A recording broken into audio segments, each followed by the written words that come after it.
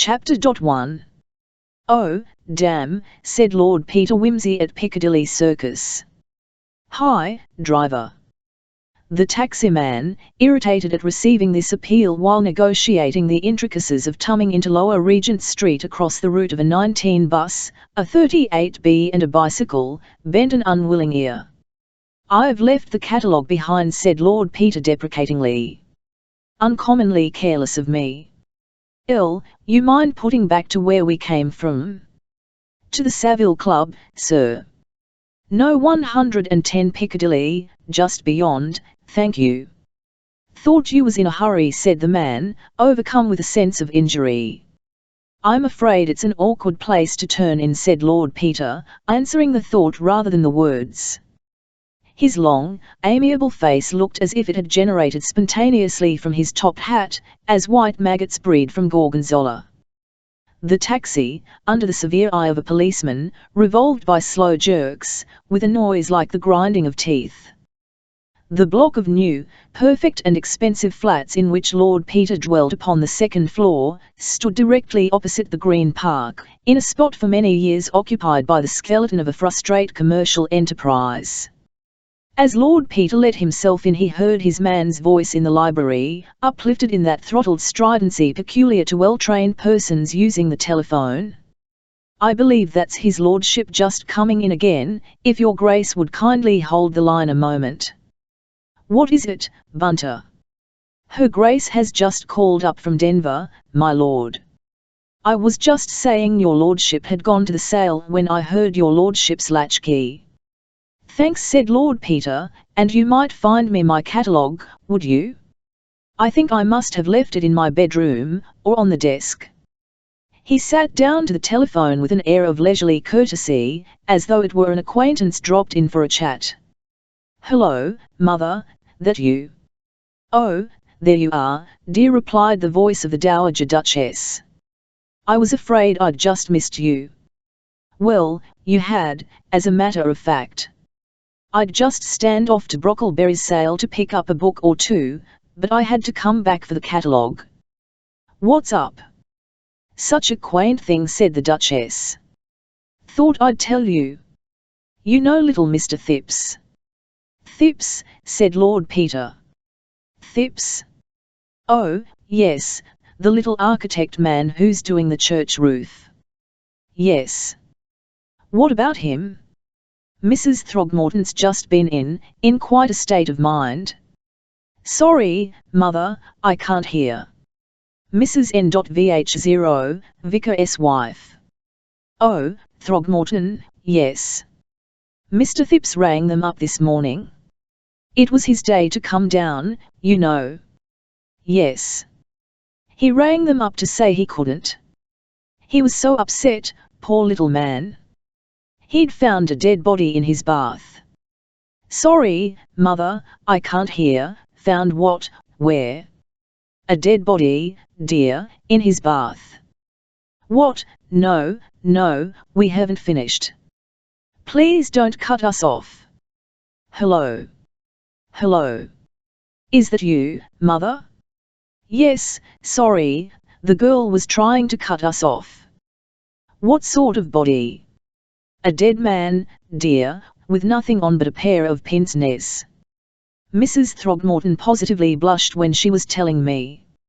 "I'm afraid people do get a little narrow-minded in country vicarages." "Well, it sounds a bit unusual." "Was it anybody he knew?" "No, dear, I don't think so, but, of course, he couldn't give her many details. She said he sounded quite distracted. He's such a respectable little man, and having the police in the house and so on, really worried him. Poor little Thipps. Uncommonly awkward for him. Let's see, he lives in Battersea, doesn't he?" "Yes, dear, 59, Queen Caroline Mansions, opposite the park. That big block just round the corner from the hospital. I thought perhaps you'd like to run round and see him and ask if there's anything we can do. I always thought him a nice little man." "Oh, quite," said Lord Peter, grinning at the telephone.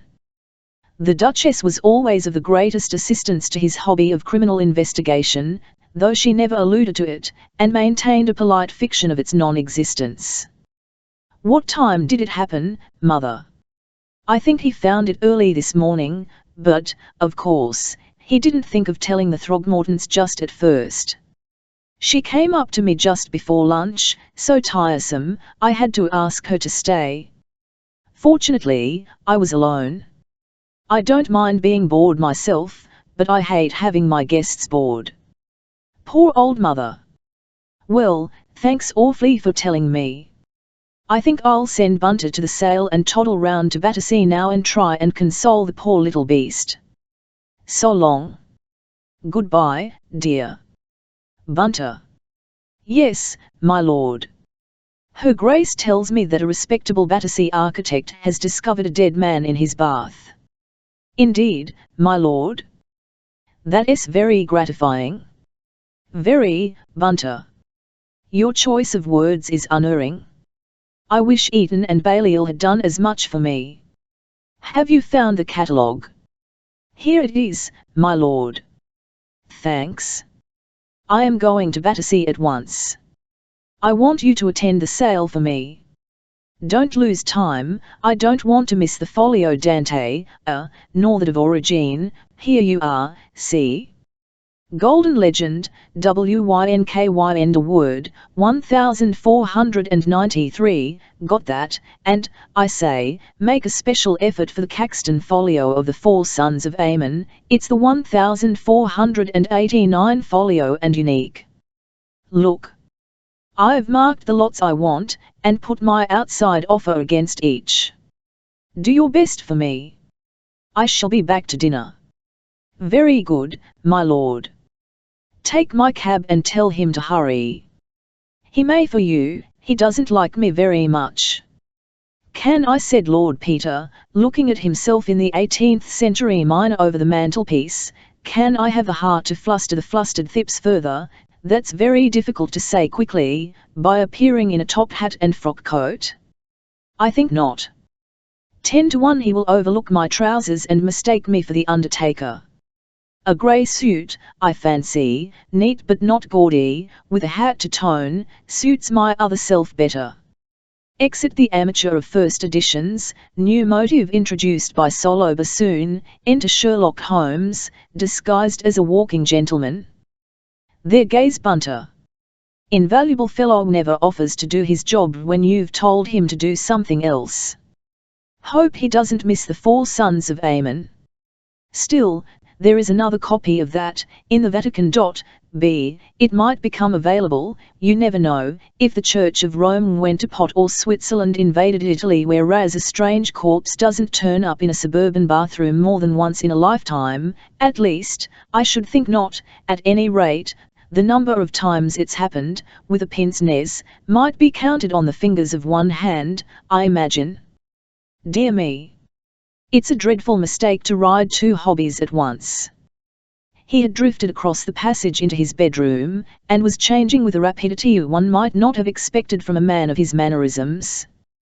He selected a dark green tie to match his socks and tied it accurately without hesitation or the slightest compression of his lips, substituted a pair of brown shoes for his black ones, slipped a monocle into a breast and took up a beautiful Malacca walking stick with a heavy silver knob.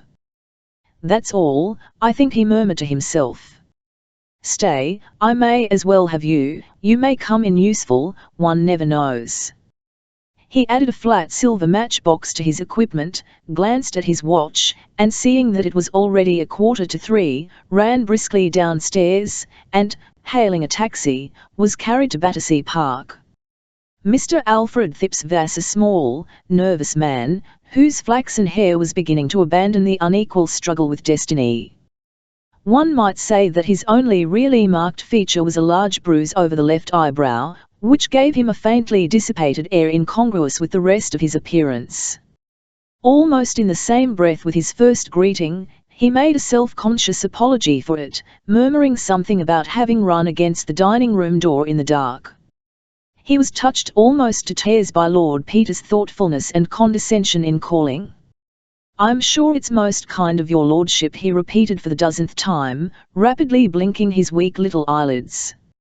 I appreciate it very deeply, indeed, and so would mother, only she's so deaf, I don't like to trouble you with making her understand. It's been very hard all day, he added, with the policeman in the house and all this commotion. It's what mother and me have never been used to, always living very retired, and it's most distressing to a man of regular habits, my lord, and really, I'm almost thankful mother doesn't understand, for I'm sure it would worry her terribly if she was to know about it. She was upset at first, but she's made up some idea of her own about it now, and I'm sure it's all for the best. The old lady who sat knitting by the fire nodded grimly in response to a look from her son.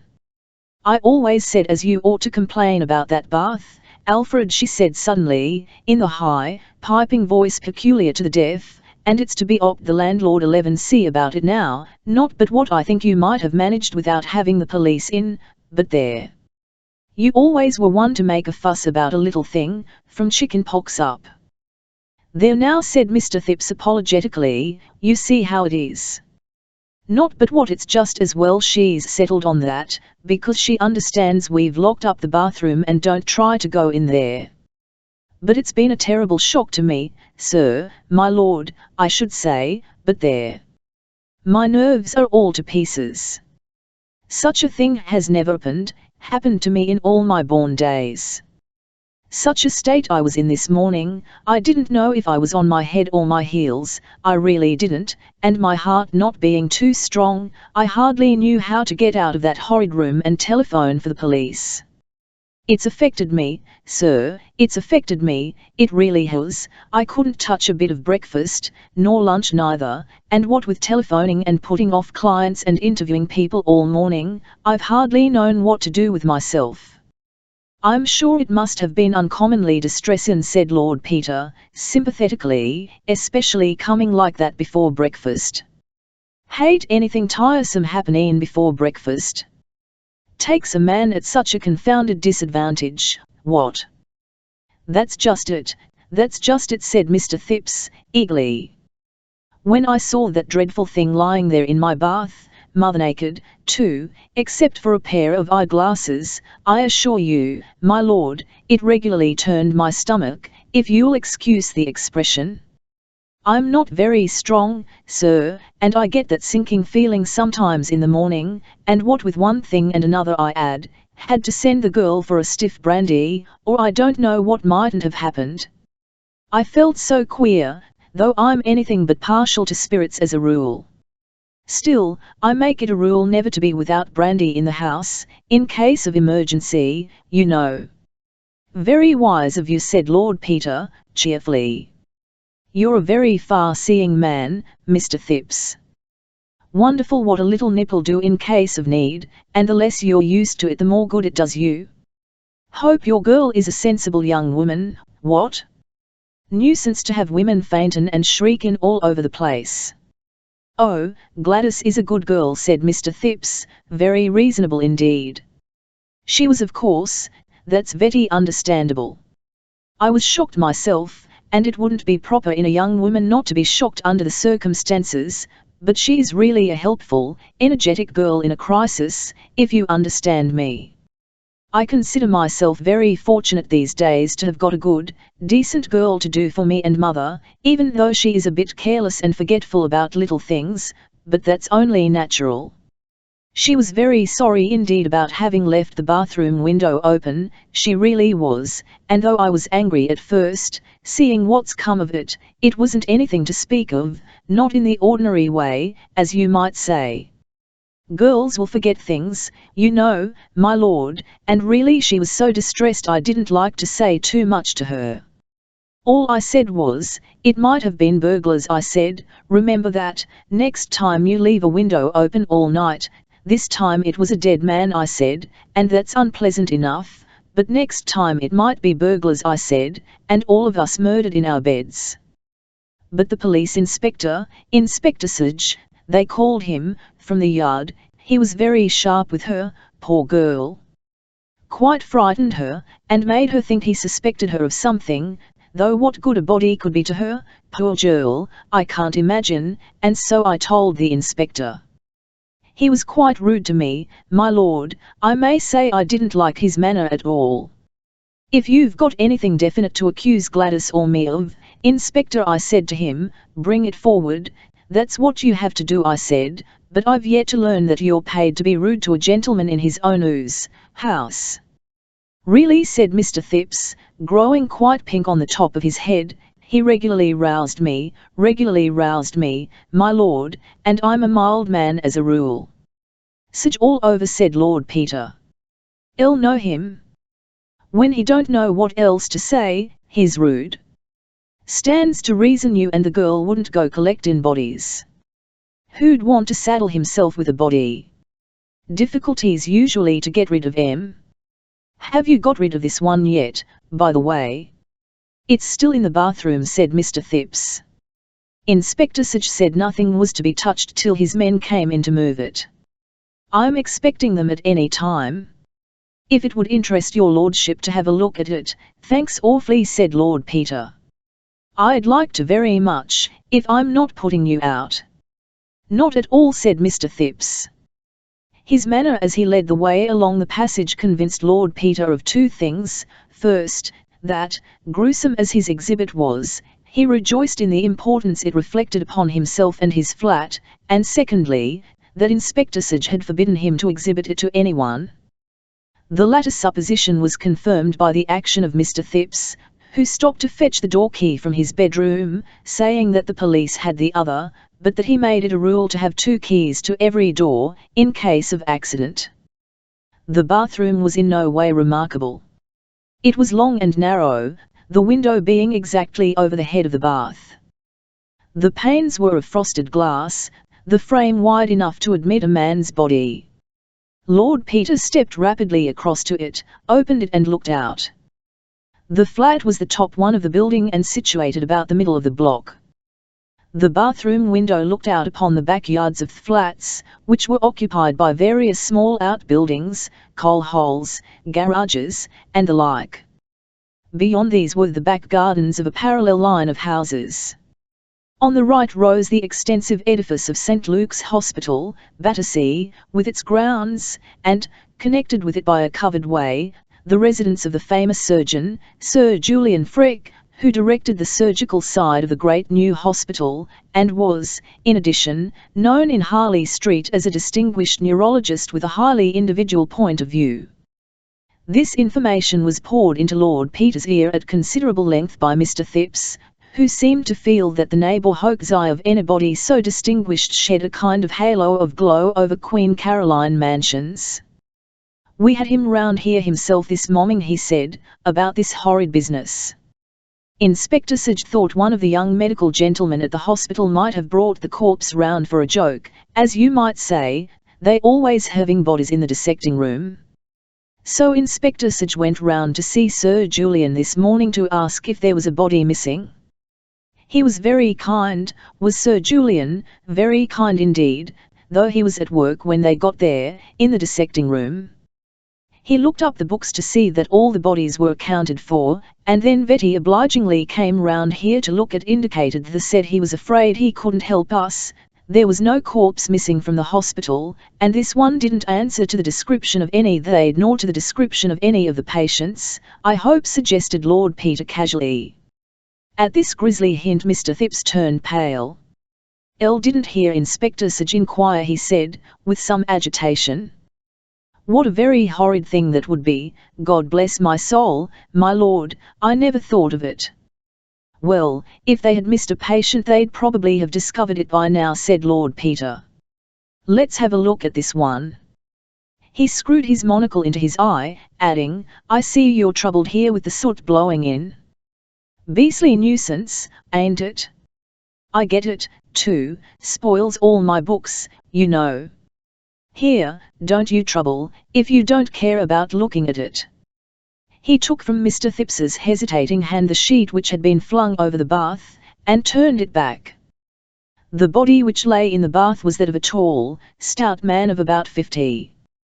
The hair, which was thick and black and naturally curly, had been cut and parted by a master hand, and exuded a faint violet perfume, perfectly recognizable in the close air of the bathroom. The features were thick, fleshy and strongly marked, with prominent dark eyes, and a long nose curving down to a heavy chin.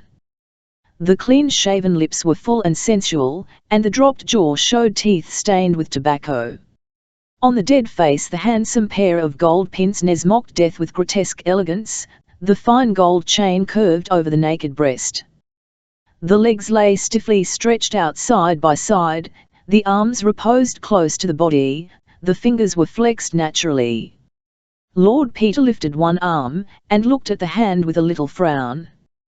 "Bit of a dandy, your visitor, what?" he murmured. "Parma violet and manicure." He bent again, slipping his hand beneath the head. The absurd eyeglasses slipped off, clattering into the bath, and the noise put the last touch to Mr. Thipps's growing nervousness. "If you'll excuse me," he murmured, "it makes me feel quite faint, it really does." He slipped outside, and he had no sooner done so than Lord Peter, lifting the body quickly and cautiously, turned it over and inspected it with his head on one side, bringing his monocle into play with the air of the late Joseph Chamberlain approving a rare orchid. He then laid the head over his arm, and bringing out the silver matchbox from his pocket, slipped it into the open mouth. Then, making the noise usually written tut-tut, he laid the body down, picked up the mysterious pince-nez, looked at it, put it on his nose and looked through it, made the same noise again, readjusted the pince-nez upon the nose of the corpse, so as to leave no traces of interference for the irritation of Inspector Sage, rearranged the body, returned to the window and, leaning out, reached upwards and sideways with his walking stick, which he had somewhat incongruously brought along with him. Nothing appearing to come of these investigations, he withdrew his head, closed the window, and rejoined Mr. Thipps in the passage. Mr. Thipps, touched by this sympathetic interest in the younger son of a duke, took the liberty, on their return to the sitting-room, of offering him a cup of tea.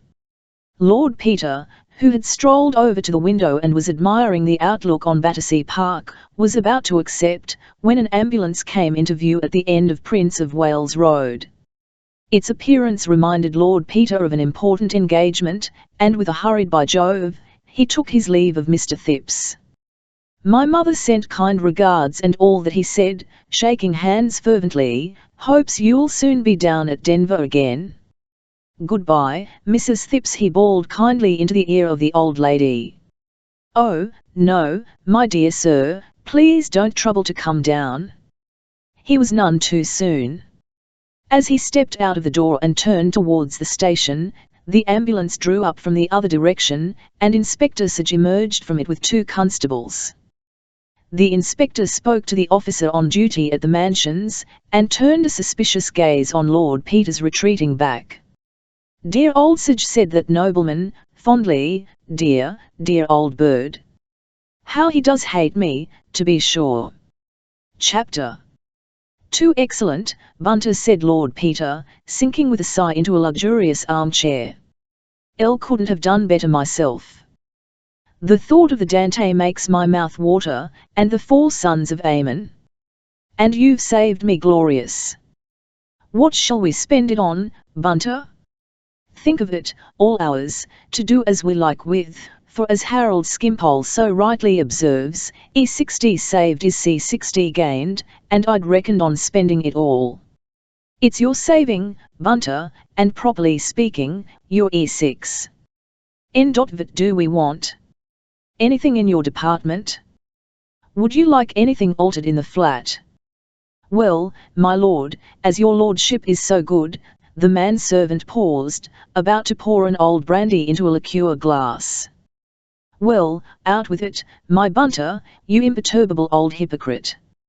It's no good talking as if you were announcing dinner, you re-spilling the brandy. The voice is Jacob's voice, but the hands are the hands of Esau. What does that blessed darkroom of yours want now?" "There's a double anastigmat with a set of supplementor lenses, my lord," said Bunter, with a note almost of religious fervour. If it was a case of forgery now, or footprints, I could enlarge them right up on the plate. Or the wide-angled lens would be useful. It's as though the camera had eyes at the back of its head, my lord. Look, I've got it here. He pulled a catalogue from his pocket, and submitted it, quivering, to his employer's gaze. Lord Peter penciled the description slowly, the corners of his long mouth lifted into a faint smile. It's Greek to me, he said, and $50 seems a ridiculous price for a few bits of glass. I suppose, Bunter, you'd say $750 was a bit out of the way for a dirty old book in a dead language, wouldn't you? It wouldn't be my place to say so, my lord. No, Bunter, I pay you $200 a year to keep your thoughts to yourself. Tell me, Bunter, in these democratic days, don't you think that's unfair? No, my lord. You don't? Do you mind telling me frankly why you don't think it unfair? Frankly, my lord, your lordship is paid a nobleman's income to take Lady Worthington in to dinner and refrain from exercising your lordship's undoubted powers of repartee. Lord Peter considered this.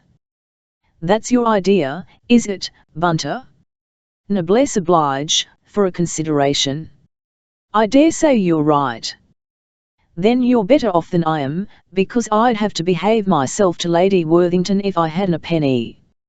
Bunter, if I sacked you here and now, would you tell me what you think of me? No, my lord. You'd have a perfect right to, my Bunter, and if I sacked you on top of drinking the kind of coffee you make, I'd deserve everything you could say of me. You're a demon for coffee, Bunter. I don't want to know how you do it, because I believe it to be witchcraft, and I don't want to burn eternally. You can buy your cross-eyed lens. Thank you, my lord. Have you finished in the dining room? Not quite, my lord. Well, come back when you have. I have many things to tell you. Hello. Who's that? The doorbell had rung sharply. Unless it's anybody interesting, I'm not at home. Very good, my lord. Lord Peter's library was one of the most delightful bachelor rooms in London. Its scheme was black and primrose, its walls were lined with rare editions, and its chairs and Chesterfield sofa suggested the embraces of the hours. In one corner stood a black baby grand, a wood fire leaped on a wide old-fashioned hearth, and the Sevres vases on the chimneypiece were filled with ruddy and gold chrysanthemums. To the eyes of the young man who was ushered in from the raw November fog, it seemed not only rare and unattainable, but friendly and familiar, like a colourful and gilded paradise in a medieval painting. Mr. Parker, my lord. Lord Peter jumped up with genuine eagerness. My dear man, I am delighted to see you. What a beastly foggy night, ain't it? Bunter, some more of that admirable coffee and another glass and the cigars. Parker, I hope you're full of crime. Nothing less than arson or murder will do for us tonight. On such a night as this, Bunter and I were just sitting down to Caris. I've got a Dante, and a Caxton folio that is practically unique, at Sir Ralph Brockleberry's sale. Bunter, who did the bargaining, is going to have a lens which does all kinds of wonderful things with its eyes shut, and we both have got a body in a bath, for in spite of all temptations to go in for cheap sensations, we insist upon a body in a bath. Nothing less will do for us, Parker. It's mine at present, but we're going shares in it. Property of the firm. Won't you join us? You really must put something in the jackpot. Perhaps you have a body. Oh, do have a body. Everybody welcome. Gin a body meet a body hauled before the beak, gin a body jolly well knows who murdered a body and that old Sage is on the wrong tack, need a body speak? Not a bit of it. He tips a glassy wink to yours TNLLY and yours TNLLY reads the TNTTH. Said Parker, L knew you'd been round to Queen Caroline Mansions. So VEI, and Metsage, and he told me he'd seen you. He was cross, too. Unwarrantable interference, he calls it. I knew he would, said Lord Peter. I love taking a rise out of dear old Sige, he's always so rude. I see by the star that he has excelled himself by taking the girl, Gladys what's her name, into cusks. Sige of the evening, beautiful Sige. But what were you doing there? To tell you the truth, said Parker, I went round to see if the Semitic-looking stranger in Mr. Thipps's bath was by any extraordinary chance Sir Reuben Levi. But he isn't. Sir Reuben Levi? Wait a minute, I saw something about that.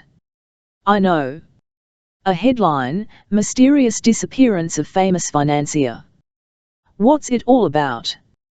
I didn't read it carefully. Well, it's a bit odd, though I dare say it's nothing really. Old chap may have cleared for some reason best known to himself. It only happened this morning, and nobody would have thought anything about it, only it happened to be the day on which he had arranged to attend a most important financial meeting and do some deal involving millions. I haven't got all the details. But I know he's got enemies who'd just as soon the deal didn't come off, so when I got wind of this fellow in the bath, I buzzed round to have a look at him. It didn't seem likely, of course, but unlikelier. Things do happen in our profession. The funny thing is, old Sige had got bitten with the idea it is him, and is wildly telegraphing to Lady Levi to come and identify him. But as a matter of fact, the man in the bath is no more Sir Reuben Levi than Adolph Beck, poor devil, was John Smith. Oddly enough, though, he would be really extraordinarily like Sir Reuben if he had a beard, and as Lady Levi is abroad with the family, somebody may say it's him, and Sige will build up a lovely theory, like the Tower of Babel, and destined so to perish. Sige's a beautiful, braying ass, said Lord Peter. He's like a detective in a novel. Well, I don't know anything about Levi, but I've seen the Bzui, and I should say the idea was preposterous upon the face of it. What do you think of the brandy? Unbelievable, whimsy, sort of thing makes one believe in heaven. But I want your yarn. Do you mind if Bunter hears it, too? Invaluable man, Bunter, amazing fellow with a camera. And the odd thing is, he's always on the spot when I want my bath or my boots. I don't know when he develops things, I believe he does 'em in his sleep. Bunter. Yes, my lord. Stop fiddling about in there, and get yourself the proper things to drink and join the merry throng. Certainly, my lord. Mr. Parker has a new trick, the vanishing financier. Absolutely no deception. Hey, presto, pass. And where is he? Will some gentleman from the audience kindly step upon the platform and inspect the cabinet?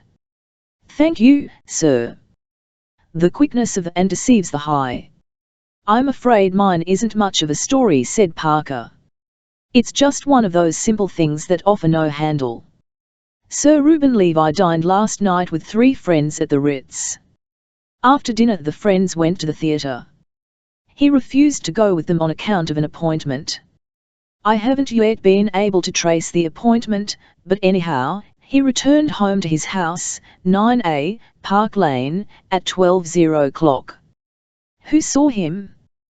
The cook, who had just gone up to bed, saw him on the doorstep, and heard him let himself in.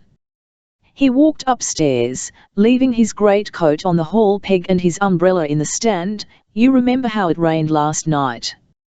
He undressed and went to bed. Next morning he wasn't there. That's all, said Parker abruptly, with a wave of the hand. It isn't all, it isn't all. Daddy, go on, that's not half a story, pleaded Lord Peter. But it is all. When his man came to call him he wasn't there. The bed had been slept in. His pyjamas and all his clothes were there, the only odd thing being that they were thrown rather untidily on the ottoman at the foot of the bed, instead of being neatly folded on a chair, as is Sir Reuben's custom, looking as though he had been rather agitated or unwell. No clean clothes were missing, no suit, no boots, nothing. The boots he had worn were in his dressing room as usual. He had washed and cleaned his teeth and done all the usual things. The housemaid was down cleaning the hall at 6:30, and can swear that nobody came in or out after that. So one is forced to suppose that a respectable middle-aged Hebrew financier either went mad between 12 and 6 a.m. and walked quietly out of the house in his birthday suit on a November night, or else was spirited away like the lady in the Ingoldsby Legends Body and Bones, leaving only a heap of crumpled clothes behind him. Was the front door bolted? That's the sort of question you would ask, straight off. It took me an hour to think of it. No, contrary to custom, there was only the Yale lock on the door. On the other hand, some of the maids had been given leave to go to the theatre, and Sir Reuben may quite conceivably have left the door open under the impression they had not come in. Such a thing has happened before. And that's really all. Really all. Except for one very trifling circumstance. I love trifling circumstances, said Lord Peter, with childish delight. So many men have been hanged by trifling circumstances. What was it? Sir Reuben and Lady Levi, who are a most devoted couple, always share the same room. Lady Levi, as I said before, is in Menton at the moment for her health. In her absence, Sir Reuben sleeps in the double bed as usual, and invariably on his own side, the outside, of the bed.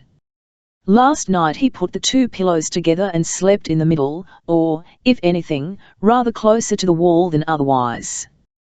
The housemaid, who is a most intelligent girl, noticed this when she went up to make the bed, and, with really admirable detective instinct, refused to touch the bed or let anybody else touch it, though it wasn't till later that they actually sent for the police.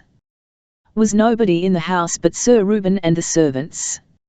No, Lady Levi was away with her daughter and her maid. The valet, cook, parlourmaid, housemaid and kitchenmaid were the only people in the house, and naturally wasted an hour or two squawking and gossiping. I got there about 10. What have you been doing since? Trying to get on the track of Sir Reuben's appointment last night, since, with the exception of the cook, his appointer was the last person who saw him before his disappearance. There may be some quite simple explanation, though I'm dashed if I can think of one for the moment. Hang it all, a man doesn't come in and go to bed and walk away again mid-noddings on in the middle of the night. He may have been disguised.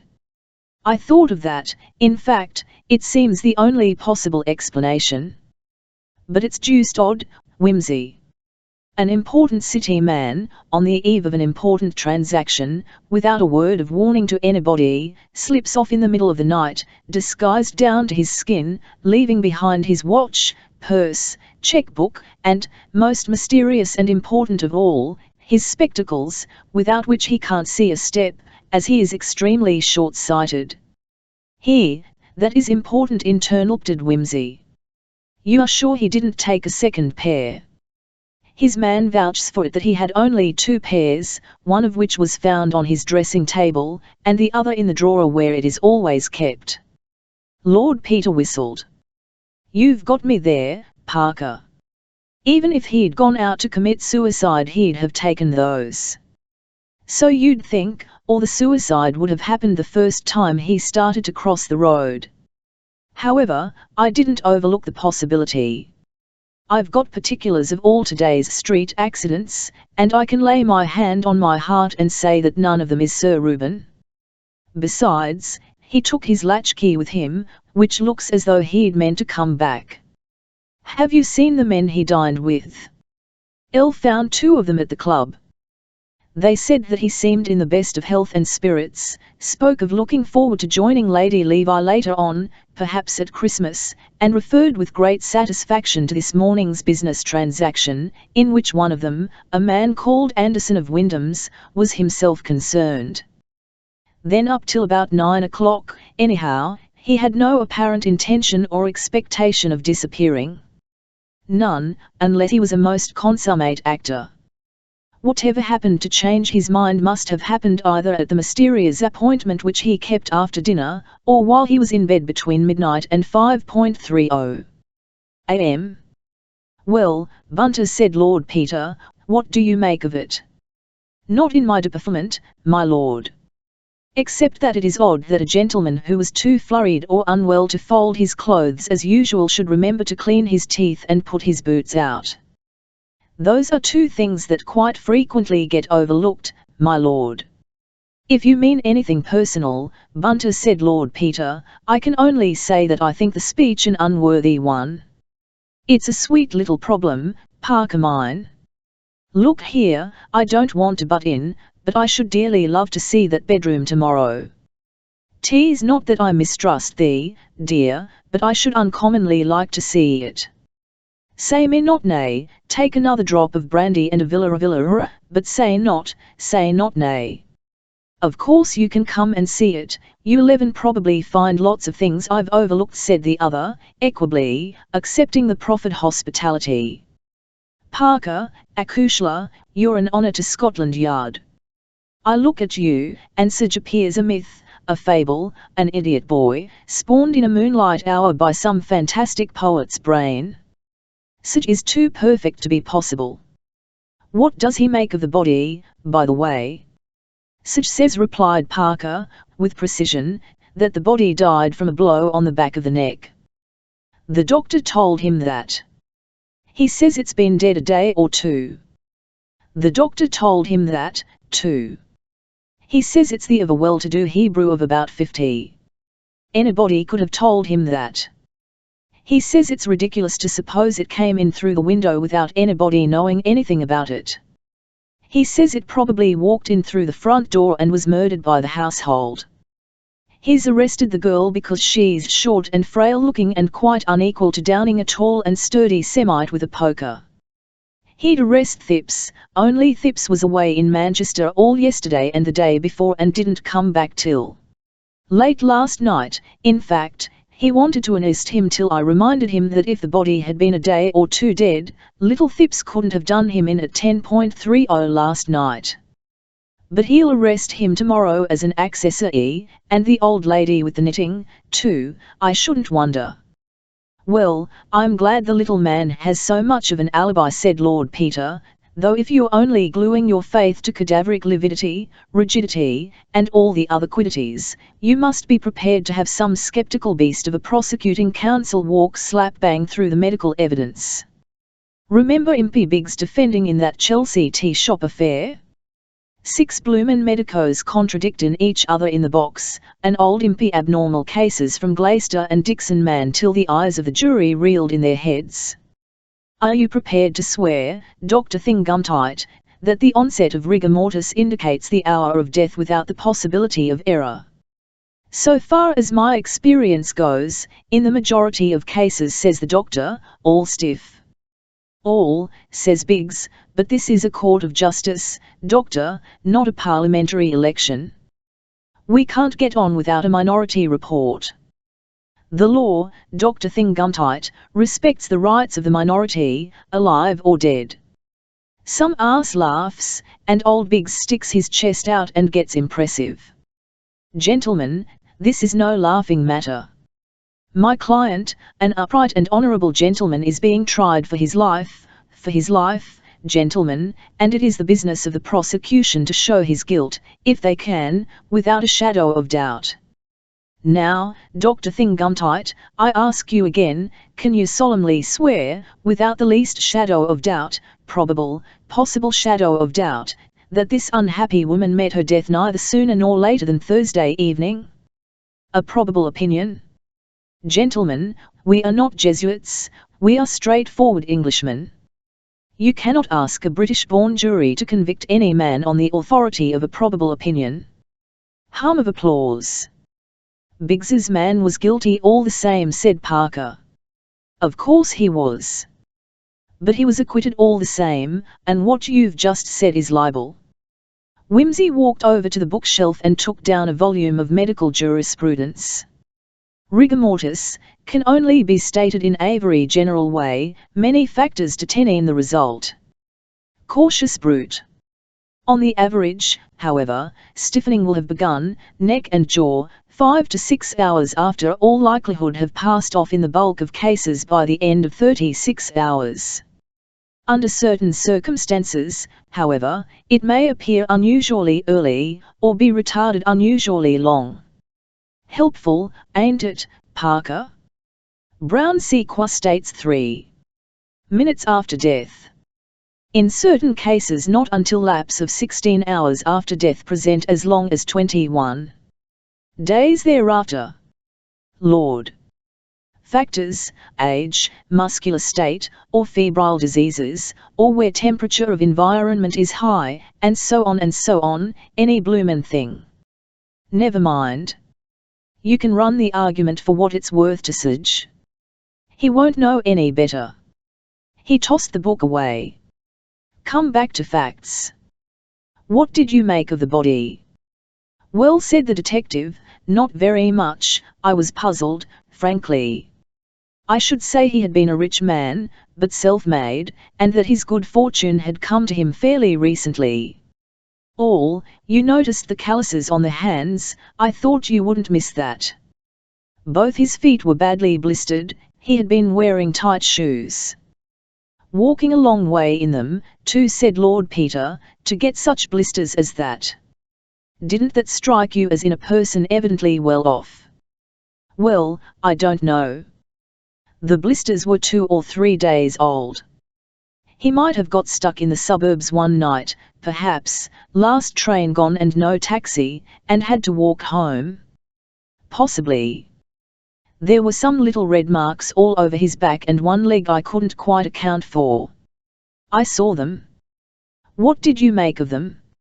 I'll tell you afterwards. Go on.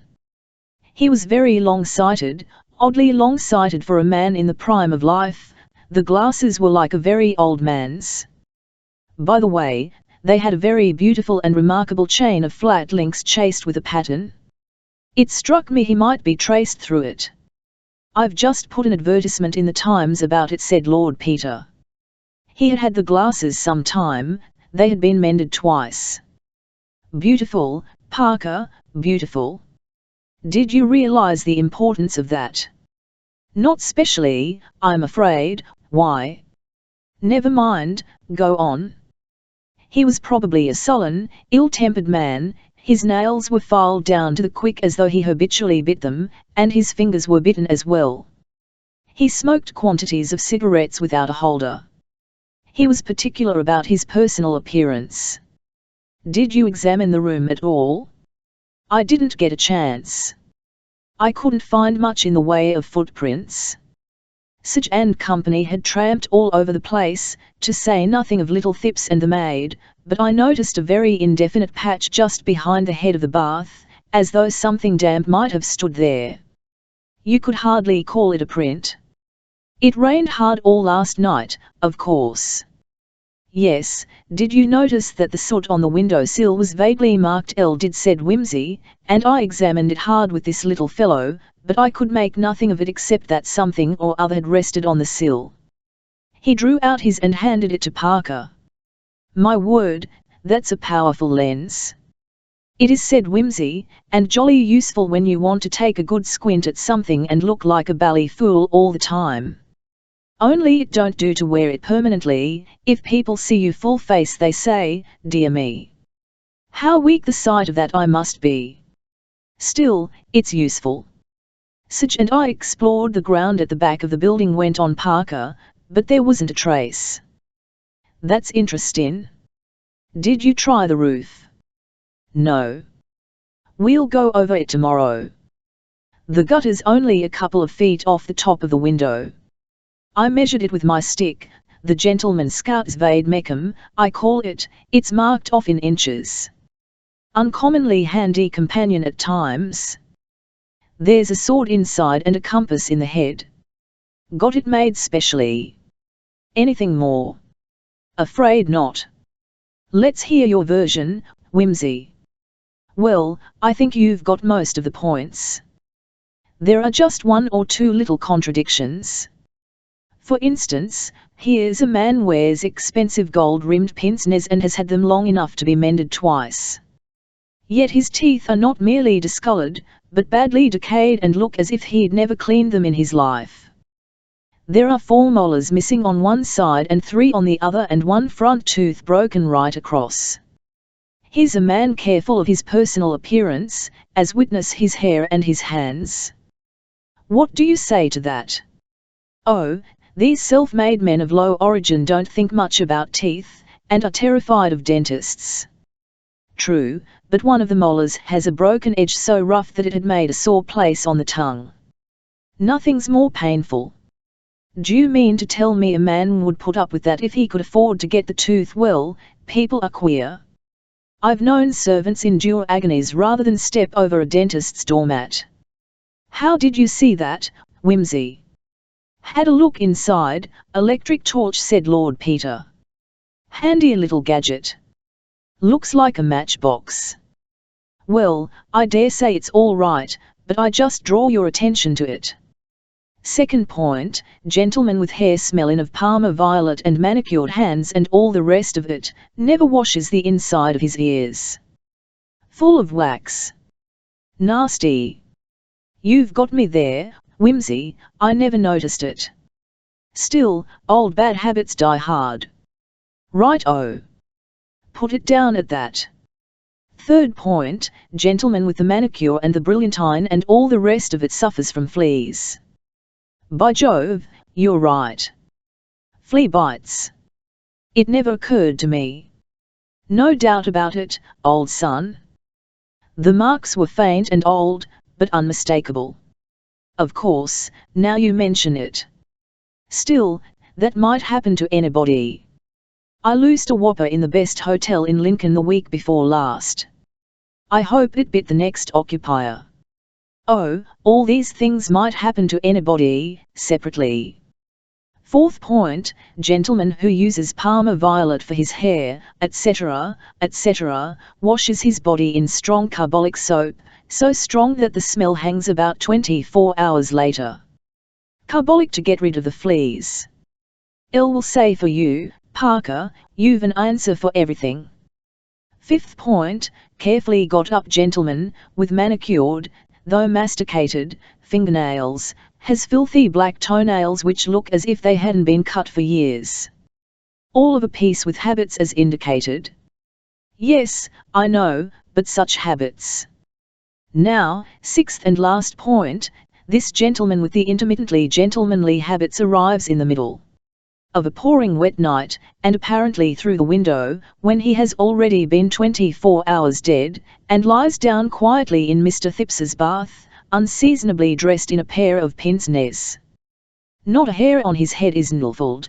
The hair has been cut so recently that there are quite a number of little short hairs stuck on his neck and the sides of the bath, and he has shaved so recently that there is a line of dried soap on his cheek, wait a minute, and dried soap in his mouth. Bunter got up and appeared suddenly at the detective's elbow, the respectful manservant all over. A little more brandy, sir, he murmured. Whimsy, said Parker, you are making me feel cold all over. He emptied his glass, stared at it as though he were surprised to find it empty, set it down, got up, walked across to the bookcase, turned round, stood with his back against it and said, Look here, Whimsy, you've been reading detective stories, you're talking nonsense. No, I ain't, said Lord Peter, sleepily, uncommon good incident for a detective story, though, what? Bunter, we'll write one, and you shall illustrate it with photographs. Soap in his, rubbish, said Parker. It was something else, some discoloration. No, said Lord Peter, there were hairs as well. Bristly ones. He had a beard. He took his watch from his pocket, and drew out a couple of longish, stiff hairs, which he had imprisoned between the inner and the outer case. Parker turned them over once or twice in his fingers, looked at them close to the light, examined them with a lens, handed them to the impassible Bunter, and said, Do you mean to tell me, Whimsy, that any man alive would, he laughed off his beard with his mouth open, and then go and get killed with his mouth full of hairs? You're mad. Don't tell you so, said Whimsy. You policemen are all alike, only one idea in your skulls. Blessed if I can make out why you're ever appointed. He was shaved after he was dead. Pretty, ain't it? Uncommonly jolly little job for the barber, what?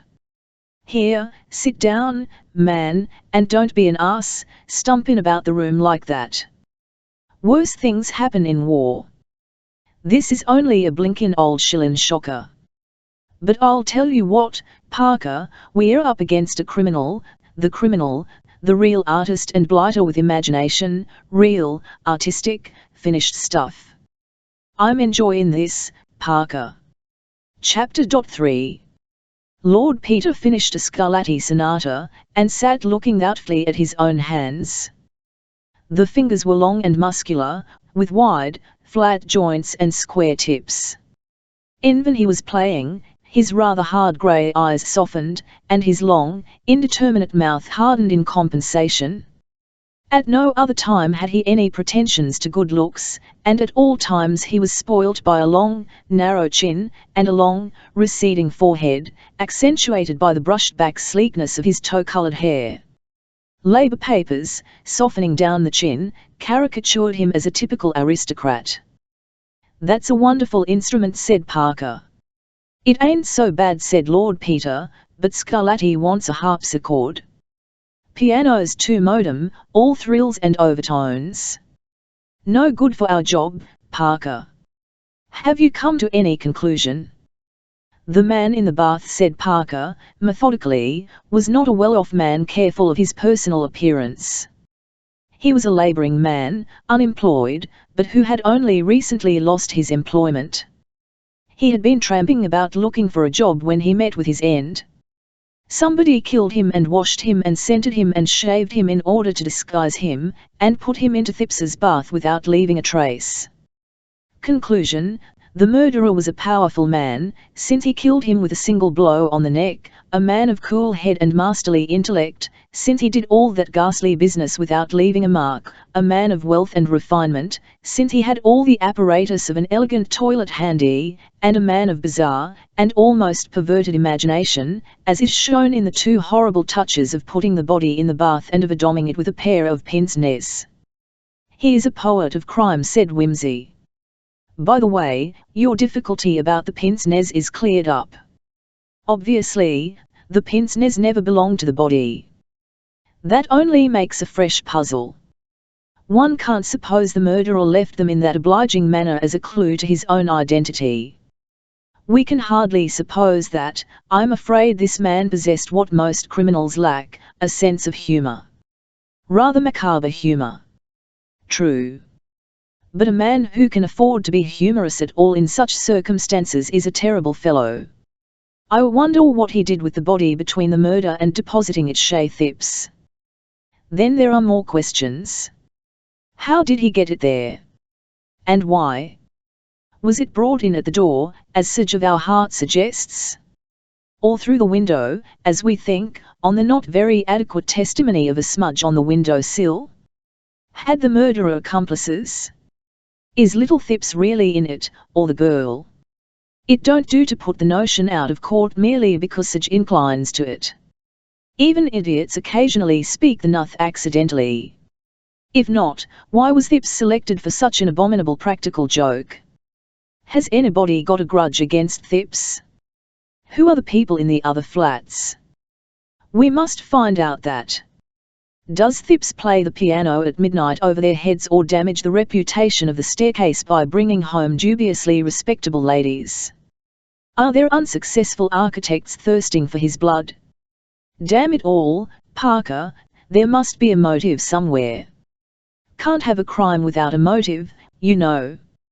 A madman, suggested Parker, doubtfully. With a deuced lot of method in his madness. He hasn't made a mistake, not one, unless leaving hairs in the corpse's mouth can be called a mistake. Well, anyhow, it's not Levi, you're right there. I say, old thing, neither your man nor mine has left much clue to go upon, has he? And there don't seem to be any motives knocking about, either. And we seem to be two shirts of clothes short in last night's work. Sir Reuben makes tracks without so much as a fig leaf, and a mysterious individual turns up with a pince-nez, which is quite useless for purposes of decency. Dash it all. If only I had some good excuse for taking up this body case officially. The telephone bell rang. The silent Bunter, whom the other two had almost forgotten, padded across to it. "It's an elderly lady, my lord," he said. "Elle thinks she's deaf, I can't make her hear anything, but she's asking for your lordship." Lord Peter seized the receiver, and yelled into it a hello, that might have cracked the vulcanite. He listened for some minutes with an incredulous smile, which gradually broadened into a grin of delight. At length he screamed, "All right! All right," several times, and rang off. "By Jove," he announced, beaming, "sport an old bird.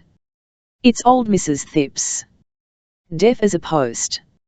Never used the phone before. But determined. Perfect Napoleon. The incomparable Sage has made a discovery and arrested little Thipps. Old lady abandoned in the flat. Thipps's last shriek to her, tell Lord Peter Wimsey. Old girl undaunted. Wrestles with telephone book. Wakes up the people at the exchange.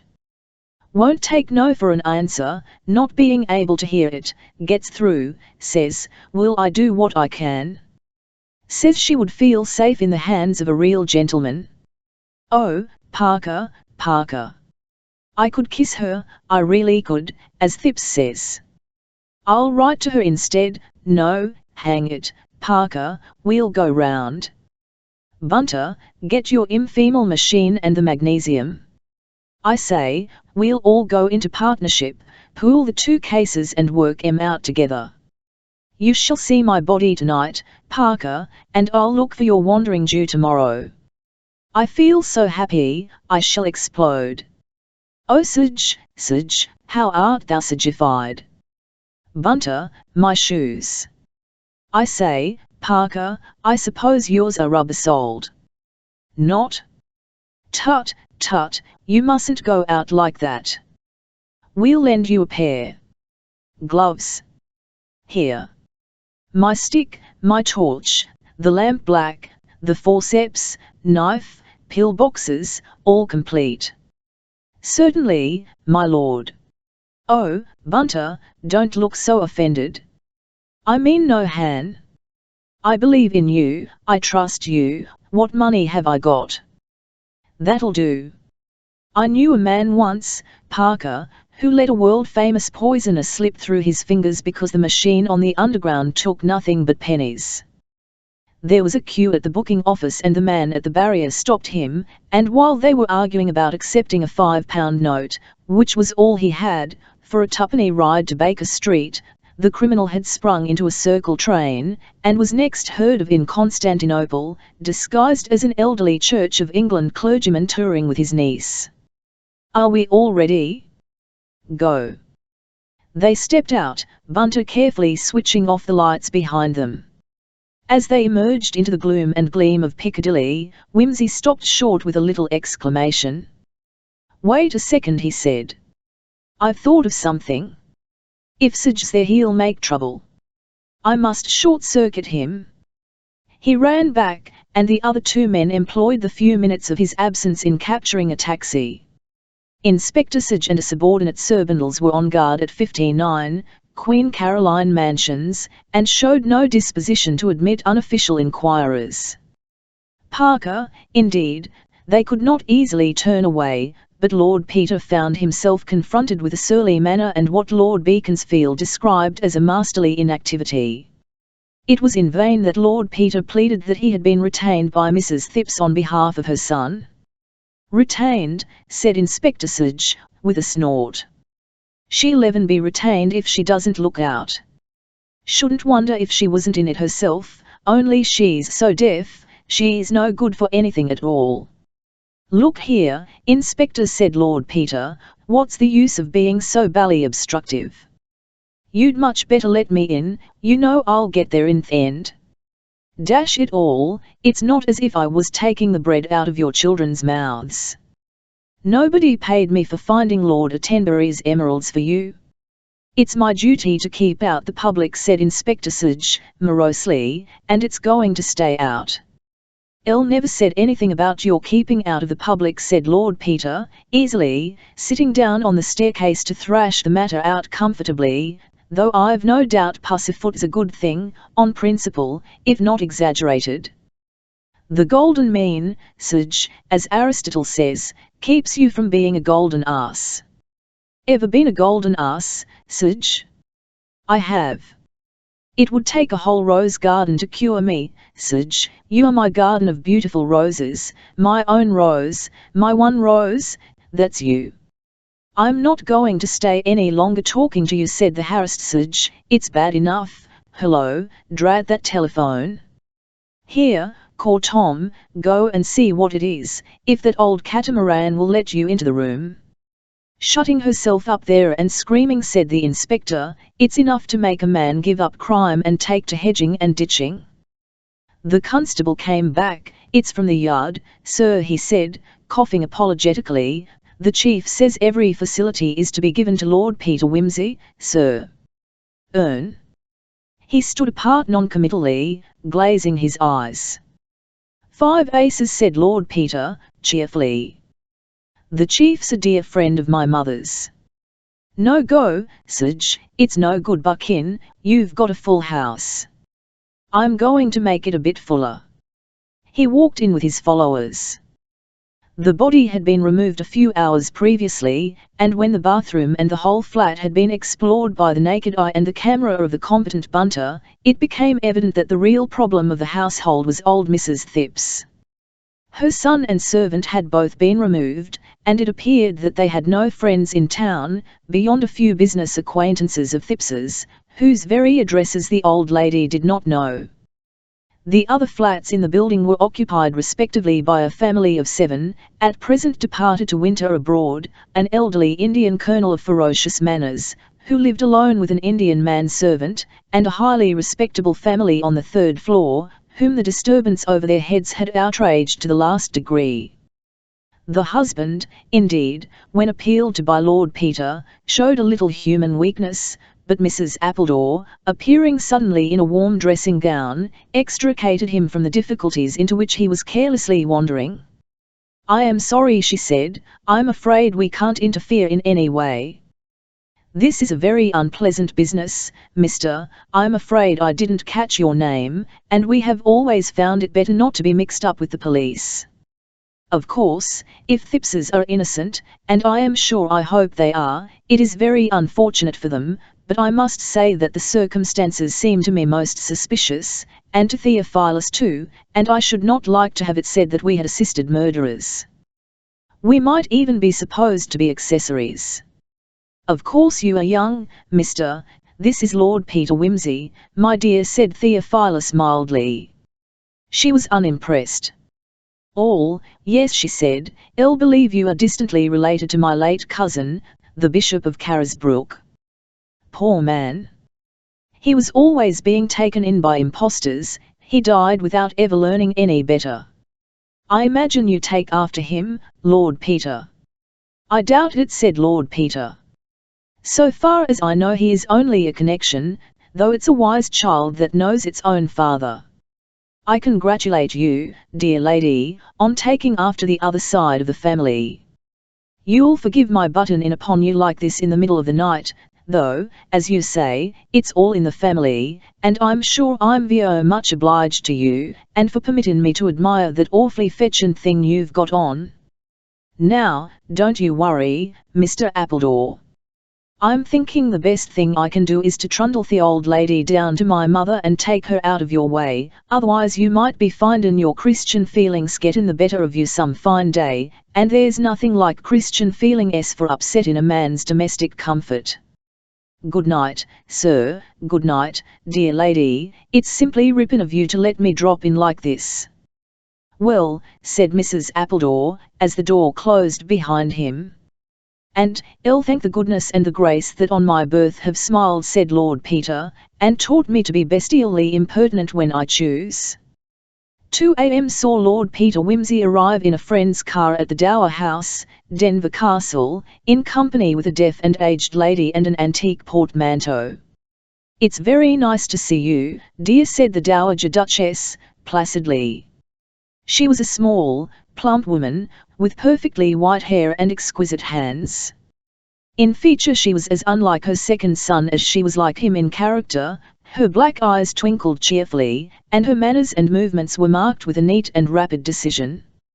She wore a charming wrap from Liberty's, and sat watching Lord Peter eat cold beef and cheese as though his arrival in such incongruous circumstances and company were the most ordinary event possible, which with him, indeed, "Have you got the old lady to bed?" asked Lord Peter. "Oh, yes, dear.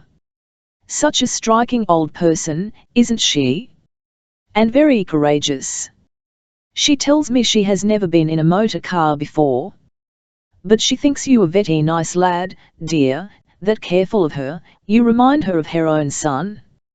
Poor little Mr. Phipps, whatever made your friend the inspector think he could have murdered anybody?"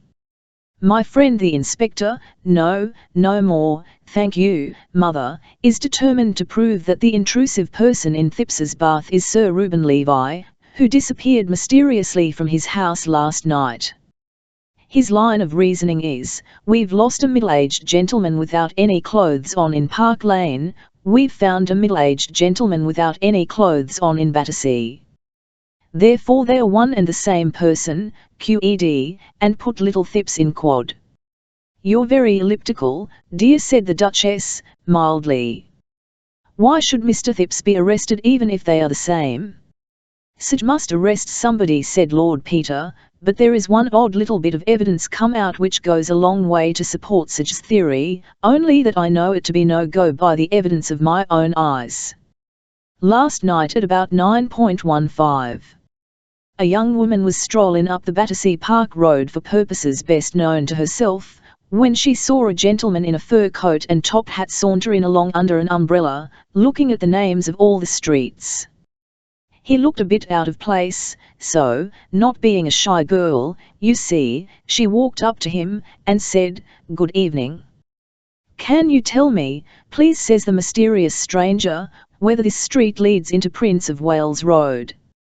She said it did, and further asked him in a jocular manner what he was doing with himself and all the rest of it, only she wasn't altogether so explicit about that part of the conversation, because she was unburdening her heart to Sage, d'you see, and he's paid by a grateful country to have very pure, high-minded ideals, what? Anyway, the old boy said he couldn't attend to her just then as he had an appointment. 'I've got to go and see a man, my dear,' was how she said he put it, and he walked on up Alexandra Avenue towards Prince of Wales Road. She was staring after him, still rather surprised, when she was joined by a friend of hers, who said, 'It's no good wasting your time with him, that's Levi, I knew him when I lived in the West End, and the girls used to call him Peagreen Incorruptible,' friend's name suppressed, owing to implications of story, but girl vouches for what was said.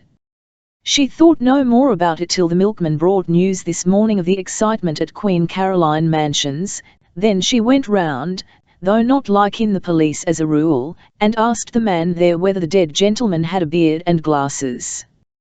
Told he had glasses but no beard, she incautiously said, 'Oh, then, it isn't him,' and the man said, 'Isn't who?' and collared her. That's her story. Such delighted, of course, and cook-sided Phipps on the strength of it." "Dear miss," said the Duchess, "I'll hope the poor girl won't get into trouble." "Shouldn't think so," said Lord Peter. "Phipps is the one that's going to get it in the neck. Besides, he's done a silly thing. I got that out of Sage, too, though he was sitting tight on the information. Seems Phipps got into a confusion about the train he took back from Manchester. Said first he got home at 10:30. Then they pumped Gladys Horrocks, who let out he wasn't back till after 11:45. Then Phipps, being asked to explain the discrepancy, stammers and bungles and says, first, that he missed the train. Then Sage makes inquiries at St. Pancras and discovers that he left a bag in the cloakroom there at 10. Thipps, again asked to explain, stammers worse and says he walked about for a few hours, met a friend, can't say who, didn't meet a friend, can't say what he did with his time, can't explain why he didn't go back for his bag, can't say what time he did get in, can't explain how he got a bruise on his forehead. In fact, can't explain himself at all. Gladys Horrocks, interrogated again, says, this time, Thipps came in at 10:30. Then admits she didn't hear him come in. Can't say why she didn't hear him come in. Can't say why she said first of all that she did hear him. Bursts into tears. Contradicts herself. Everybody's suspicion roused. Quod em both. As you put it, dear, said the Duchess, it all sounds very confusing, and not quite respectable. Poor little Mr. Thipps would be terribly upset by anything that wasn't respectable. I wonder what he did with himself, said Lord Peter thoughtfully. I really don't think he was committing a murder. Besides, I believe the fellow has been dead a day or two, though it don't do to build too much on doctor's evidence. It's an entertainin' little problem. Very curious, dear. But so sad about poor Sir Reuben. I must write a few lines to Lady Levi. I used to know her quite well, you know, dear, down in Hampshire, when she was a girl. Christine Ford, she was then, and I remember so well the dreadful trouble there was about her marrying a Jew. That was before he made his money, of course, in that oil business out in America. The family wanted her to marry Julian Freck, who did so well afterwards and was connected with the family, but she fell in love with this Mr. Levi and eloped with him. He was very handsome, then, you know, dear, in a foreign-looking way, but he hadn't any means, and the Fords didn't like his religion.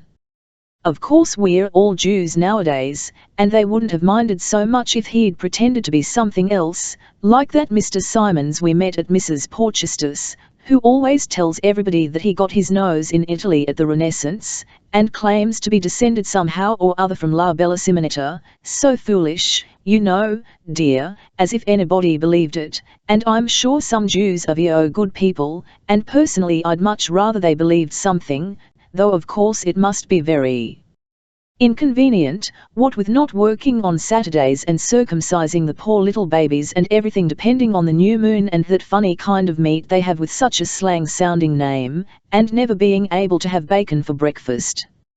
Still, there it was, and it was much better for the girl to marry him if she was really fond of him, though I believe young Freck was really devoted to her, and they are still great friends. Not that there was ever a real engagement, only a sort of understanding with her father, but he's never married, you know, and lives all by himself in that big house next to the hospital, though he's very rich and distinguished now, and I know ever so many people have tried to get hold of him. There was Lady Mainwaring wanted him for that eldest girl of hers, though I remember saying at the time it was no use expecting a surgeon to be taken in by a figure that was all padding, they have so many opportunities of judging, you know, dear. Lady Levi seems to have had the knack of marking people devoted to her, said Peter. Look at the pea-green incorruptible Levi. That's quite true, dear, she was a most delightful girl, and they say her daughter is just like her.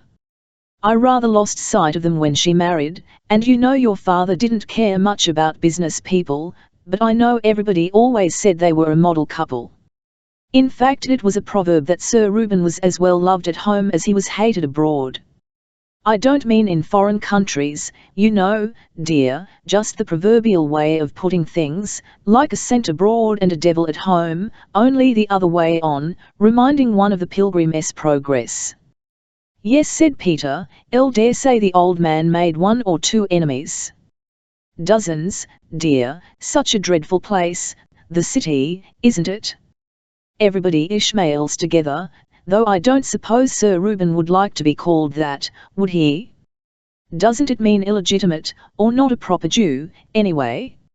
I always did get confused with those Old Testament characters. Lord Peter laughed and yawned. I think I'll turn in for an hour or two, he said. I must be back in town at 8, Parker's coming to breakfast. The Duchess looked at the clock, which marked 5 minutes to 3. "I'll send up your breakfast at 6:30, dear," she said. "I hope you'll find everything all right. I told them just to slip a hot water bottle in. Those linen sheets are so chilly, you can put it out if it's in your way." Chapter 4. "So there it is, Parker," said Lord Peter, pushing his coffee cup aside and lighting his after-breakfast pipe. "You may find it leads you to something, though it don't seem to get me any further with my bathroom problem." "Did you do anything more at that after I left?" "No, but I've been on the roof this morning." "The deuce you have, what an energetic devil you are. I say, Parker, I think this cooperative scheme is an uncommonly good one. It's much easier to work on someone else's job than one's own, gives one that delightful feeling of interfering and bossing about, combined with the glorious sensation that another fellow is taking all one's own work off one's hands. You scratch my back and I'll scratch yours. What? Did you find anything?" "Not very much. I looked for any footmarks, of course, but naturally, with all this rain, there wasn't a sign. Of course, if this were a detective story, there'd have been a convenient shower exactly an hour before the crime and a beautiful set of marks which could only have come there between 2 and 3 in the morning, but this being real life in a London November, you might as well expect footprints in Niagara. I searched the roofs right along, and came to the jolly conclusion that any person in any blessed flat in the blessed row might have done it. All the staircases open onto the roof and the leads are quite flat, you can walk along as easy as along Shaftesbury Avenue. Still, I've got some evidence that the body did walk along there." "What's that?" Parker brought out his pocketbook and extracted a few shreds of material, which he laid before his friend. "One was caught in the gutter just above Thipps's bathroom window, another in a crack of the stone parapet just over it, and the rest came from the chimney stack behind, where they had caught in an iron stanchion." "What do you make of them?" Lord Peter scrutinized them very carefully through his lens. "Interesting," he said, "damned interesting.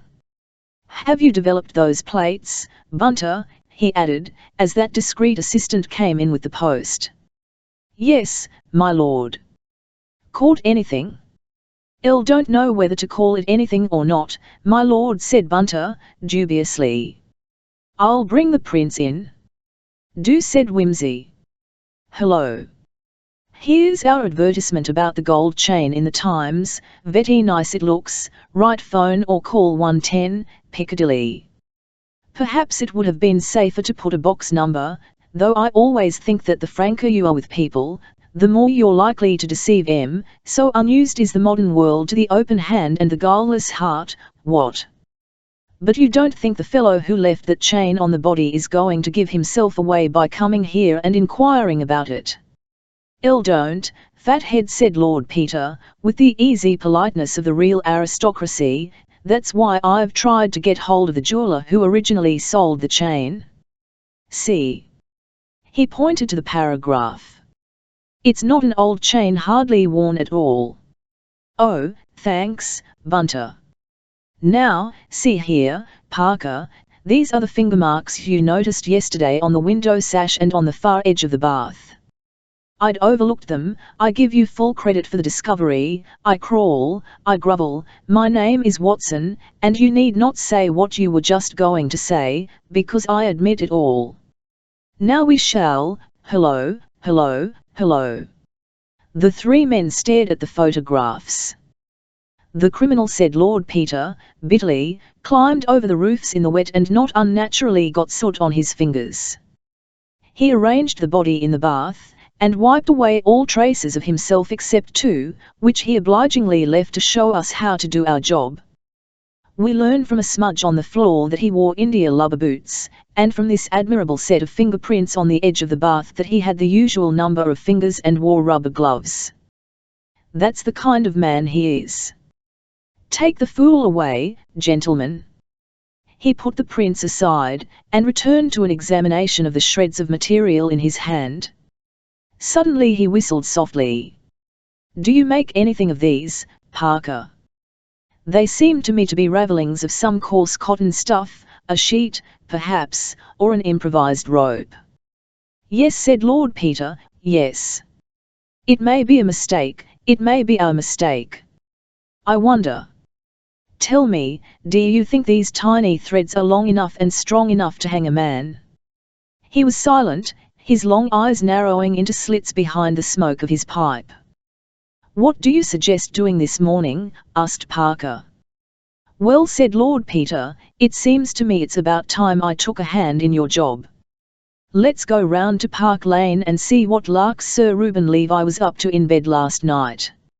And now, Mrs. Pemming, if you would be so kind as to give me a blanket, said Mr. Bunter, coming down into the kitchen, and permit of me hanging a sheet across the lower part of this window, and drawing the screen across here, so as to shut off any reflections, if you understand me. We'll get to work. Sir Reuben Levy's cook, with her eye upon Mr. Bunter's gentlemanly and well-tailored appearance, hastened to produce what was necessary.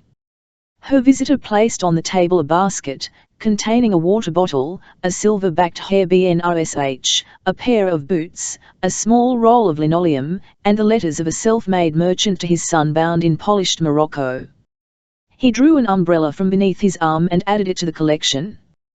He then advanced a ponderous photographic machine and set it up in the neighbourhood of the kitchen range, then, spreading a newspaper over the fair, scrubbed surface of the table, he began to roll up his sleeves and insinuate himself into a pair of surgical gloves. Sir Reuben Levy's valet, entering at the moment and finding him thus engaged, put aside the kitchen maid, who was staring from a front row position, and inspected the apparatus critically. Mr. Bunter nodded brightly to him, and uncorked a small bottle of grey powder. Odd sort of fish, your employer, isn't he? Said the valet, carelessly. Very singular, indeed, said Mr. Bunter. Now, my dear, he added, ingratiatingly, to the kitchen maid, I'll wonder if you'd just pour a little of this grey powder over the edge of the bottle while I'm holding it, and the same with this boot, here, at the top. Thank you, miss. What is your name? Price? Oh, but you've got another name besides Price, haven't you? Mabel, eh? That's a name I'm uncommonly partial to. That's very nicely done. You've a steady hand, Miss Mabel, see that? That's the finger marks, 3 there, and 2 here, and smudged over in both places. No, don't you touch 'em, my dear, or you'll rub the bloom off. We'll stand 'em up here till they are ready to have their portraits taken.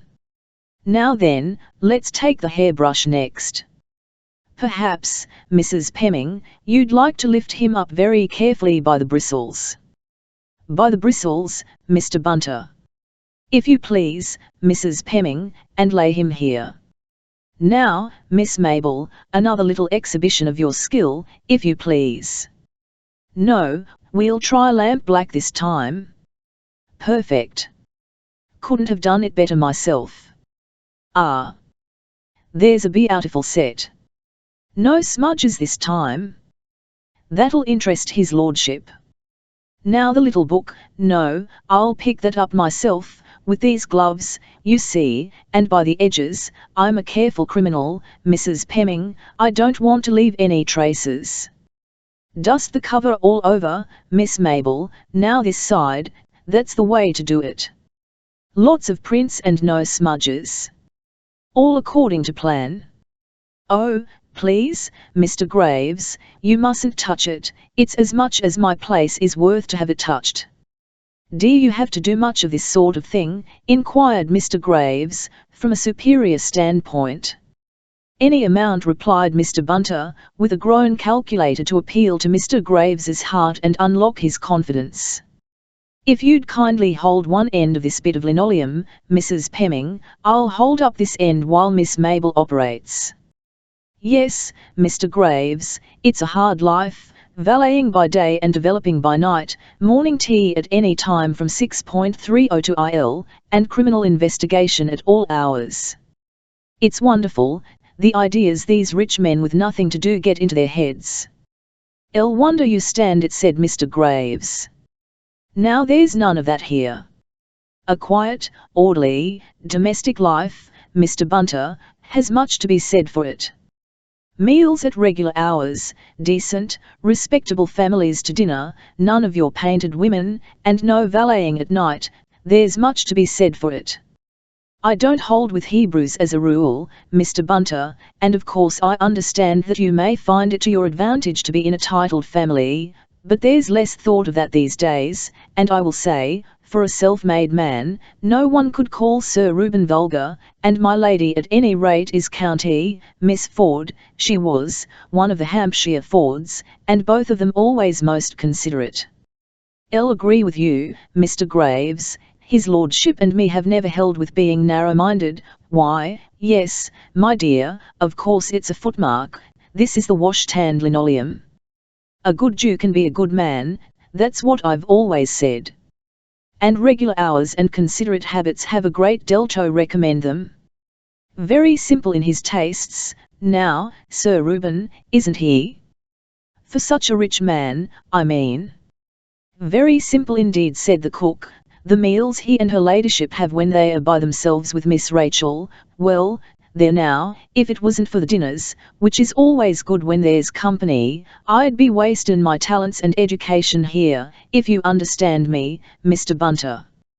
Mr. Bunter added the handle of the umbrella to his collection, and began to pin a sheet across the window, aided by the housemaid. Admirable, said he. Now, if I might have this blanket on the table and another on a towel horse or something of that kind by way of a background, you're very kind, Mrs. Pemming. All. I wish his lordship never wanted valeting at night. Many's the time I've sat up till 3 and 4, and up again to call him early to go off Sherlocking at the other end of the country. And the mud he gets on his clothes and his boots. I'm sure it's a shame, Mr. Bunter, said Mrs. Pemming, warmly. Lo, I calls it. In my opinion, police work ain't no fit occupation for a gentleman, let alone a lordship. Everything made so difficult, too, said Mr. Bunter, nobly sacrificing his employer's character and his own feelings in a good cause, boots chucked into a cummer, clothes hung up on the floor, as they say. That's often the case with these men as are born with a silver spoon in their mouths, said Mr. Graves. Now, Sir Reuben, he's never lost his good old-fashioned habits. Clothes folded up neat, boots put out in his dressing room, so as a man could get them in the morning, everything made easy. He forgot them the night before last, though. The clothes, not the boots. Always thoughtful for others, is Sir Reuben. Ah! I hope nothing's happened to him. Indeed, no, poor gentleman, chimed in the cook, and as for what they are saying, that he'd ave gone out Surrey shoes like to do something he didn't he ought, well, I'd never believe it of him, Mr. Bunter, not if I was to take my dying oath upon it. All, said Mr. Bunter, adjusting his arc lamps and connecting them with the nearest electric light, and that's more than most of us could say of them as pays us. 5'10", said Lord Peter, and not an inch more. He peered dubiously at the depression in the bedclothes, and measured it a second time with the gentleman scout's vade mecum. Parker entered this particular in a neat pocket-book. "I'll suppose," he said, "a 6'2" man might leave a 5'10" depression if he curled himself up." "Have you any Scotch blood in you, Parker?" inquired his colleague, bitterly. "Not that I know of," replied Parker. "Why?" "Because of all the cautious, ungenerous, deliberate and cold-blooded devils I know," said Lord Peter. "You are the most cautious, ungenerous, deliberate and cold-blooded. Here am I, sweating my brains out to introduce a really sensational incident into your dull and disreputable little police investigation, and you refuse to show a single spark of enthusiasm. Well, it's no good jumping at conclusions." "Jump? You don't even crawl distantly within sight of a conclusion. I believe if you caught the cat with her head in the cream jug you'd say it was conceivable that the jug was empty when she got there." "Well, it would be conceivable, wouldn't it?" "Curse you," said Lord Peter. He screwed his monocle into his eye, and bent over the pillow, breathing hard and tightly through his nose. Here, give me the tweezers, he said presently. Good heavens, man, don't blow. Like that, you might be a whale. He nipped up an almost invisible object from the linen. What is it? Asked Parker. It's a hare, said Whimsy grimly, his hard eyes growing harder. Let's go and look at Leather's hats, shall we? And you might just ring for that fellow with the churchyard name, do you mind? Mr. Graves, when summoned, found Lord Peter Wimsey squatting on the floor of the dressing room before a row of hats arranged upside down before him. Here you are, said that nobleman cheerfully.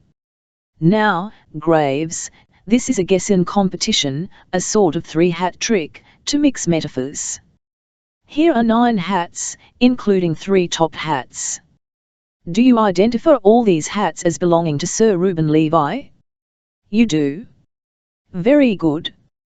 Now I have 3 guesses as to which hat he wore the night he disappeared, and if I guess right, I win, if I don't, you win.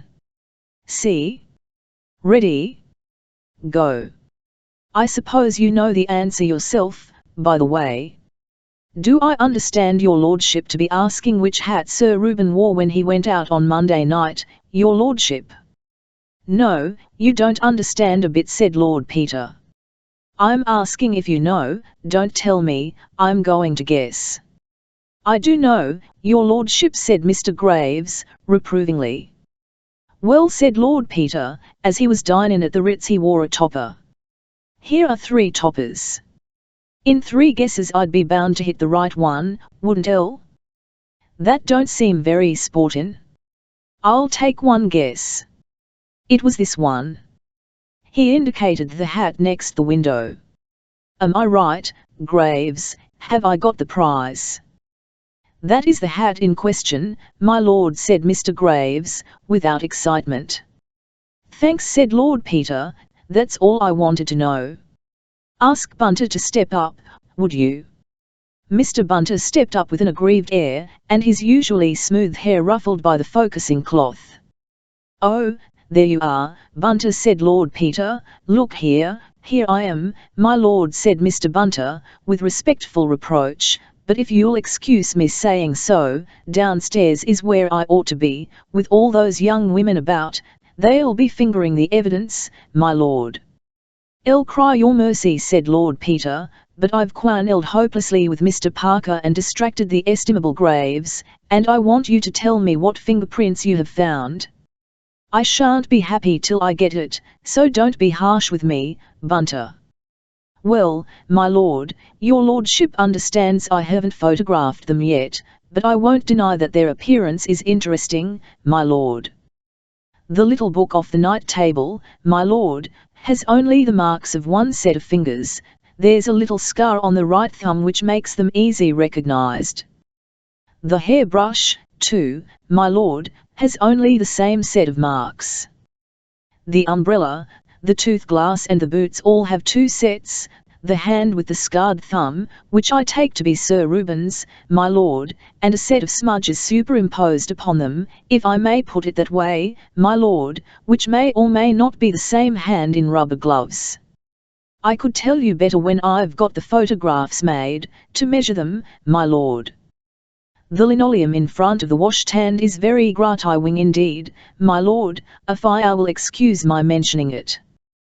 Besides the marks of Sir Reuben's boots which your lordship pointed out, there's the print of a man's naked foot, a much smaller one, my lord, not much more than a 10-inch sock, I should say if you asked me.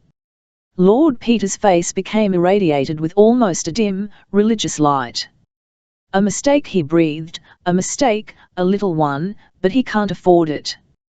When was the linoleum washed last, Bunter? Monday morning, my lord. The housemaid did it and remembered to mention it. Only remark she's made yet, and it's to the point. The other domestics, his features expressed disdain. What did I say, Parker? 5'10" and not an inch longer. And he didn't dare to use the hair BNRSH. Beautiful. But he had to risk the top hat. Gentlemen can't walk home in the rain late at night without a hat, you know, Parker. Look. What do you make of it? 2 sets of fingerprints on everything but the book and the brush, 2 sets of feet on the linoleum, and 2 kinds of hair in the hat. He lifted the top hat to the light, and extracted the evidence with tweezers. Think of it, Parker, to remember the hair BNLSH and forget the hat, to remember his fingers all the time, and to make that one careless step on the telltale linoleum. Here they are, you see, black hair and tan hair, black hair in the bowler and the Panama, and black and tan in last night's topper. And then, just to make certain that we're on the right track, just one little auburn hair on the pillow, on this pillow, Parker, which isn't quite in the right place. It almost brings tears to my eyes. Do you mean to say, said the detective, slowly. I'll mean to say, said Lord Peter, that it was not Sir Reuben Levi whom the cook saw last night on the doorstep. I say that it was another man, perhaps a couple of inches shorter, who came here in Lever's clothes and let himself in with Lever's latchkey. Oh, he was a bold, cunning devil, Parker. He had on Lever's boots, and every stitch of Lever's clothing down to the skin. He had rubber gloves on his hands which he never took off, and he did everything he could to make us think that Levi slept here last night. He took his chances, and won. He walked upstairs, he undressed, he even washed and cleaned his teeth, though he didn't use the hairbrush for fear of leaving red hairs in it. He had to guess what Levi did with boots and clothes, one guess was wrong and the other right, as it happened. The bed must look as if it had been slept in, so he gets in, and lies there in his victim's very pyjamas. Then, in the morning sometime, probably in the deadest hour between 2 and 3, he gets up, dresses himself in his own clothes that he has brought with him in a bag, and creeps downstairs. If anybody wakes, he is lost, but he is a bold man, and he takes his chance. He knows that people do not wake as a rule, and they don't wake. He opens the street door which he left on the latch when he came in, he listens for the stray passerby or the policeman on his beat. He slips out. He pulls the door quietly to with the latchkey.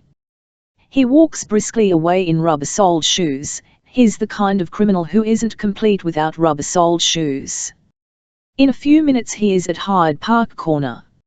After that, he paused, and added, he did all that, and unless he had nothing at stake, he had everything at stake.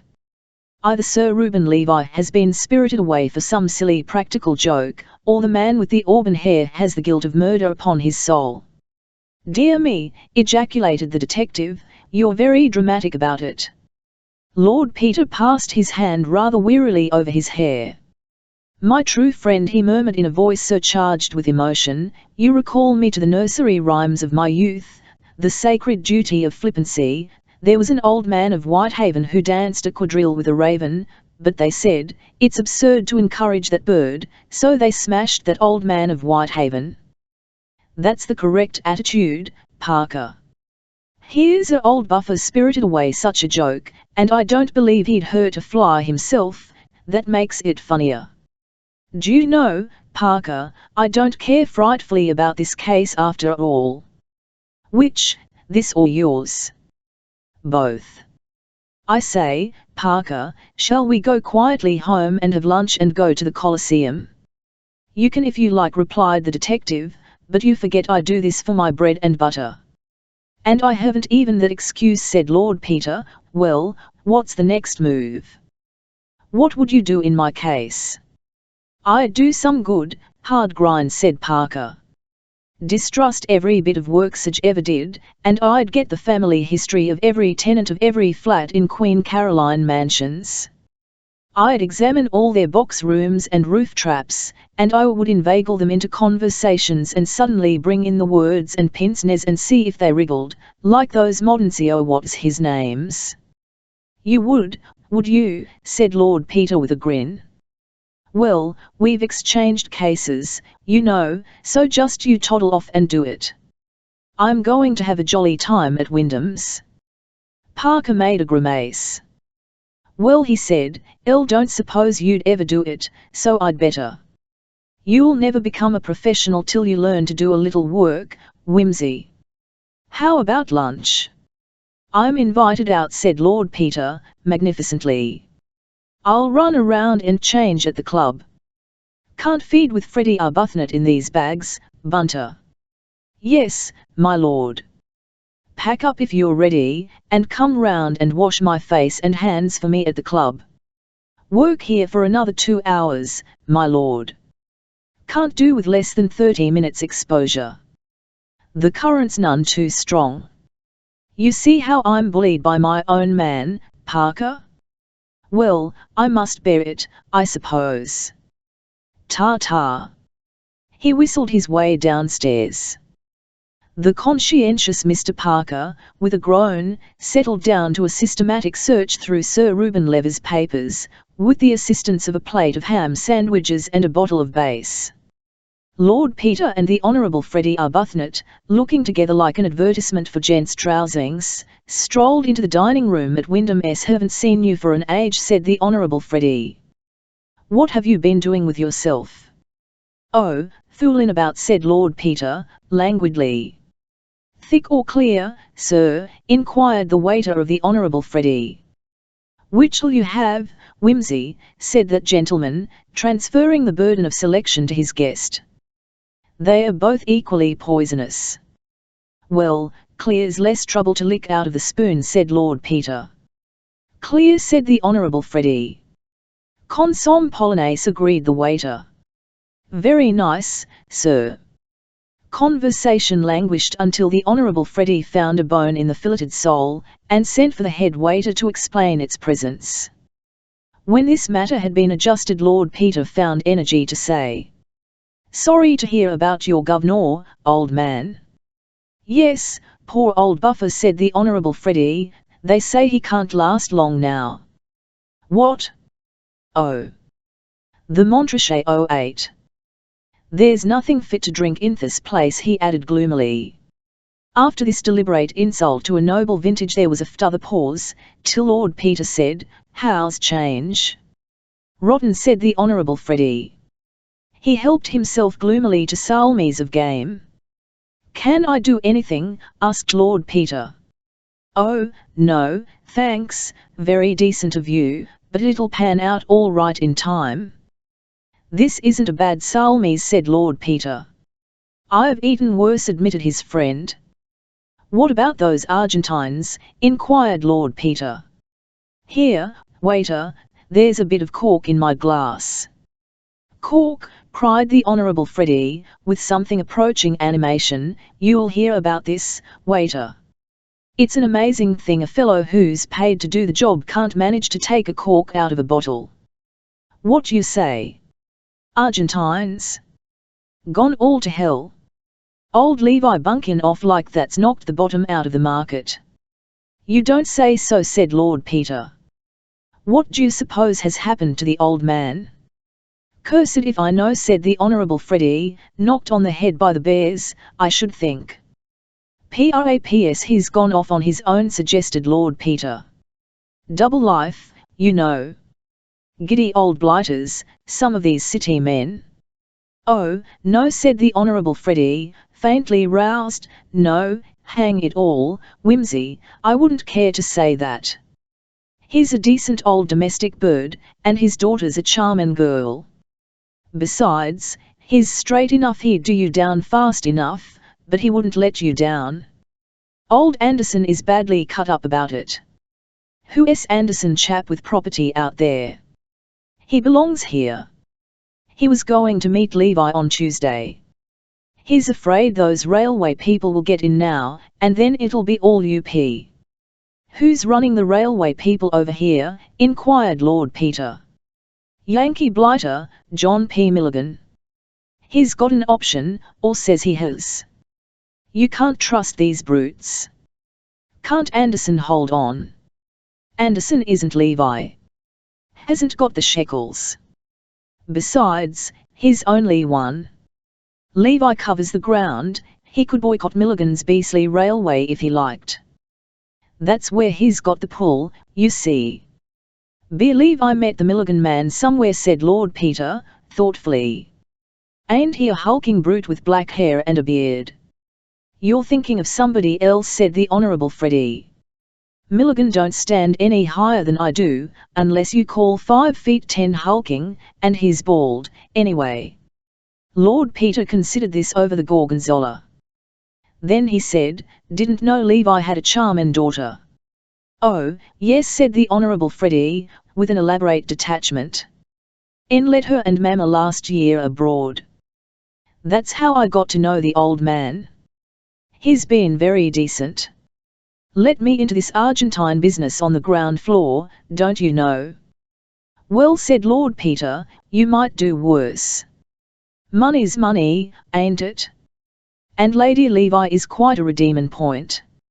At least, my mother knew her people. Oh, she's all right, said the Honourable Freddie, and the old man's nothing to be ashamed of nowadays. He's self-made, of course, but he don't pretend to be anything else. No side. Toddles off to business on a 96 bus every morning. Can't make up my mind to taxes, my boy, he says. I had to look at every halfpenny when I was a young man, and I can't get out of the way of it now. Though, if he's taking his family out, nothing's too good. Rachel, that's the girl, always laughs at the old man's little economies. Suppose they've sent for Lady Levi, said Lord Peter. I suppose so, agreed the other. I'd better pop round and express sympathy or something, what? Wouldn't look well not to, do you think? But it's deuced awkward. What am I to say? I don't think it matters much what you say, said Lord Peter, helpfully. I should ask if you can do anything. Thanks, said the lover, will. Energetic young man. Count on me. Always at your service. Ring me up any time of the day or night. That's the line to take, don't you think? That's the idea, said Lord Peter. Mr. John P. Milligan, the London representative of the Great Milligan Railroad and Shipping Company, was dictating code cables to his secretary in an office in Lombard Street, when a card was brought up to him, bearing the simple legend. Lord Peter Wimsey. Marlborough Club. Mr. Milligan was annoyed at the interruption, but, like many of his nation, if he had a weak point, it was the British aristocracy. He postponed for a few minutes the elimination from the map of a modest but promising farm, and directed that the visitor should be shown up. Good afternoon, said that nobleman, ambling genially in. It's most uncommonly good of you to let me come round wasting your time like this. I'll try not to be too long about it, though I'm not awfully good at coming to the point. My brother never would let me stand for the county, you know, said I wandered on so nobody'd know what I was talking about. Pleased to meet you, Lord Wimsey, said Mr. Milligan. Won't you take a seat? Thanks, said Lord Peter, but I'm not a peer, you know, that's my brother Denver. My name's Peter. It's a silly name, I always think, so old world and full of homely virtue and that sort of thing, but my godfathers and Ximothers in my baptism are responsible for that, I suppose, officially, which is rather hard on them, you know, as they didn't actually choose it. But we always have a Peter, after the third Duke, who betrayed 5 kings somewhere about the Wars of the Roses, though come to think of it, it ain't anything to be proud of. Still, one has to make the best of it. Mr. Milligan, thus ingeniously placed at that disadvantage which attends ignorance, manoeuvred for position, and offered his interrupter a Corona. Thanks, awfully, said Lord Peter, though you really mustn't tempt me to stay here burblin' all afternoon. By Jove, Mr. Milligan, if you offer people such comfortable chairs and cigars like these, I wonder they don't come and live in your office. He added mentally, wish to goodness I could get those long-toed boots off you. How's a man to know the size of your feet? And a head like a potato. It's enough to make one swear. Say now, Lord Peter, said Mr. Milligan, can I do anything for you? Well, do you know, said Lord Peter, I'm wondering if you would. It's damned cheek to ask you, but fact is, it's my mother, you know. wonderful woman, but don't realize what it means, demands on the time of a busy man like you. We don't understand hustle over here, you know, Mr. Milligan. Now don't you mention that, said Mr. Milligan. I'd be surely charmed to do anything to oblige the Duchess. He felt a momentary qualm as to whether a duke's mother were also a duchess, but breathed more freely as Lord Peter went on. Thanks, that's uncommonly good of you. Well, now, it's like this. My mother, most energetic, self-sacrificing woman, don't you see, is thinking of getting up a sort of a charity bazaar down at Denver this winter, in aid of the church roof. Why no. Very sad case, Mr. Milligan, fine old antique, early English windows and decorated angel roof, and all that, all tumbling to pieces, rain pouring in and so on, vicar catching rheumatism at early service, owing to the draught blowing in over the altar, you know the sort of thing. They've got a man down standing on it, little beggar called Thips, lives with an aged mother in Battersea, vulgar little beast, but quite good on angel roofs and things, I'm told. At this point, Lord Peter watched his interlocutor narrowly, but finding that this rigmarole produced in him no reaction more startling than polite interest tinged with faint bewilderment, he abandoned this line of investigation, and proceeded, Ilse, I beg your pardon, frightfully, I'm afraid I'm being beastly long-winded. Fact is, my mother is getting up this bazaar, and she thought it'd be an awfully interesting side show to have some lectures, sort of little talks, you know, by eminent businessmen of all nations. How I did it kind of touch, you know, a drop of oil with a kerosene king, cash conscience and cocoa and so on. It would interest people down there no end. You see, all my mother's friends will be there, and we've none of us any money, not what you'd call money, I mean, I expect our incomes wouldn't pay your telephone calls, would we, like awfully to hear about the people who can make money? Gives us a sort of uplifted feeling, don't you know? Well, anyway, I mean, my mother'd be frightfully pleased and grateful to you, Mr. Milligan, if you'd come down and give us a few words as a representative American. It needn't take more than 10 minutes or so, you know, because the local people can't understand much beyond shooting and hunting, and my mother's crowd can't keep their minds on anything more than 10 minutes together, but we'd really appreciate it very much if you'd come and stay a day or two and just give us a little breezy word on the almighty dollar. Why, yes, said Mr. Milligan, like to, Lord Peter. It's kind of the Duchess to suggest it. It's a very sad thing when these fine old antiques begin to wear out. I'll come with great pleasure. And perhaps you'd be kind enough to accept a little donation to the Restoration Fund. This unexpected development nearly brought Lord Peter up all standing. To pump, by means of an ingenious lie, a hospitable gentleman whom you are inclined to suspect of a peculiarly malicious murder, and to accept from him in the course of the proceedings a large cheque for a charitable object, has something about it unpalatable to any but the hardened Secret Service agent. Lord Peter temporized. That's awfully decent of you, he said. I'm sure they'd be no end grateful. But you'd better not give it to me, you know. I might spend it, or lose it. I'm not very reliable, I'm afraid. The vicar's the right person, the Reverend Constantine Throgmorton, St. John before the Latin Gate Vicarage, Duke's Denver, if you like to send it there. I will, said Mr. Milligan. Will you write it out now for £1,000, Scoot, in case it slips my mind later? The secretary, a sandy-haired young man with a long chin and no eyebrows, silently did as he was requested. Lord Peter looked from the bald head of Mr. Milligan to the red head of the secretary, hardened his heart and tried again. Well, I'm no end grateful to you, Mr. Milligan, and so 11 my mother be when I tell her.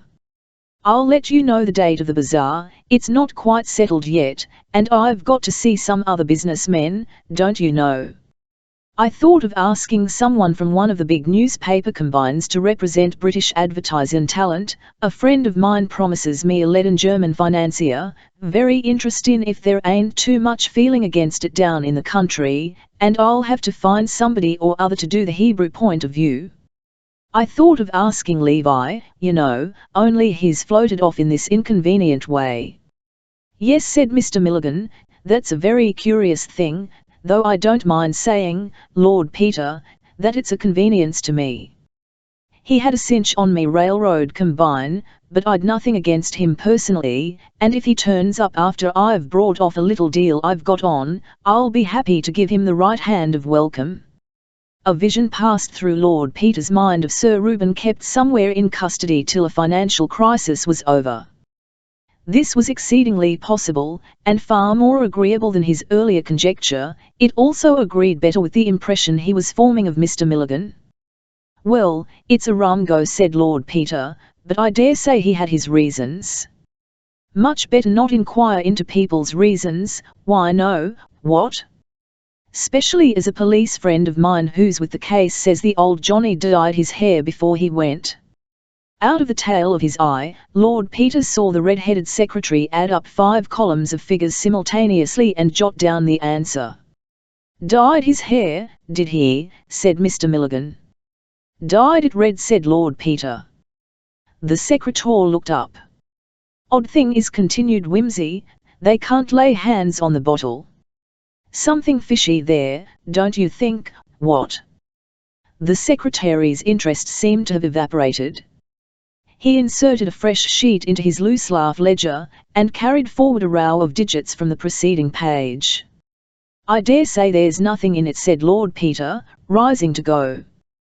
Well, it's uncommonly good of you to be bothered with me like this, Mr. Milligan. My mother 11 be no end pleased. She'll write you about the date. I'm charmed, said Mr. Milligan. Very pleased to have met you. Mr. Scoot rose silently to open the door, uncoiling as he did so a portentous length of thin leg, hitherto hidden by the desk. With a mental sigh, Lord Peter estimated him at 6'4". It's a pity I can't put Scoot's head on Milligan's shoulders, said Lord Peter, emerging into the swirl of the city. And what will my mother say? Chapter 5. Mr. Parker was a bachelor, and occupied a Georgian but inconvenient flat at number 12A, Great Ormond Street, for which he paid £1 a week. His exertions in the cause of civilization were rewarded, not by the gift of diamond rings from empresses or munificent cheques from great iftal prime ministers, but by a modest, though sufficient, salary, drawn from the pockets of the British taxpayer. He awoke, after a long day of arduous and inconclusive labour, to the smell of burnt porridge. Through his bedroom window, hygienically open top and bottom, a raw fog was rolling slowly in, and the sight of a pair of winter pants, flung hastily over a chair the previous night, fretted him with a sense of the sordid absurdity of the human form. The telephone bell rang, and he crawled wretchedly out of bed and into the sitting-room, where Mrs. Munns, who did for him by the day, was laying the table, sneezing as she went. Mr. Bunter was speaking. His lordship says he'd be very glad, sir, if you could make it convenient to step round to breakfast. If the odour of kidneys and bacon had been wafted along the wire, Mr. Parker could not have experienced a more vivid sense of consolation. Tell his lordship I'll be with him in half an hour, he said, thankfully, and plunging into the bathroom, which was also the kitchen, he informed Mrs. Munns, who was just making tea from a kettle which had gone off the boil, that he should be out to breakfast.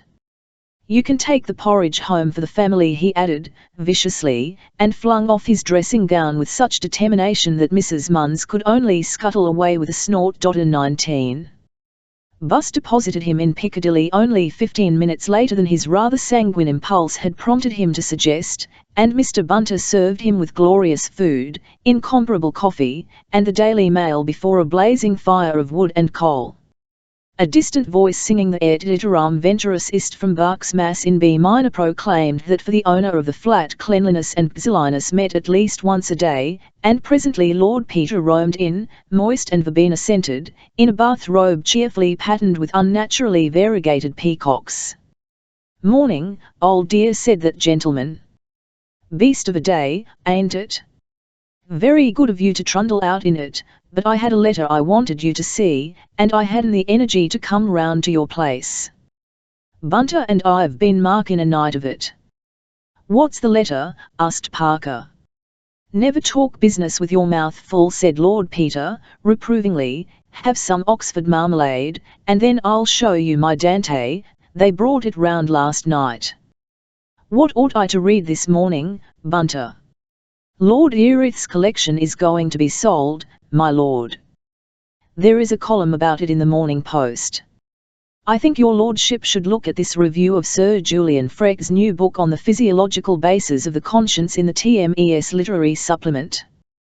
Then there is a very singular little burglary in the Chronicle, my lord, and an attack on titled families in the Herald, rather ill-written, if I may say so, but not without unconscious humour which your lordship will appreciate."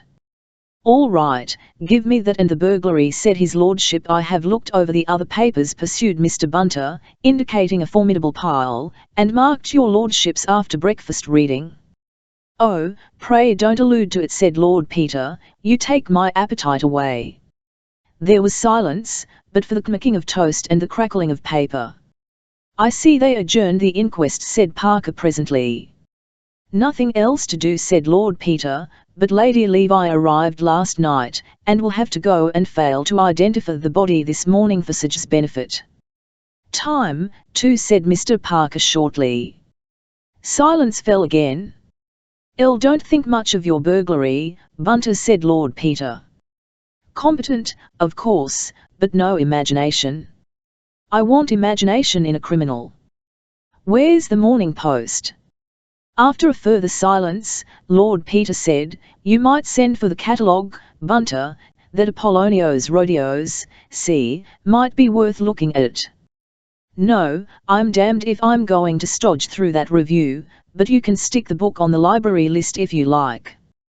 His book on crime was entertainin' enough as far as it went, but the fellow's got a bee in his bonnet.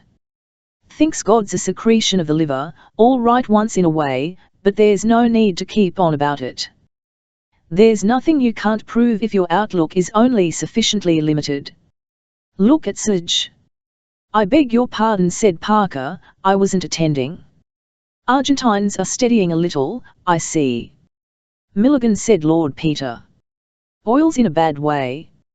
Lever's made a difference there.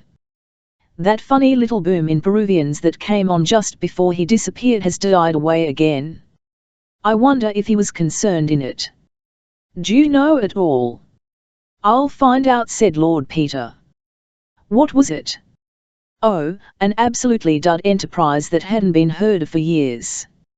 It suddenly took a little lease of life last week. I happened to notice it because my mother got let in for a couple of 100 shares a long time ago. It never paid a dividend. Now it's petered out again." Whimsy pushed his plate aside and lit a pipe. Having finished, "I don't mind doing some work," he said. "How did you get on yesterday?" "Didn't," replied Parker. "Sleuthed up and down those flats in my own bodily shape and 2 different disguises. I was a gas meter man and a collector for a home for lost doggies, and I didn't get a thing to go on, except a servant in the top flat at the Battersea Bridge Road end of the row who said she thought she heard a bump on the roof one night. Asked which night, she couldn't rightly say. Asked if it was Monday night, she thought it very likely. Asked if it mightn't have been in that high wind on Saturday night that blew my chimney pot off, she couldn't say but what it might have been. Asked if she was sure it was on the roof and not inside the flat, said to be sure they did find a picture tumbled down next morning. Very suggestible girl. I saw your friends, Mr. and Mrs. Appledore, who received me coldly, but could make no definite complaint about Thipps except that his mother dropped her HS, and that he once called on them uninvited, armed with a pamphlet about anti-vivisection. The Indian colonel on the first floor was loud, but unexpectedly friendly. He gave me Indian curry for supper and some very good whiskey, but he's a sort of hermit, and all he could tell me was that he couldn't stand Mrs. Appledore. Did you get nothing at the house? Only Lever's private diary. I brought it away with me. Here it is. It doesn't tell one much, though. It's full of entries like, Tom and Annie to dinner, and my dear wife's birthday, gave her an old opal ring, Mr. Arbuthnot dropped in to tea, he wants to marry Rachel, but I should like someone steadier for my treasure. Still, I thought it would show who came to the house and so on. He evidently wrote it up at night. There's no entry for Monday. I expect it'll be useful, said Lord Peter, thumbing over the pages. Poor old buffer. I say, I'm not so certain now he was done away with. He detailed to Mr. Parker his day's work. Arbuthnot, said Parker. Is that the Arbuthnot of the diary? I suppose so. I hunted him up because I knew he was fond of fooling round the stock exchange. As for Milligan, he looks all right, but I believe he's pretty ruthless in business and you never can tell. Then there's the red-haired secretary, lightning calculator man with a face like a fish, keeps on saying nothing, got the tar baby in his family tree, I should think. Milligan's got a jolly good motive for, at any rate, suspending Levi for a few days. Then there's the new man. What new man? All, that's the letter I mentioned to you. Where did I put it? Here we are. Good parchment paper, printed address of solicitor's office in Salisbury, and postmark to correspond. Very precisely written with a fine nib by an elderly businessman of old-fashioned habits. Parker took the letter and read. Crinaplashan Iwicks, Solicitors. Milford Hill, Salisbury, 17 November. Sir, with reference to your advertisement today in the personal column of the Times, I am disposed to believe that the eyeglasses and chain in question may be those I lost on the LB&SC Electric Railway while visiting London last Monday. I left Victoria by the 5.45 train, and did not notice my loss till I arrived at Balham. This indication and the optician's specification of the glasses, which I enclose, should suffice at once as an identification and a guarantee of my bona fides. If glasses should prove to be mine, I should be greatly obliged to you if you would kindly forward them to me by registered post, as the chain was a present from my daughter, and is one of my dearest possessions. Thanking you in advance for this kindness, and regretting the trouble to which I shall be putting you, I am, yours very truly, those.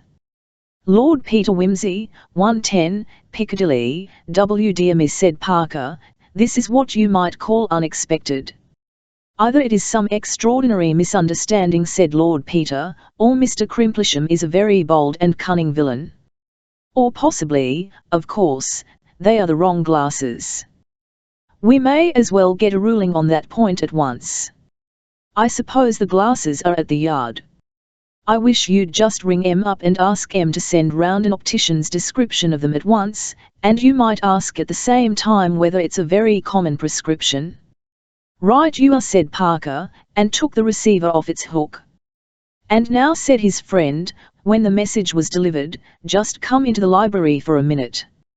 On the library table, Lord Peter had spread out a series of bromide prints, some dry, some damp, and some but half-washed.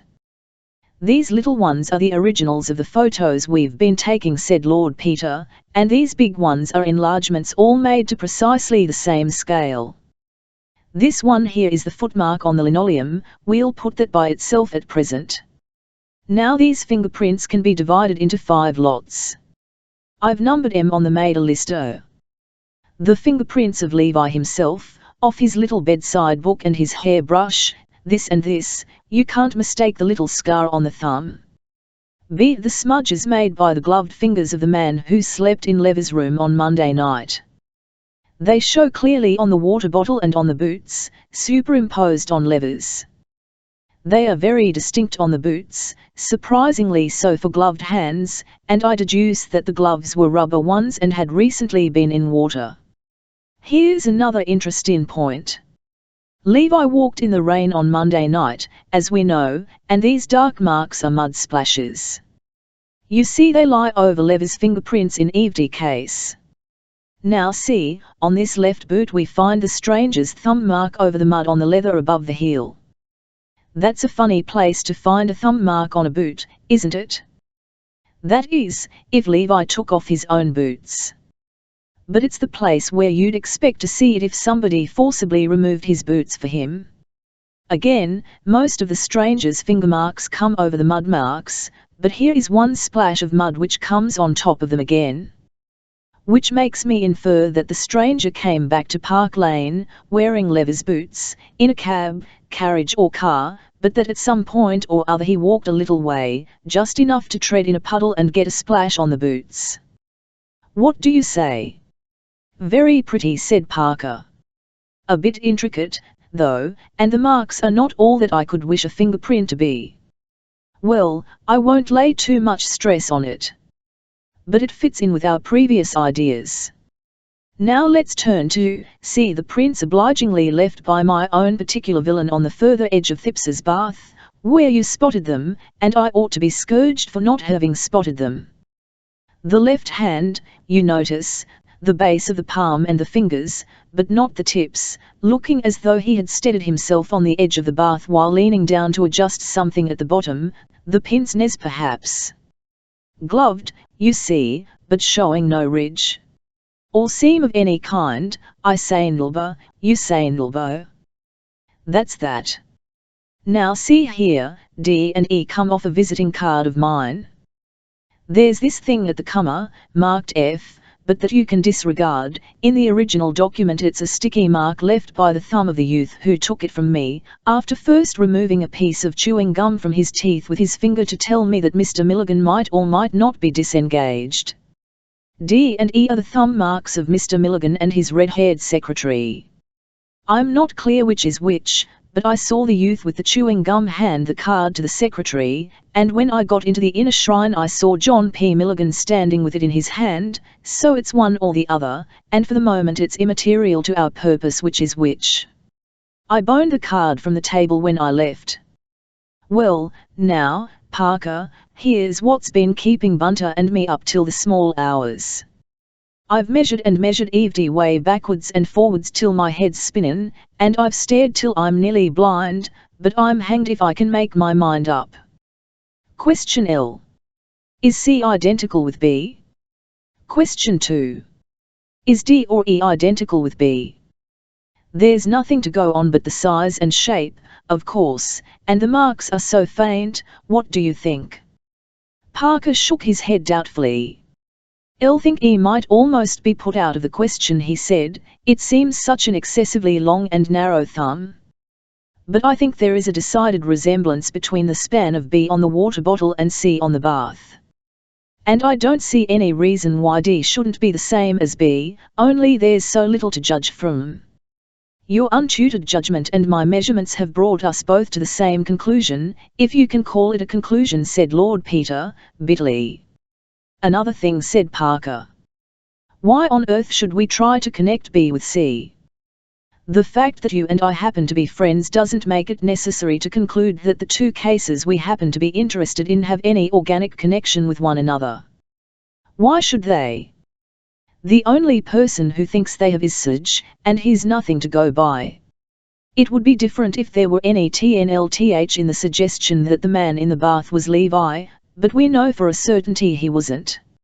It's ridiculous to suppose that the same man was employed in committing two totally distinct crimes on the same night, one in Battersea and the other in Park Lane. No, said Whimsy, though of course we mustn't forget that Levi was in Battersea at the time, and now we know he didn't return home at 12 as was supposed. We've no reason to think he ever left Battersea at all. True. But there are other places in Battersea besides Thips's bathroom. And he wasn't in Thips's bathroom? In fact, come to think of it, that's the one place in the universe where we know definitely that he wasn't. So what's Thips's bath got to do with it? I don't know, said Lord Peter. Well, perhaps we shall get something better to go on today. He leaned back in his chair and smoked thoughtfully for some time over the papers which Bunter had marked for him. They've got you out in the limelight, he said. Thank heaven, Sid hates me too much to give me any publicity. What a dull agony column. Darling Pipsy, come back soon to your distracted Popsy, and the usual young man in need of financial assistance, and the usual injunction to remember thy Creator in the days of thy youth. Hello. There's the bell. Oh, it's our answer from Scotland Yard. The note from Scotland Yard enclosed an optician's specification identical with that sent by Mr. Crimplisham, and added that it was an unusual one, owing to the peculiar strength of the lenses and the marked difference between the sight of the two eyes. That's good enough, said Parker. Yes, said Whimsy. Then possibility number 3 is knocked on the head. There remain possibility no ill, accident or misunderstanding, and no 2, deliberate villainy, of a remarkably bold and calculating kind, of a kind, in fact, characteristic of the author or authors of our 2 problems. Following the methods inculcated at that university of which I have the honour to be a member, we will now examine severally the various suggestions afforded by possibility no 2. This possibility may be again subdivided into 2 or more hypotheses. On hypothesis I, strongly advocated by my distinguished colleague Professor Snupsht, the criminal, whom we may designate as X, is not identical with Crimplisham, but is using the name of Crimplisham as his shield, or aegis. This hypothesis may be further subdivided into 2 alternatives. Alternativa, Crimplisham is an and unconscious accomplice, and X is in his employment. X writes in Crimplisham's name on Crimplisham's office paper and obtains that the object in question, i.e., the eyeglasses, be dispatched to Crimplisham's address.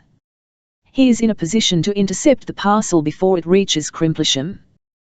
The presumption is that X is Crimplisham's charwoman, office boy, clerk, secretary or porter. This offers a wide field of investigation. The method of inquiry will be to interview Crimplisham and discover whether he sent the letter, and if not, who has access to his correspondence. Alternative B, Crimplisham is under excess influence or in his power, and has been induced to write the letter by A. bribery, B. misrepresentation or C. threats. X may in that case be a persuasive relation or friend, or else a creditor, blackmailer or assassin. Crimplisham, on the other hand, is obviously venal or a fool. The method of inquiry in this case, I would tentatively suggest, is again to interview Crimplisham, put the facts of the case strongly before him, and assure him in the most intimidating terms that he is liable to a prolonged term of penal servitude as an accessory after the fact in the crime of murder. Ahem.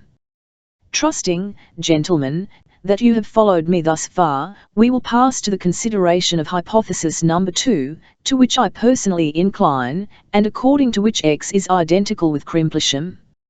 In this case, Crimplisham, who is, in the words of an English classic, a man of infinite resource and sagacity, correctly deduces that, of all people, the last whom we shall expect to find answering our advertisement is the criminal himself. Accordingly, he plays a bold game of bluff.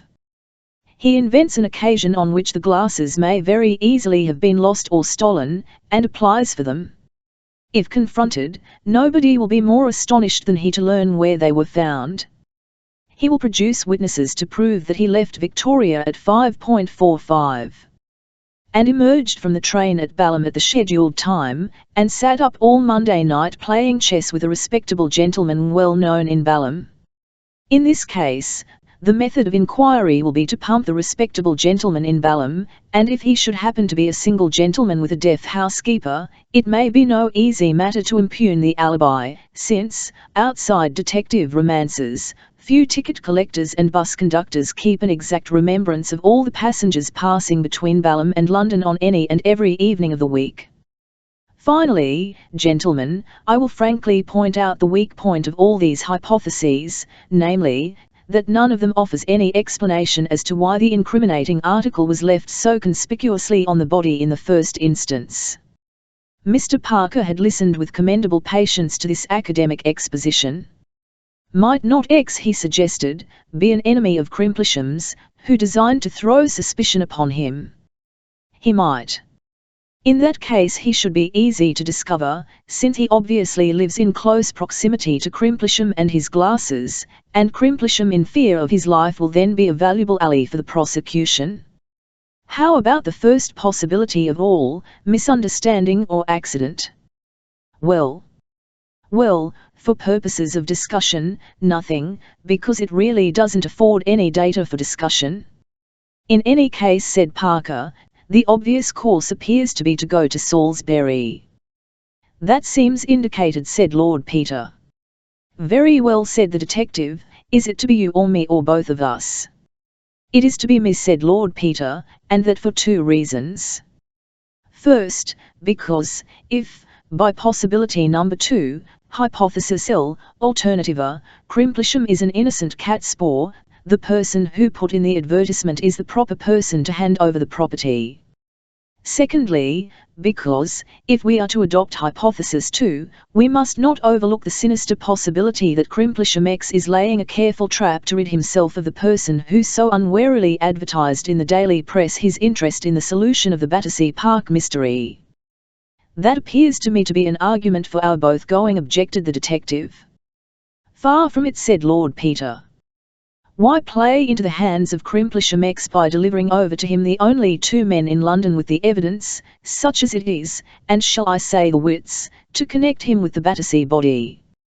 But if we told the Yard where we were going, and we both got nobbled, said Mr. Parker, it would afford strong presumptive evidence of Crimplesham's guilt, and anyhow, if he didn't get hanged for murdering the man in the bath he'd at least get hanged for murdering us. Well, said Lord Peter, if he only murdered me you could still hang him. What's the good of wasting a sound, marriageable young male like yourself? Besides, how about old Levi? If you're incapacitated, do you think anybody else is going to find him? But we could frighten Crimplesham by threatening him with the Yard. Well, dash it all, if it comes to that, I can frighten him by threatening him with you, which, seeing you hold what evidence there is much more to the point. And, then, suppose it's a wild goose chase after all, you'll have wasted time when you might have been getting on with the case. There are several things that need doing. Well, said Parker, silenced but reluctant, why can't I go, in that case? Bosh, said Lord Peter. I am retained, by old Mrs. Thipps, for whom I entertain the greatest respect, to deal with this case, and it's only by courtesy I allow you to have anything to do with it. Mr. Parker groaned. Will you at least take Bunter, he said. In deference to your feelings, replied Lord Peter, I will take Bunter, though he could be far more usefully employed taking photographs or overhauling my wardrobe. When is there a good train to Salisbury, Bunter? There is an excellent train at my lord. Kindly make arrangements to catch it, said Lord Peter, throwing off his bathrobe and trailing away with it into his bedroom. And, Parker, if you have nothing else to do you might get hold of Lever's secretary and look into that little matter of the Peruvian oil. Lord Peter took with him, for light reading in the train, Sir Reuben Lever's diary.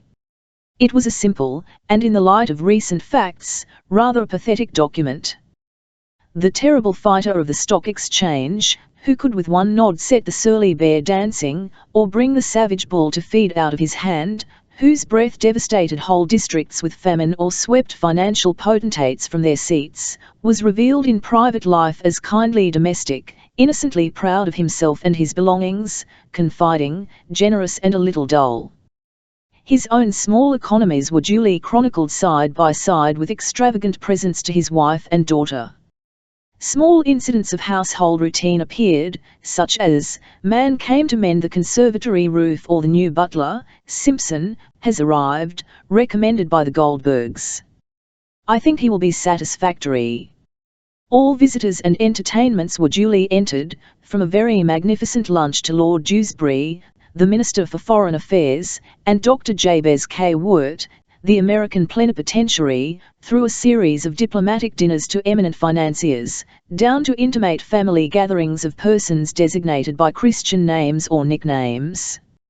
About May there came a mention of Lady Lever's nerves, and further reference was made to the subject in subsequent months. In September it was stated that Freck came to see my dear wife and advised complete rest and change of scene. She thinks of going abroad with Rachel. The name of the famous nerve specialist occurred as a diner or luncher about once a month, and it came into Lord Peter's mind that Freck would be a good person to consult about Levi himself. People sometimes tell things to the he murmured to himself. And, by Jove! If Levi was simply going round to see Freck on Monday night, that rather disposes of the Battersea incident, doesn't it? He made a note to look up Sir Julian and turned on further. On the 18th of September, Lady Levi and her daughter had left for the south of France.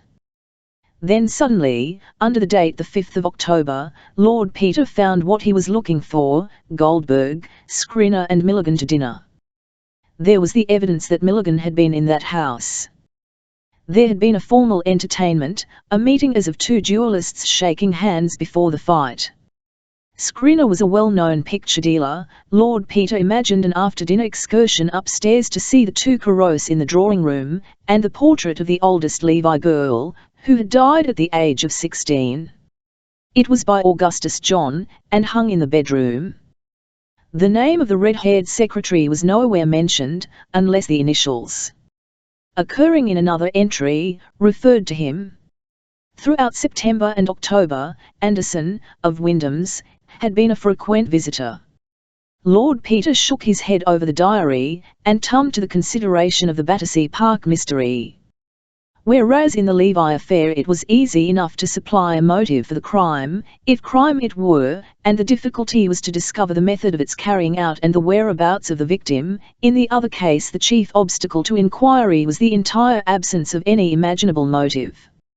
It was odd that, although the papers had carried news of the affair from one end of the country to the other and a description of the body had been sent to every police station in the country, nobody had as yet come forward to identify the mysterious occupant of Mr. Thipps's bath.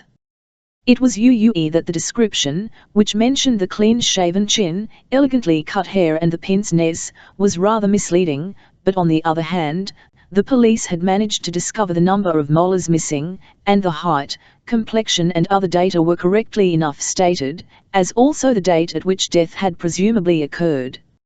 It seemed, however, as though the man had melted out of society without leaving a gap or so much as a ripple. Assigning a motive for the murder of a person without relations or antecedents or even clothes is like trying to visualize the fourth dimension, admirable exercise for the imagination, but arduous and inconclusive. Even if the day's interview should disclose black spots in the past or present of Mr. Crimplisham, how were they to be brought into connection with a person apparently without a past, and whose present was confined to the narrow limits of a bath and a police mortuary? Bunter, said Lord Peter, I beg that in the future you will restrain me from starting two hares at once. These cases are getting to be a strain on my constitution. One hare has nowhere to run from, and the other has nowhere to run to. It's a kind of mental DT, Bunter. When this is over I shall turn pussyfoot, forswear the police news, and take to an emollient diet of the works of the late Charles Garvice. It was its comparative proximity to Milford Hill that induced Lord Peter to lunch at the Minster Hotel rather than at the White Hart or some other more picturesquely situated hostel. It was not a lunch calculated to cheer his mind, as in all cathedral cities, the atmosphere of the Close pervades every nook and corner of Salisbury, and no food in that city but seems faintly flavoured with prayer books. As he sat sadly consuming that impassive pale substance known to the English as cheese unqualified, for there are cheeses which go openly by their names, as Stilton, Camembert, Gruyere, Wensleydale or Gorgonzola, but cheese is cheese and everywhere the same, he inquired of the waiter the whereabouts of Mr. Crimplisham's office. The waiter directed him to a house rather further up the street on the opposite side, adding, "But anybody'll tell you, sir, Mr. Crimplesham's very well known hereabouts." "He's a good solicitor, I suppose," said Lord Peter. "Oh, yes, sir," said the waiter, "you couldn't do better than trust to Mr. Crimplesham, sir. There's folks say he's old-fashioned, but I'd rather have my little bits of business done by Mr. Crimplesham than by one of these fly-away young men. Not but what Mr. Crimplesham'll be retiring soon, sir, I don't doubt, for he must be close on 80, sir, if he's a day, but then there's young Mr. Wicks to carry on the business, and he's a very nice, steady-like young gentleman." "Is Mr. Crimplesham really as old as that?" said Lord Peter. "Dear me! He must be very active for his years. A friend of mine was doing business with him in town last week." "Wonderful active, sir," agreed the waiter, "and with his game leg, too, you'd be surprised. But there, sir, I often think when a man's once past a certain age, the older he grows the tougher he gets, and women the same or more so." "Very likely," said Lord Peter, calling up and dismissing the mental picture of a gentleman of 80 with a game leg carrying a dead body over the roof of a Battersea flat at midnight. "He's tough, sir, tough, is old Joey Bagstock, tough and devilish sly," he added, thoughtlessly. "Indeed, sir," said the waiter. "Elle couldn't say, I'm sure." "I beg your pardon," said Lord Peter, "I was quoting poetry. Very silly of me. I got the habit at my mother's knee and I can't break myself of it." "No, sir," said the waiter, pocketing a liberal tip. "Thank you very much, sir. You'll find the house easy. Just afore you come to Penny Farthing Street, sir, about 2 tummings off, on the right-hand side opposite." "Afraid that disposes of Crimplesham X," said Lord Peter. "I'm rather sorry, he was a fine sinister figure as I had pictured him. Still, his may yet be the brain behind the hands, the aged spider sitting invisible in the centre of the vibrating web, you know, Bunter." "Yes, my lord," said Bunter. They were walking up the street together. "There is the office over the way," pursued Lord Peter.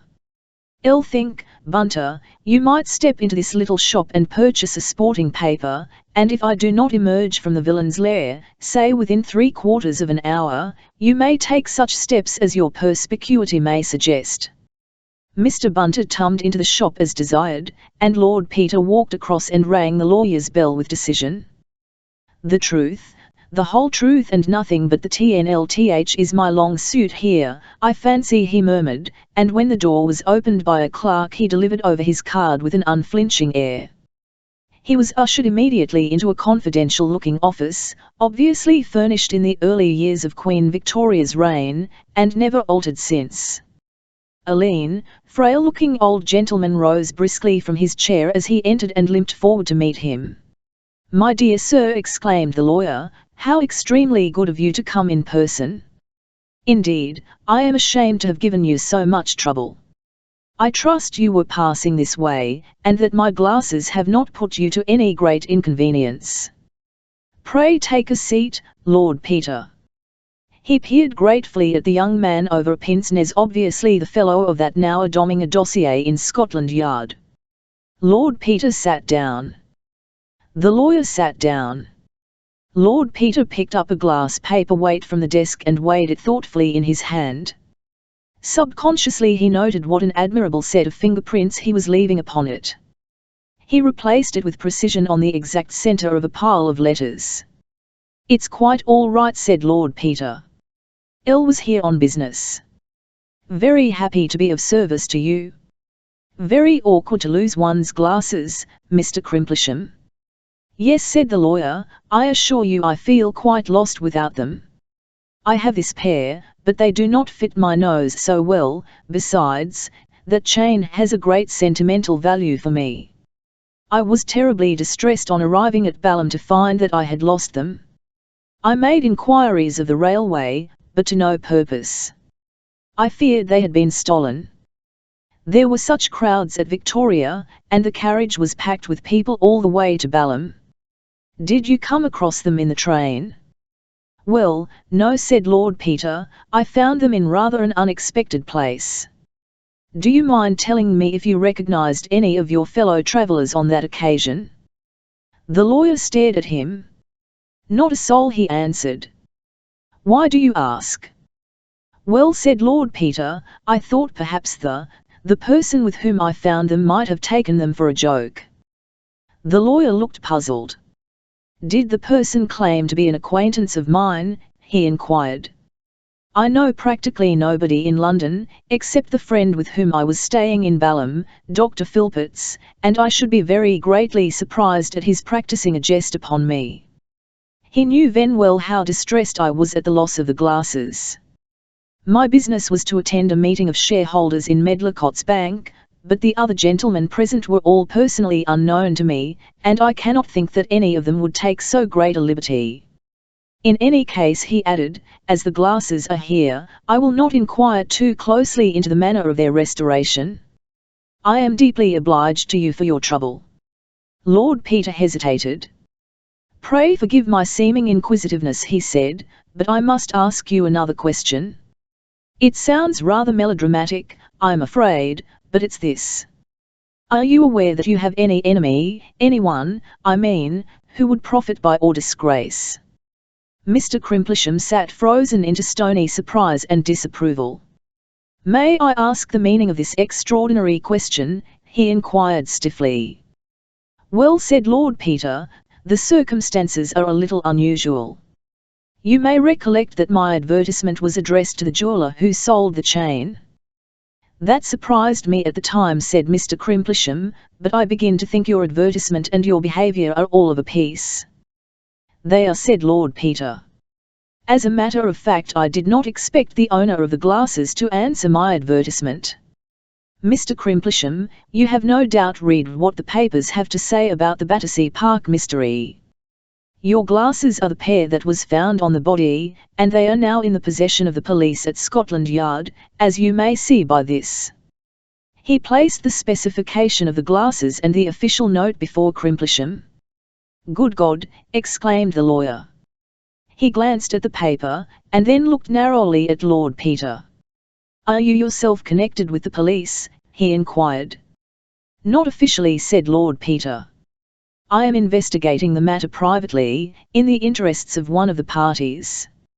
Mr. Crimplesham rose to his feet. My good man, he said, this is a very impudent attempt, but blackmail is an indictable offence, and I advise you to leave my office before you commit yourself. He rang the bell. I was afraid you'd take it like that, said Lord Peter. It looks as though this ought to have been my friend Detective Parker's job, after all. He laid Parker's card on the table beside the specification, and added, if you should wish to see me again, Mr. Crimplesham, before tomorrow morning, you will find me at the Minster Hotel. Mr. Crimplesham disdained to reply further than to direct the clerk who entered to show this person out. In the entrance, Lord Peter brushed against a tall young man who was just coming in, and who stared at him with surprised recognition. His face, however, aroused no memories in Lord Peter's mind, and that baffled nobleman, calling out Bunter from the newspaper shop, departed to his hotel to get a trunk call through to Parker. Meanwhile, in the office, the meditations of the indignant Mr. Crimplesham were interrupted by the entrance of his junior partner. Elsay, said the latter gentleman, has somebody done something really wicked at last? Whatever brings such a distinguished amateur of crime on our sober doorstep? I have been the victim of a vulgar attempt at blackmail, said the lawyer, an individual passing himself off as Lord Peter Wimsey, but that is Lord Peter Wimsey, said Mr. Wicks, there's no mistaking him. I saw him give evidence in the Attenbury Emerald case. He's a big little pot in his way, you know, and goes fishing with the head of Scotland Yard. Oh, dear, said Mr. Crimplesham. Fate arranged that the nerves of Mr. Crimplesham should be tried that afternoon. When, escorted by Mr. Wicks, he arrived at the Minster Hotel, he was informed by the porter that Lord Peter Wimsey had strolled out, mentioning that he thought of attending evensong.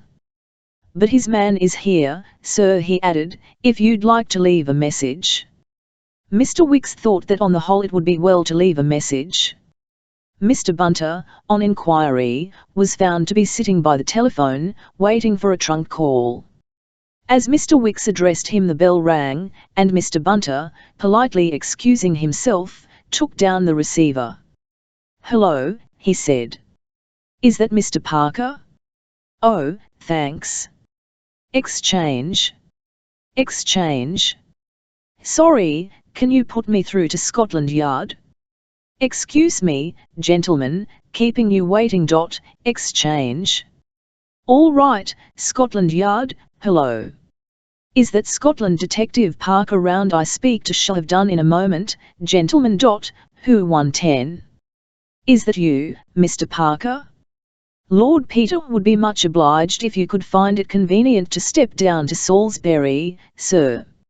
"Oh, no, sir, he's in excellent health, sir, just stepped round to hear Evensong, sir." "Oh, no, I think tomorrow morning would do excellently, sir, thank you, sir."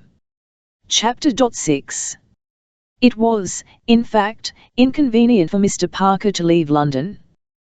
He had had to go and see Lady Levi towards the end of the morning, and subsequently his plans for the day had been thrown out of gear and his movements delayed by the discovery that the adjourned inquest of Mr. Thipps's unknown visitor was to be held that afternoon, since nothing very definite seemed forthcoming from Inspector Sitch's inquiries. Jury and witnesses had been convened accordingly for 3 o'clock. Mr. Parker might altogether have missed the event, had he not run against Sidge that morning at the yard and extracted the information from him as one would a reluctant tooth. Inspector Sidge, indeed, considered Mr. Parker rather interfering. Moreover, he was hand in glove with Lord Peter Wimsey, and Inspector Sidge had no words for the interferingness of Lord Peter. He could not, however, when directly questioned, deny that there was to be an inquest that afternoon, nor could he prevent Mr. Parker from enjoying the inalienable right of any interested British citizen to be present. At a little before 3, therefore, Mr. Parker was in his place, and amusing himself with watching the efforts of those persons who arrived after the room was packed to insinuate, bribe or bully themselves into a position of vantage. The coroner, a medical man of precise habits and unimaginative aspect, arrived punctually, and looking peevishly round at the crowded assembly, directed all the windows to be opened, thus letting in a stream of drizzling fog upon the heads of the unfortunates on that side of the room. This caused a commotion and some expressions of disapproval, checked sternly by the coroner, who said that with the influenza about again and unventilated was a death trap, that anybody who chose to object to open windows had the obvious remedy of leaving the court, and further, that if any disturbance was made he would clear the court. He then took a formament lozenge, and proceeded, after the usual preliminaries, to call up 14 good and lawful persons and swear them diligently to inquire and a true presentment make of all matters touching the death of the gentleman with the pince nez, and to give a TNLE verdict according to the evidence, so help them God. When an expostulation by a woman juror, an elderly lady in spectacles who kept a sweet shop, and appeared to wish she was back there, had been summarily quashed by the coroner, they departed to view the body. Mr. Parker gazed round again and identified the unhappy Mr. Thipps and the girl Gladys led into an adjoining room under the grim guard of the police. They were soon followed by a gaunt old lady in a bonnet and mantle. With her, in a wonderful fur coat and a motor bonnet of fascinating construction, came the Dowager Duchess of Denver, her quick, dark eyes darting hither and thither about the crowd. The next moment they had lighted on Mr. Parker, who had several times visited the Dower House, and she nodded to him, and spoke to a policeman. Before long, a way opened magically through the press, and Mr. Parker found himself accommodated with a front seat just behind the Duchess, who greeted him charmingly, and said, "What's happened to poor Peter?" Parker began to explain, and the coroner glanced irritably in their direction. Somebody went up and whispered in his ear, at which he coughed, and took another formament. "We came up by car," said the tiresome, "such bad roads between Denver and Gunbury St. Walters, and there were people coming to lunch, I had to put them off. I couldn't let the old lady go alone, could I? By the way, such an odd thing's happened about the church restoration fund. The vicar, oh dear, here are these people coming back again. Well, I'll tell you afterwards. Do look at that woman looking shocked, and the girl in tweeds trying to look as if she sat on undraped gentlemen every day of her life. I don't mean that, corpses of course, but one finds oneself being so Elizabethan nowadays. What an awful little man the coroner is, isn't he? He's looking daggers at me. Do you think he'll dare to clear me out of the court or commit me for what you may call it? The first part of the evidence was not of great interest to Mr. Parker. The wretched Mr. Phipps, who had caught cold in gaol, deposed in an unhappy croak to having discovered the body when he went in to take his bath at 8 o'clock. He had had such a shock, he had to sit down and send the girl for brandy. He had never seen the deceased before. He had no idea how he came there. Yes, he had been in Manchester the day before. He had arrived at St. Pancras at 10 o'clock. He had cloak-roomed his bag. At this point Mr. Phipps became very red, unhappy and confused, and glanced nervously about the court. Now, Mr. Phipps, said the coroner, briskly, we must have your movements quite clear. You must appreciate the importance of the matter. You have chosen to give evidence, which you need not have done, but having done so, you will find it best to be perfectly explicit. Yes, said Mr. Phipps faintly. Have you cautioned this witness, officer? Inquired the coroner, turning sharply to Inspector Sedge. The inspector replied that he had told Mr. Phipps that anything he said might be used against him at his trial. Mr. Phipps became ashy, and said in a bleating voice that he hadn't meant to do anything that wasn't right. This remark produced a mild sensation, and the coroner became even more acidulated in manner than before. Is anybody representing Mr. Phipps? He asked, irritably. No. Did you not explain to him that that he ought to be represented? You did not? Really, Inspector? Did you not know, Mr. Phipps, that you had a right to be legally represented? Mr. Phipps clung to a chair back for support, and said, no, in a voice barely audible. It is incredible, said the coroner, that so-called educated people should be so ignorant of the legal procedure of their own country.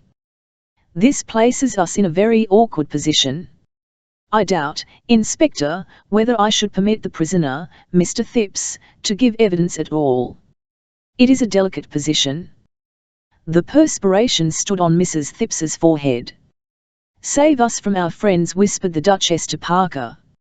If that cough-drop devouring creature had openly instructed those 14 people, and what unfinished-looking faces they have, so characteristic, I always think, of the lower middle class, rather like sheep, or calf's head, boiled, I mean, to bring in wilful murder against the poor little man, he couldn't have made himself plainer. He can't let him incriminate himself, you know, said Parker. Stuff, said the Duchess. How could the man incriminate himself when he never did anything in his life? You men never think of anything but your red tape. Meanwhile Mr. Phipps, wiping his brow with a handkerchief, had summoned up courage. He stood up with a kind of weak dignity, like a small white rabbit brought to bay. I would rather tell you, he said, though it's really very unpleasant for a man in my position. But I really couldn't have it thought for a moment that I'd committed this dreadful crime. I assure you, gentlemen, I couldn't bear that. No. I'd rather tell you the truth, though I'm afraid it places me in rather, well, I'll tell you. You fully understand the gravity of making such a statement, Mr. Phipps, said the coroner. Quite, said Mr. Phipps. It's all right, might I have a drink of water? Take your time, said the coroner, at the same time robbing his remark of all conviction by an impatient glance at his watch. Thank you, sir, said Mr. Phipps. Well, then, it's true I got to St. Pancras at 10. But there was a man in the carriage with me. He'd got in at Leicester. I didn't recognize him at first, but he turned out to be an old schoolfellow of mine. What was this gentleman's name? Inquired the coroner, his pencil poised. Mr. Phipps shrank together visibly. I'm afraid I can't tell you that, he said. You see, that is, you will see, it would get him into trouble, and I couldn't do that. No, I really couldn't do that, not if my life depended on it. No, he added, as the ominous pertinence of the last phrase smote upon him, I'm sure I couldn't do that. Well, well, said the coroner. The Duchess leaned over to Parker again. Admire the little man, she said. Mr. Phipps resumed. I'm beginning quite to. When we got to St. Pancras I was going home, but my friend said no. We hadn't met for a long time and we ought to make a night of it, was his expression. I fear I was weak, and let him over-persuade me to accompany him to one of his haunts. I use the word advisedly, said Mr. Phipps, and I assure you, sir, that if I had known beforehand where we were going I never would have set foot in the place. I cloak-roomed my bag, for he did not like the notion of our being encumbered with it, and we got into a taxicab and drove to the corner of Tottenham Court Road and Oxford Street. We then walked a little way, and turned into a side street, I do not recollect which, where there was an open door, with the light shining out. There was a man at a counter, and my friend bought some tickets, and I heard the man at the counter say something to him about your friend, meaning me, and my friend said, oh, yes, he's been here before, haven't you, Alf? Which was what they called me at school, though I assure you, sir, here Mr. Phipps Groovy never had, and nothing in the world should induce me to go to such a place again. Well, we went down into a room underneath, where there were drinks, and my friend had several, and made me take one or two, though I am an abstemious man as a rule, and he talked to some other men and girls who were there, a very vulgar set of people, I thought them, though I wouldn't say but what some of the young ladies were nice looking enough.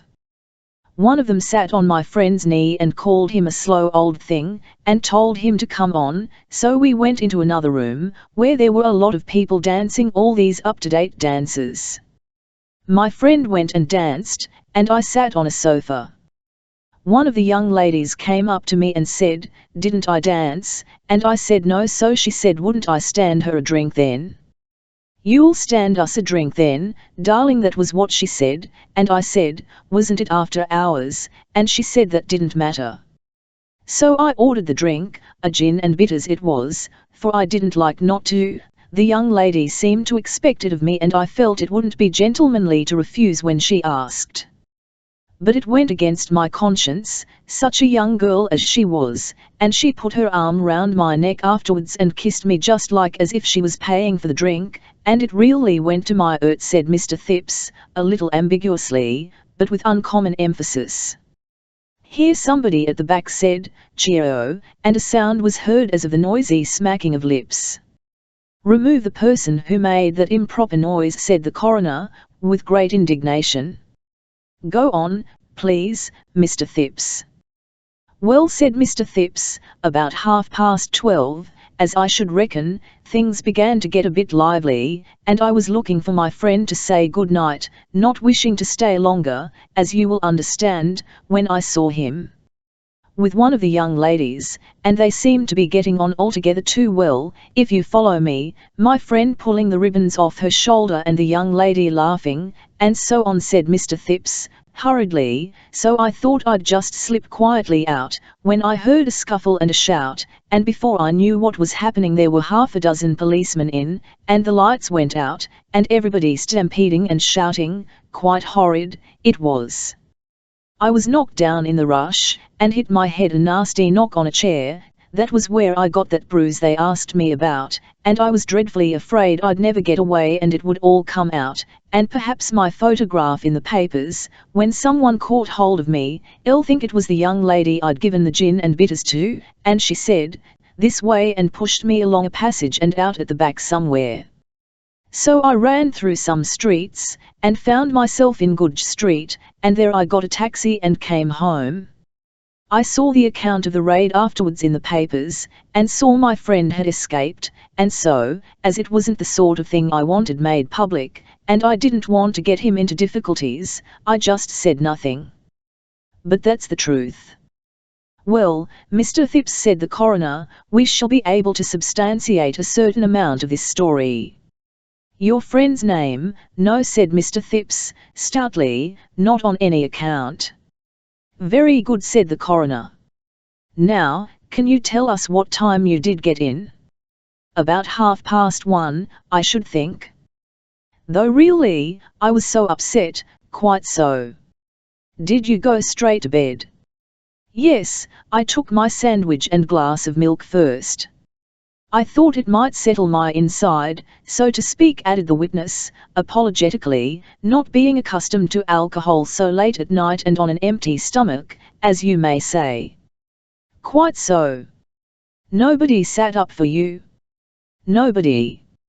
How long did you take getting to bed first and last? Mr. Phipps thought it might have been half an hour. Did you visit the bathroom before turning in? No. And you heard nothing in the night? No, I fell fast asleep.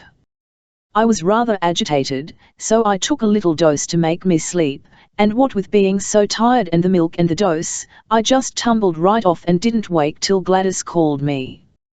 Further questioning elicited little from Mr. Phipps. Yes, the bathroom window had been open when he went in the morning, he was sure of that, and he had spoken very sharply to the girl about it.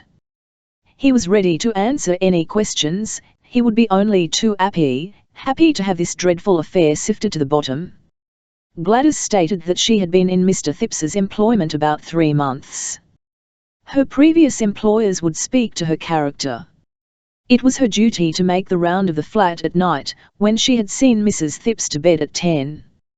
Yes, she remembered doing so on Monday evening. She had looked into all the rooms. Did she recollect shutting the bathroom window that night? Well, no, she couldn't swear to it, not in particular, but when Mr. Phipps called her into the bathroom in the morning it certainly was open. She had not been into the bathroom before Mr. Phipps went in. Well, yes, it had happened that she had left that window open before, when anyone had been having a bath in the evening and had left the blind down. Mrs. Phipps had a bath on Monday evening. Mondays was one of her regular bath nights. She was very much afraid she hadn't shut the window on Monday night, though she wished her ear had been cut off afore she'd been so forgetful. Here the witness burst into tears and was given some water, while the coroner refreshed himself with a third lozenge. Recovering, witness stated that she had certainly looked into all the rooms before going to bed. No, it was quite impossible for a body to be hidden in the flat without her seeing of it. She had been in the kitchen all evening, and there wasn't hardly room to keep the best dinner service there, let alone a bougie. Old Mrs. Phipps sat in the drawing room. Yes, she was sure she'd been into the dining room. How? Because she put Mr. Phipps's milk and sandwiches there ready for him. There had been nothing in there, that she could swear to. Nor yet in her own bedroom, nor in the hall. Had she searched the bedroom cupboard and the box room?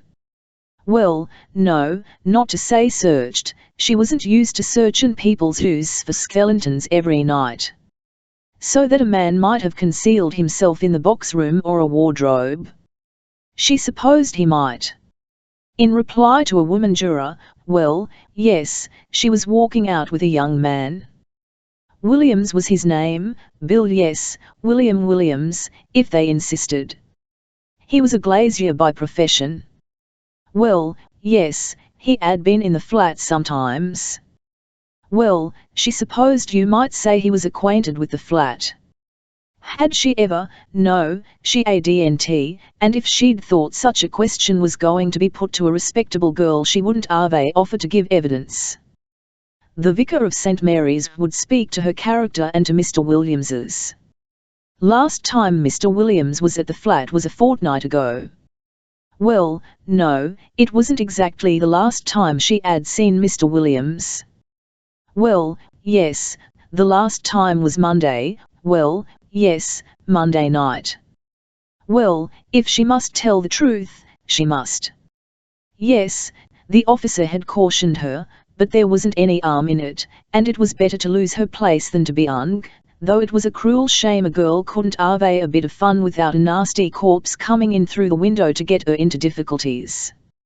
After she had put Mrs. Phipps to bed, she had slipped out to go to the plumbers and glaziers' ball at the Black-Faced Ram.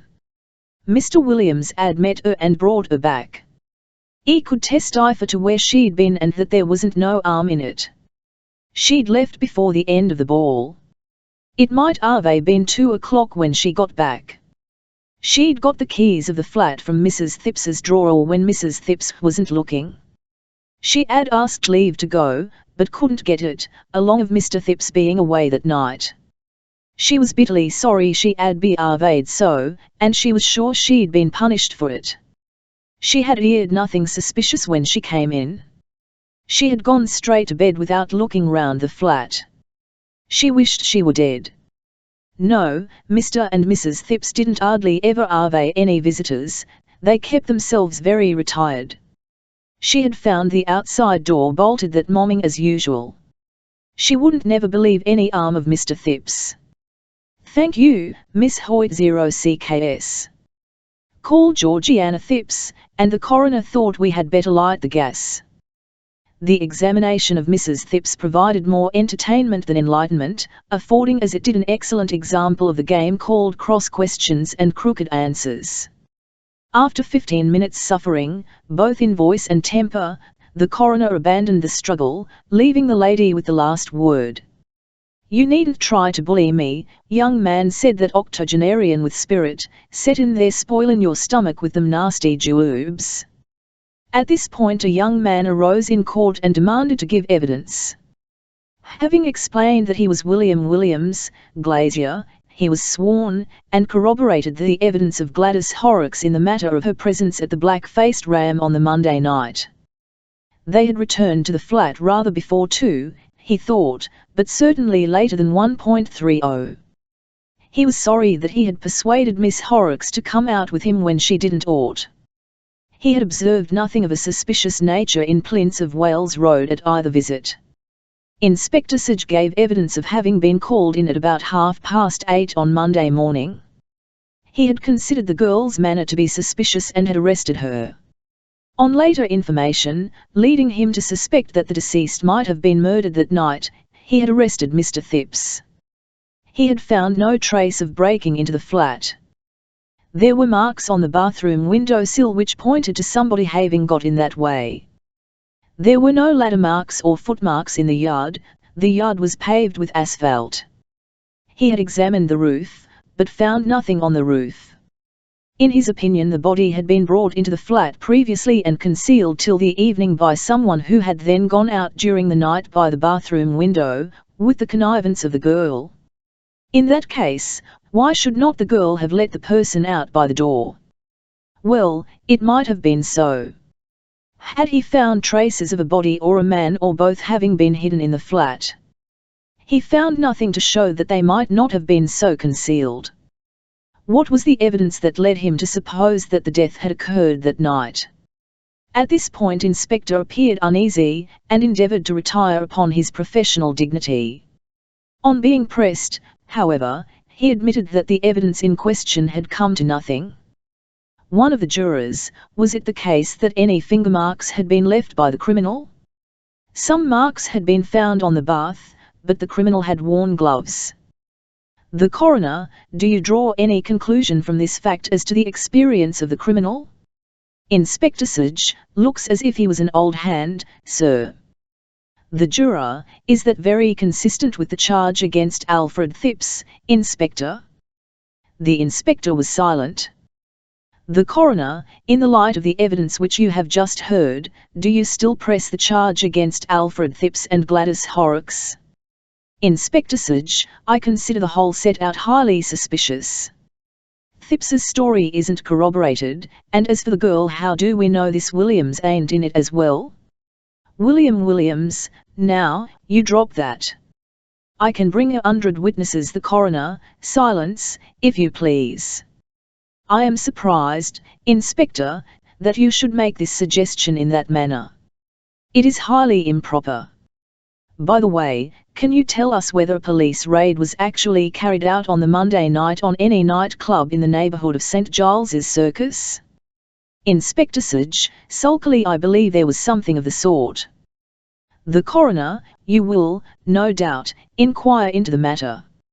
I seem to recollect having seen some mention of it in the newspapers. Thank you, Inspector, that will do.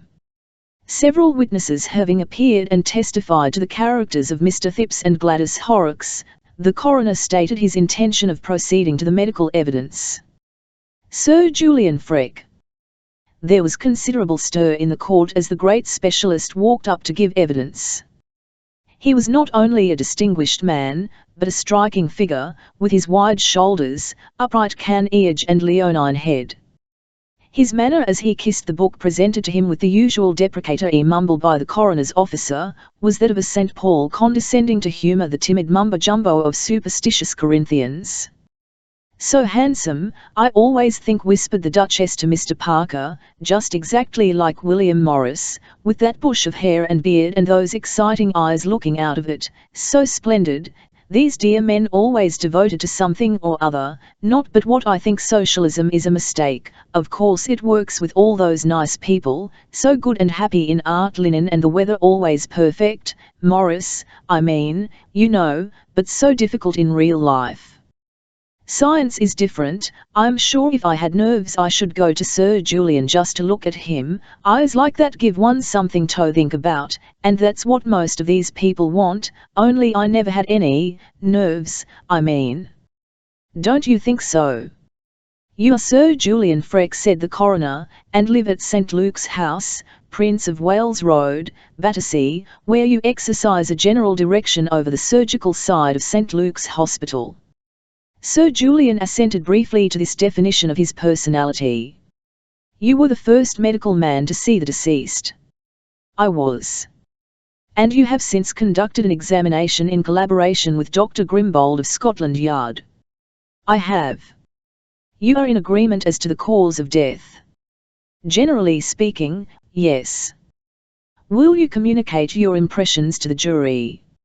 I was engaged in research work in the dissecting room at St. Luke's Hospital at about 9 o'clock on Monday morning, when I was informed that Inspector Sage wished to see me. He told me that the dead body of a man had been discovered under mysterious circumstances at 59 Queen Caroline Mansions. He asked me whether it could be supposed to be a joke perpetrated by any of the medical students at the hospital. I was able to assure him, by an examination of the hospital's books, that there was no subject missing from the dissecting room. Who would be in charge of such bodies? William Watts, the dissecting room attendant. Is William Watts present? Inquired the coroner of the officer. William Watts was present, and could be called if the coroner thought it necessary. I suppose no dead body would be delivered to the hospital without your knowledge, Sir Julian? Certainly not. Thank you. Will you proceed with your statement? Inspector Sage then asked me whether I would send a medical man round to view the body. I said that I would go myself. Why did you do that? I confess to my share of ordinary human curiosity, Mr. Coroner. Laughter from a medical student at the back of the room. On arriving at the flat I found the deceased lying on his back in the bath. I examined him, and came to the conclusion that death had been caused by a blow on the back of the neck, dislocating the 4th and 5th cervical vertebrae, bruising the spinal cord and producing internal hemorrhage and partial paralysis of the brain. I judged the deceased to have been dead at least 12 hours, possibly more. I observed no other sign of violence of any kind upon the body. Deceased was a strong, well-nourished man of about 50 to 55 years of age. In your opinion, could the blow have been self-inflicted? Certainly not. It had been made with a heavy, blunt instrument from behind, with great force and considerable judgment. It is quite impossible that it was self-inflicted. Could it have been the result of an accident? That is possible, of course. If, for example, the deceased had been looking out of the window, and the sash had shut violently down upon him. No, in that case there would have been signs of strangulation and a bruise upon the throat as well.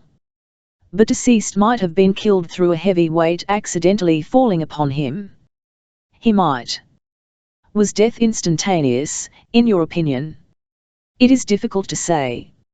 Such a blow might very well cause death instantaneously, or the patient might linger in a partially paralyzed condition for some time. In the present case I should be disposed to think that deceased might have lingered for some hours. I base my decision upon the condition of the brain revealed at the autopsy. I may say, however, that Dr. Grimbold and I are not in complete agreement on the point. I understand that a suggestion has been made as to the identification of the deceased. You are not in a position to identify him? Certainly not. I never saw him before.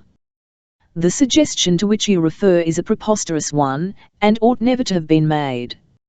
I was not aware until this morning that it had been made. Had it been made to me earlier, I should have known how to deal with it, and I should like to express my strong disapproval of the unnecessary shock and distress inflicted upon a lady with whom I have the honour to be acquainted. The coroner: it was not my fault, Sir Julian, I had nothing to do with it. I agree with you that it was unfortunate you were not consulted. The reporters scribbled busily, and the court asked each other what was meant, while the jury tried to look as if they knew already. In the matter of the eyeglasses found upon the BCXW, Sir Julian, do these give any indication to a medical man? They are somewhat unusual lenses. An oculist would be able to speak more definitely, but I will say for myself that I should have expected them to belong to an older man than the deceased. Speaking as a physician, who has had many opportunities of observing the human body, did you gather anything from the appearance of deceased as to his personal habits? I should say that he was a man in easy circumstances, but who had only recently come into money. His teeth are in a bad state, and his hands show signs of recent manual labour. An Australian colonist, for instance, who had made money. Something of that sort, of course. I could not say positively. Of course not. Thank you, Sir Julian. Dr. Grimbold, called, corroborated his distinguished colleague in every particular, except that, in his opinion, death had not occurred for several days after the blow. It was with the greatest hesitancy that he ventured to differ from Sir Julian Freke, and he might be wrong. It was difficult to tell in any case, and when he saw the body, deceased had been dead at least 24 hours, in his opinion. Inspector Sage recalled. Would he tell the jury what steps had been taken to identify the deceased?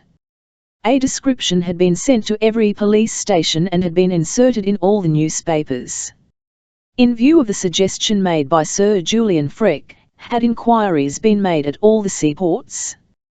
They had. And with no results. With no results at all. No one had come forward to identify the body.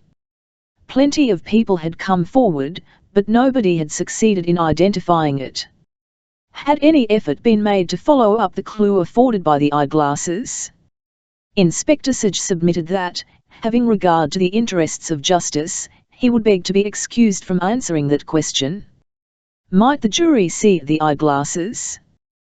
The eyeglasses were handed to the jury. William Watts, called, confirmed the evidence of Sir Julian Freke with regard to dissecting room subjects. He explained the system by which they were entered. They usually were supplied by the workhouses and free hospitals. They were under his sole charge. The young gentleman could not possibly get the keys. Had Sir Julian Freke, or any of the house surgeons, the keys? No, not even Sir Julian Freke. The keys had remained in his possession on Monday night? They had. And, in any case, the inquiry was irrelevant, as there was no missing, nor ever had been. That was the case. The coroner then addressed the jury, reminding them with some asperity that they were not there to gossip about who the deceased could or could not have been, but to give their opinion as to the cause of death. he reminded them that they should consider whether, according to the medical evidence, death could have been accidental or self-inflicted, or whether it was deliberate murder, or homicide. If they considered the evidence on this point insufficient, they could return an open verdict. In any case, their verdict could not prejudice any person. If they brought it in murder, all the whole evidence would have to gone through again before the magistrate. He then dismissed them, with the unspoken adjuration to be quick about it. Sir Julian Freke, after giving his evidence, had caught the eye of the Duchess, and now came over and greeted her. "Haven't seen you for an age," said that lady. "How are you?" "Hard at work," said the specialist. "Just got my new book out. This kind of thing wastes time. Have you seen Lady Levi yet?" "No, poor dear," said the Duchess. Only came up this morning, for this. Mrs. Thipps is staying with me, one of Peter's eccentricities, you know. Poor Christine. I must run round and see her. This is Mr. Parker," she added, "who is investigating that case." "Oh," said Sir Julian, and paused. "Do you know," he said in a low voice to Parker, "I am very glad to meet you. Have you seen Lady Levi? I saw her this morning." "Did she ask you to go on with the inquiry?" "Yes," said Parker. "She thinks," he added, "that Sir Reuben may be detained in the hands of some financial rival, or that perhaps some scoundrels are holding him to ransom." "And is that your opinion?" asked Sir Julian. "I think it very likely," said Parker, frankly. Sir Julian hesitated again. "I wish you would walk back with me when this is over," he said. "Should be delighted," said Parker. At this moment the jury resumed and took their places, and there was a little bustle and hush. The coroner addressed the foreman and inquired if they were agreed upon their verdict. "We are agreed, Mr. Coroner, that deceased died of the effects of a blow upon the spine, but how that injury was inflicted we consider that there is not sufficient evidence to show." Mr. Parker and Sir Julian Freke walked up the road together. "I had absolutely no idea until I saw Lady Levi this morning," said that there was any idea of connecting this matter with the disappearance of Sir Reuben. The suggestion was perfectly monstrous, and could only have grown up in the mind of that ridiculous police officer. If I had had any idea or what was in his mind, I could have disabused him and avoided all this. "I did my best to do so," said Parker. "As soon as I was called into the Levi case." "Who called you in, if I may ask?" inquired Sir Julian. "Well, the household first of all, and then Sir Reuben's uncle, Mr. Levi of Portman Square, wrote to me to go on with the investigation." "And now Lady Levi has confirmed those intimations?" "Certainly," said Parker in some surprise. Sir Julian was silent for a little time. "I'm afraid I was the first person to put the idea into such head," said Parker, rather penitently. "When Sir Reuben disappeared, my first step, almost, was to hunt up all the street accidents and suicides and so on that had turned up during the day, and I went down to see this Battersea Park body as a matter of routine. Of course, I saw that the thing was ridiculous as soon as I got there, but such froze on to the idea, and it's true there was a good deal of resemblance between the dead man and the portraits I've seen of Sir Reuben." "A strong superficial likeness," said Sir Julian. "The upper part of the face is a not uncommon type, and as Sir Reuben wore a heavy beard and there was no opportunity of comparing the mouths and chins, I can understand the idea occurring to anybody. But only to be dismissed at once. I am sorry," he added, "as the whole matter has been painful to Lady Levi. You may know, Mr. Parker, that I am an old, though I should not call myself an intimate, friend of the Levis." "I understood something of the sort." "Yes. When I was a young man in short, Mr. Parker, I hoped once to marry Lady Levi." Mr. Parker gave the usual sympathetic groan. "I have never married, as you know," pursued Sir Julian. "We have remained good friends. I have always done what I could to spare her pain." "Believe me, Sir Julian," said Parker, that I sympathize very much with you and with Lady Levi, and that I did all I could to disabuse Inspector Sage of this notion. Unhappily, the coincidence of Sir Reuben's being seen that evening in the Battersea Park Road, all, yes, said Sir Julian. Dear me, here we are at home. Perhaps you would come in for a moment, Mr. Parker, and have tea or a whisky and soda or something. Parker promptly accepted this invitation, feeling that there were other things to be said. The two men stepped into a square, finely furnished hall with a fireplace on the same side as the door, and a staircase opposite. The dining room door stood open on their right, and as Sir Julian rang the bell a man-servant appeared at the far end of the hall. "What will you take?" asked the after that dreadfully cold place, said Parker. "What I really want is gallons of hot tea, if you, as a nerve specialist, can bear the thought of it." "Provided you allow of a judicious blend of China in it," replied Sir Julian in the same tone, "I have no objection to make." "Tea in the library at once," he added to the servant, and led the way upstairs. "Don't use the downstairs rooms much, except the dining room," he explained as he ushered his guest into a small but cheerful library on the first floor. "This room leads out of my bedroom and is more convenient. I only live part of my time here, but it's very handy for my research work at the hospital. That's what I do there, mostly.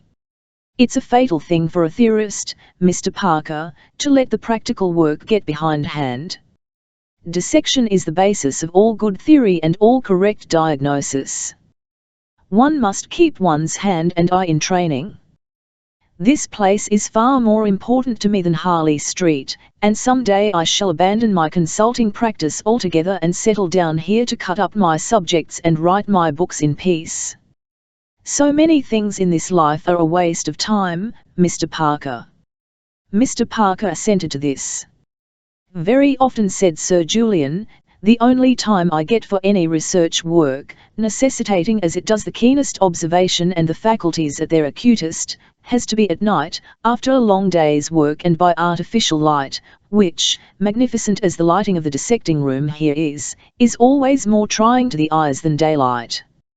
Doubtless your own work has to be carried on under even more trying conditions." "Yes, sometimes," said Parker, "but then you see," he added, "the conditions are, so to speak, part of the work." Quite so," said Sir Julian. "You mean that the burglar, for example, does not demonstrate his methods in the light of day, or plant the perfect footmark in the middle of a damp patch of sand for you to analyze." "Not as a NLLE," said the detective, "but I have no doubt many of your diseases work quite as insidiously as any burglar." They do," said Sir Julian, laughing, "and it is my pride, as it is yours, to track them down for the good of the neuroses, you know, are particularly clever criminals.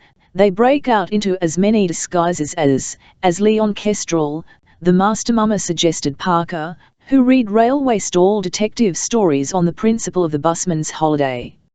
"No doubt," said Sir Julian, "who did not, and they cover up their tracks wonderfully. But when you can really investigate, Mr. Parker, and break up the dead, or for preference the living body with the scalpel, you always find the footmarks, the little trail of ruin or disorder left by madness or disease or drink or any other similar pest.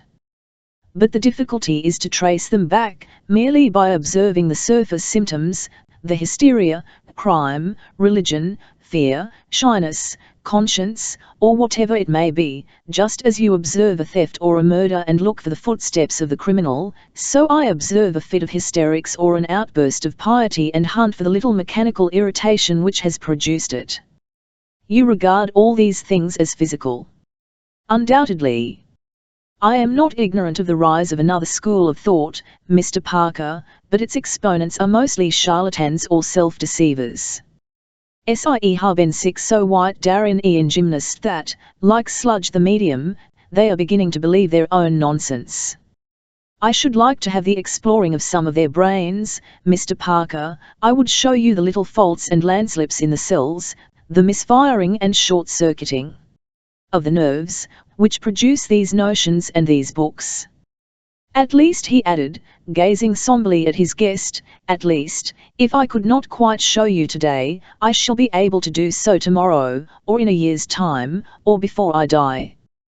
He sat for some minutes gazing into the fire, while the red light played upon his tawny beard and struck out answering gleams from his compelling eyes. Parker drank tea in silence, watching him. On the whole, however, he remained but little interested in the causes of nervous phenomena, and his mind strayed to Lord Peter, coping with the redoubtable Crimplesham down in Salisbury. Lord Peter had wanted him to come. That meant, either that Crimplesham was proving recalcitrant or that a clue wanted following. But Bunter had said that tomorrow would do, and it was just as well. After all, the Battersea affair was not Parker's case. He had already wasted valuable time attending an inconclusive inquest, and he really ought to get on with his legitimate work. There was still Lever's secretary to see and the little matter of the Peruvian oil to be looked into. He looked at his watch. "I am very much afraid, if you will excuse me," he murmured. Sir Julian came back with a start to the consideration of actuality. "Your work calls you," he said, smiling. "Well, I can understand that. I won't keep you. But I wanted to say something to you in connection with your present inquiry, only I hardly know, I hardly like—" Parker sat down again, and banished every indication of hurry from his face and attitude. "I shall be very grateful for any help you can give me," he said. "I'm afraid it's more in the nature of hindrance," said Sir Julian, with a short laugh. "It's a case of destroying a clue for you, and a breach of professional confidence on my side. But since, accidentally, a certain amount has come out, perhaps the whole had better do so." Mr. Parker made the encouraging noise which, among laymen, supplies the place of the priest's insinuating, "Yes, my son." "Sir Reuben Lever's visit on Monday night was to me," said Sir Julian. "Yes," said Mr. Parker, without expression. "He found cause for certain grave suspicions concerning his health," said Sir Julian, slowly, as though weighing how much he could in honour disclose to a stranger. "He came to me, in preference to his own medical man, as he was particularly anxious that the matter should be kept from his wife. As I told you, he knew me fairly well, and Lady Levi had consulted me about a nervous disorder in the summer." "Did he make an appointment with you?" asked Parker. "I beg your pardon," said the other, absently. "Did he make an appointment?" "An appointment? Oh, no. He turned up suddenly in the evening after dinner when I wasn't expecting him. I took him up here and examined him, and he left me somewhere about 10 o'clock, I should think." "May I ask what was the result of your examination?" "Why do you want to know?" "It might illuminate, well, conjecture as to his subsequent conduct," said Parker, cautiously. This story seemed to have little coherence with the rest of the business, and he wondered whether coincidence was alone responsible for Sir Reuben's disappearance on the same night that he visited the doctor. "I see," said Sir Julian.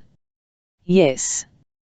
Well, I will tell you in confidence that I saw grave grounds of suspicion, but as yet, no absolute certainty of mischief." "Thank you. Sir Reuben left you at 10 o'clock. Then or thereabouts. I did not at first mention the matter as it was so very much Sir Reuben's wish to keep his visit to me secret, and there was no question of accident in the street or anything of that kind, since he reached home safely at midnight." "Quite so," said Parker. "It would have been, and is, a breach of confidence," said Sir Julian, "and I only tell you now because Sir Reuben was accidentally seen, and because I would rather tell you in private than have you ferreting round here and questioning my servants, Mr. Parker. You will excuse my frankness." "Certainly," said Parker. "I'll hold no brief for the pleasantness of my profession, Sir Julian. I am very much obliged to you for telling me this. I might otherwise have wasted valuable time following up a false trail.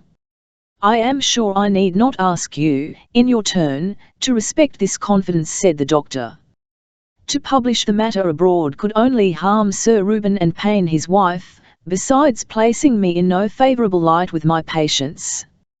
I'll promise to keep the thing to myself, said Parker, except of course, he added hastily, that I must inform my colleague. You have a colleague in the case? I have. What sort of person is he? He will be perfectly discreet, Sir Julian. Is he a police officer? You need not be afraid of your confidence getting into the records at Scotland Yard. I see that you know how to be discreet, Mr. Parker. We also have our professional etiquette, Sir Julian. On returning to Great Ormond Street, Mr. Parker found a wire awaiting him, which said, "Do not trouble to come. All well. Returning tomorrow." Whimsy. Chapter 7. On returning to the flat just before lunchtime on the following morning, after a few confirmatory researches in Balham and the neighbourhood of Victoria Station, Lord Peter was greeted at the door by Mr. Bunter, who had gone straight home from Waterloo, with a telephone message and a severe and nursemaid-like eye. Lady Swaffham rang up, my lord, and said she hoped your lordship had not forgotten you were lunching with her. I have forgotten, Bunter, and I mean to forget. I trust you told her I had succumbed to lethargic encephalitis suddenly, no flowers by request. Lady Swaffham said, my lord, she was counting on you. She met the Duchess of Denver yesterday. If my sister-in-law's there I won't go, that's flat, said Lord Peter. I beg your pardon, my lord, the Dowager Duchess. What's she doing in town? I imagine she came up for the inquest, my lord. Oh, yes, we missed that, Bunter. Yes, my lord. Her Grace is lunching with Lady Swamlam. Bunter, I can't, really. Say I'm in bed with whooping cough, and ask my mother to come round after lunch. Very well, my lord. Mrs. Tommy Frail will be at Lady Swam's, my lord, and Mr. Milligan, Mr. Who? Mr. John P. Milligan, my lord, and, good God, Bunter, why didn't you say so before? Have I time to get there before he does? All right. I'm off. With a taxi I can just, not in those trousers, my lord, said Mr. Bunter, blocking the way to the door with deferential firmness. Oh, Bunter, pleaded his lordship, do let me, just this once. You don't know how important it is. Not on any account, my lord. It would be as much as my place is worth. The trousers are all right, Bunter. Not for Lady Swaffham's, my lord. Besides, your lordship forgets the man that ran against you with a milk can at Salisbury. And Mr. Bunter laid an accusing finger on a slight stain of grease showing across the light cloth. I'll wish to God I'd never let you grow into a privileged family retainer, Bunter, said Lord Peter, bitterly, dashing his walking stick into the umbrella stand. You've no conception of the mistakes my mother may be making. Mr. Bunter smiled grimly and led his victim away. When an immaculate Lord Peter was ushered, rather late for lunch, into Lady Swaffham's drawing-room, the Dowager Duchess of Denver was seated on a sofa, plunged in intimate conversation with Mr. John P. Milligan of Chicago.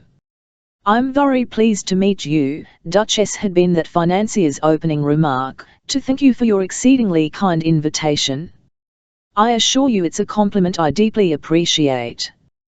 The Duchess beamed at him, while conducting a rapid rally of all her intellectual forces. Do come and sit down and talk to me, Mr. Milligan, she said.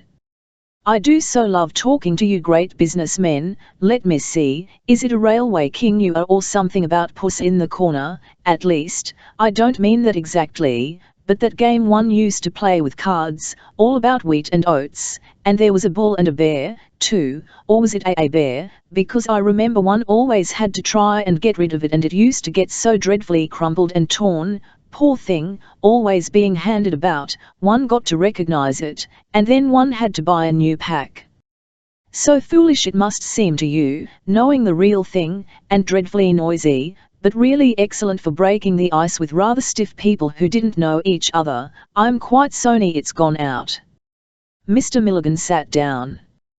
"Wall, now," he said, "I'll guess it's as interesting for us businessmen to meet British aristocrats as it is for Britishers to meet American railway kings, Duchess.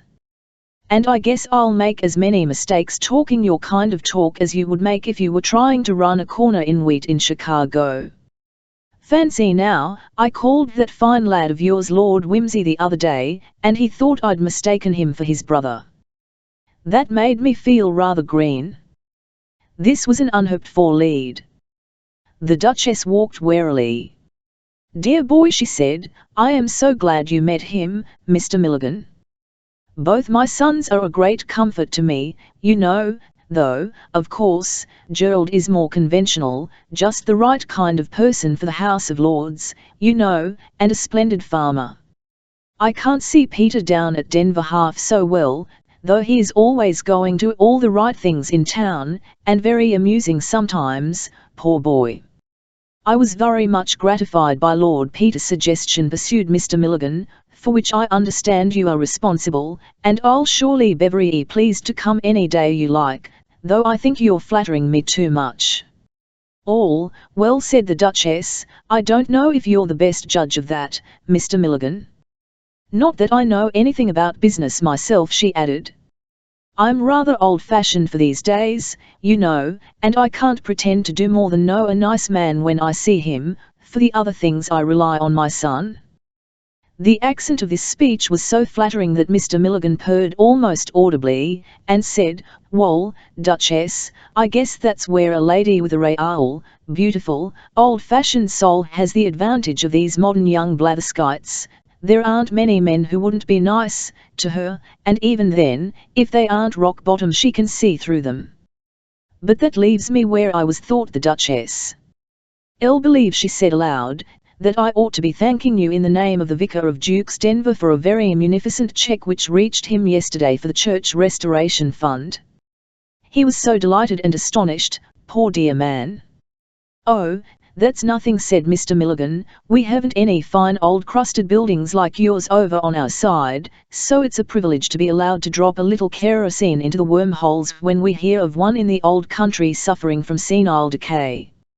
So when your lad told me about Dukes Denver I took the liberty to subscribe without waiting for the bazaar." "I'm sure it was very kind of you," said the Duchess. "You are coming to the bazaar, then?" she continued, gazing into his face appealingly. "Sure thing," said Mr. Milligan, with great promptness.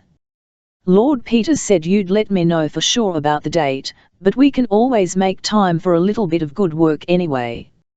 Of course I'm hoping to be able to avail myself of your kind invitation to stop, but if I'm NLSHED, I'll manage anyhow to pop over and speak my piece and pop back again."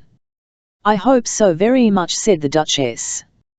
"I must see what can be done about the date, of course. I can't promise." No, said Mr. Milligan heartily. "I'll know what these things are to fix up. And then there's not only me, there's all the real big men of European eminence your son mentioned, to be consulted." The Duchess turned pale at the thought that any one of these illustrious persons might sometime turn up in somebody's drawing room, but by this time she had dug herself in comfortably, and was even beginning to find her range. "I can't say how grateful we are to you," she said, "it will be such a treat." "Do tell me what you think of saying." "Wall," began Mr. Milligan. Suddenly everybody was standing up and a penitent voice was heard to say, "Really, most awfully sorry, you know, hope you'll forgive me, Lady Swaffham." "What? Dear lady, could I possibly forget an invitation from you? Fact is, I had to go and see a man down in Salisbury, absolutely true, 'pon my word, and the fellow wouldn't let me get away. I'm simply grovelling before you, Lady Swaffham. Shall I go and eat my lunch in the cummer?" Lady Swaffham gracefully forgave the culprit. "Your dear mother is here," she said. "How do, mother?" said Lord Peter, uneasily. "How are you, dear?" replied the Duchess. "You really oughtn't to have turned up just yet. Mr. Milligan was just going to tell me what a thrilling speech he's preparing for the bazaar, when you came and interrupted us." Conversation at lunch turned, not unnaturally, on the Battersea inquest, the Duchess giving a vivid impersonation of Mrs. Phipps being interrogated by the coroner. "Did you hear anything unusual in the night?" says the little man, leaning forward and screaming at her, and so crimson in the face and his ears sticking out so, just like a cherubim in that poem of Tennyson's, or is a cherub blue? Perhaps it's a seraphim I mean, anyway, you know what I mean, all eyes, with little wings on its head. And dear old Mrs. Phipps saying, "Of course I have. Any time these 80 years and such a sensation in court till they found out she thought he'd said, 'Do you sleep without a light?' and everybody laughing, and then the coroner said quite loudly, 'Damn the woman,' and she heard that, I can't think why, and said, 'Don't you get swearing, young man,' sitting there in the presence of Providence, as you may say. I don't know what young people are coming to nowadays, and he's 60 if he's a day, you know," said the Duchess. By a natural transition, Mrs. Tommy Frail referred to the man who was hanged for murdering 3 brides in a bath.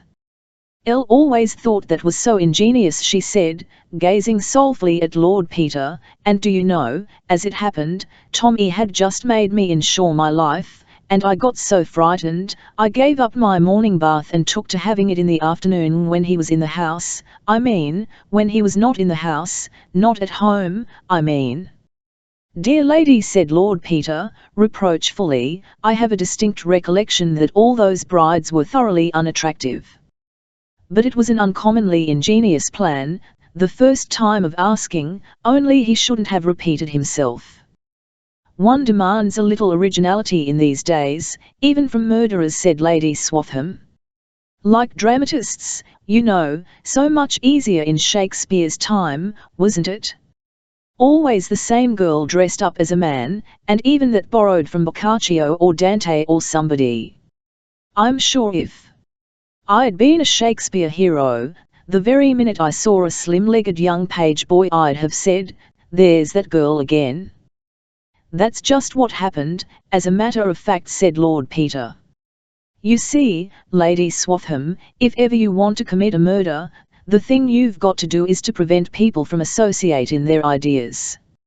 Most people don't associate anything, their ideas just roll about like so many dry peas on a tray, making a lot of noise and going nowhere, but once you begin letting them string their peas into a necklace, it's going to be strong enough to hang you, what?"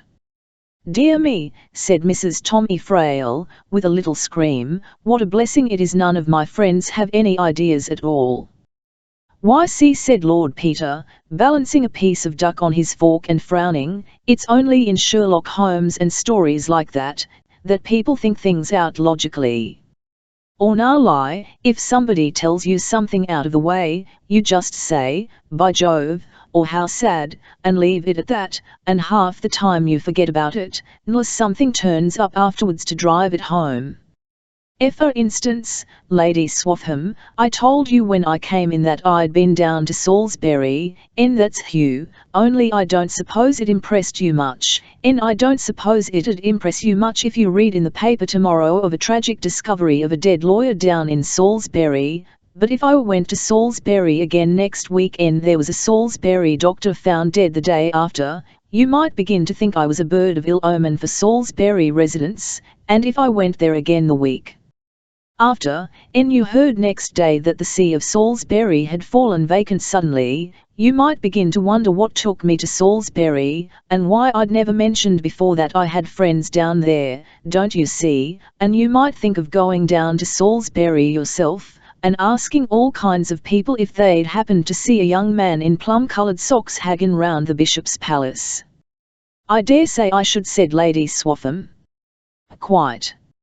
And if you found that the lawyer and the doctor had once upon a time been in business at Poggleton-on-the-Marsh when the Bishop had been vicar there, you'd begin to remember you'd once heard of me paying a visit to Poggleton-on-the-Marsh a long time ago, and you'd begin to look up the parish registers there and discover I'd been married under an assumed name by the vicar to the widow of a wealthy farmer, who died suddenly of peritonitis, as certified by the doctor, after the lawyer made a will leaving me all her money, and then you'd begin to think I might have very good reasons for getting rid of such promising blackmailers as the lawyer, the doctor and the Bishop.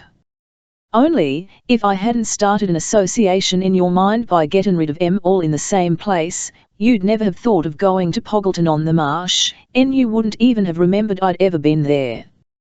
Were you ever there, Lord Peter? Inquired Mrs. Tom E. anxiously. I don't think so, said Lord Peter. The name threads no beads in my mind. But it might, any day, you know. But if you were investigating a crime, said Lady Swaffham, you'd have to begin by the usual things, I suppose, finding out what the person had been doing, and who'd been to call, and looking for a motive, wouldn't oh, yes, said Lord Peter, but most of us have such dozens of motives for murder in all sorts of inoffensive people. There's lots of people I'd like to murder, wouldn't you? Heaps, said Lady Swaffham. There's that dreadful, perhaps I'd better not say it, though, for fear you should remember it later on. Well, I wouldn't if I were you, said Peter, amiably. You never know. It'd be beastly awkward if the person died suddenly tomorrow. The difficulty with this Battersea case, I guess, said Mr. Milligan, is that nobody seems to have any associations with the gentleman in the bath. So hard on poor Inspector Sage, said the Duchess. I quite felt for the man, having to stand up there and answer a lot of questions when he had nothing at all to say. Lord Peter applied himself to the duck, having got a little behindhand. Presently he heard somebody ask the Duchess if she had seen Lady Levi. She's in great distress, said the woman who had spoken, a Mrs. Fremantle, though she clings to the hope that he will turn up. I suppose you knew him, Mr. Milligan. Know him, I should say, for I hope he's still alive somewhere. Mrs. Fremantle was the wife of an eminent railway director, and celebrated for her ignorance of the world of finance. Her faux pas in this connection enlivened the tea parties of city men's wives. Well, I've dined with him, said Mr. Milligan, good-naturedly. I think he and I've done our best to ruin each other, Mrs. Fremantle. If this were the States, he added, I'd be much inclined to suspect myself of having put Sir Reuben in a safe place. But we can't do business that way in your old country, no. It must be exciting work doing business in America, said Lord Peter. It is, said Mr. Milligan. I'll guess my brothers are having a good time there now. I'll be joining them again before long, as soon as I've fixed up a little bit of work for them on this side. Well, you mustn't go till after my bazaar, said the Duchess. Lord Peter spent the afternoon in a vain hunt for Mr. Parker. He ran him down eventually after dinner in Great Ormond Street. Parker was sitting in an elderly but affectionate armchair, with his feet on the mantelpiece, relaxing his mind with a modern commentary on the Epistle to the Galatians. He received Lord Peter with quiet pleasure, though without rapturous enthusiasm, and mixed him a whisky and soda. Peter took up the book his friend had laid down and glanced over the pages. All these men work with a bias in their minds, one way or other, he said. They find what they are looking for. Oh, they do, agreed the detective, but one learns to discount that almost automatically, you know. When I was at college, I was all on the other side, Conybeare and Robertson and Drews and those people, you know, till I found they were all so busy looking for a burglar whom nobody had ever seen, that they couldn't recognize the footprints of the household, so to speak. Then I spent 2 years learning to be cautious. Hum, said Lord Peter, theology must be good exercise for the brain then, for you're easily the most cautious devil I know. But I say, do go on reading, it's a shame for me to come and root you up in your off time like this. It's all right, old man, said Parker. The two men sat silent for a little, and then Lord Peter said, do you like your job? The detective considered the question, and replied, yes, I do. I know it to be useful, and I am fitted to it. I do it quite well, not with inspiration, perhaps, but sufficiently well to take a pride in it. It is full of variety and it forces one to keep up to the mark and not get slack. And there's a future to it. Yes, I like it. Why? Oh, nothing, said Peter. It's a hobby to me, you see. I took it up when the bottom of things was rather knocked out for me, because it was so damned exciting, and the worst of it is, I enjoy it, up to a point. If it was all on paper I'd enjoy every bit of it. I love the beginning of a job, when one doesn't know any of the people and it's just exciting and amusing. But if it comes to really running down a live person and getting him hanged, or even quadded, poor devil, there don't seem as if there was any excuse for me butting in, since I don't have to make my living by it. And I feel as if I oughtn't ever to find it amusing. But I do. Parker gave this speech his careful attention. I see what you mean, he said. There's old Milligan, for instance, said Lord Peter. On paper, nothing would be funnier than to catch old Milligan out. But he's rather a decent old bird to talk to. Mother likes him. He's taken a fancy to me. It's awfully entertainin' going and pumping him with stuff about a bazaar for church expenses, but when he's so jolly pleased about it and that, I feel a worm. Suppose old Milligan has cut Lever's throat and plugged him into the Thames. It ain't my business. It's as much yours as anybody's, said Parker. It's no better to do it for money than to do it for nothing. Yes, it is, said Peter stubbornly. Having to live is the only excuse there is for doing that kind of thing. Well, but look here, said Parker. If Milligan has cut poor old Lever's throat for no reason except to make himself richer, I don't see why he should buy himself off by giving $1 to Duke's Denver church roof, or why he should be forgiven just because he's childishly vain, or childishly snobbish. That's a nasty one, said Lord Peter.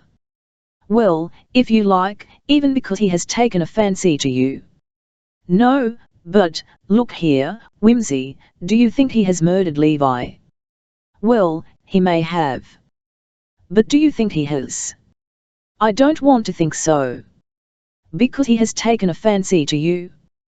Well, that biases me, of course. I dare say it's quite a legitimate bias. You don't think a callous murderer would be likely to take a fancy to you? Well, besides, I've taken rather a fancy to him. I dare say that's quite legitimate, too.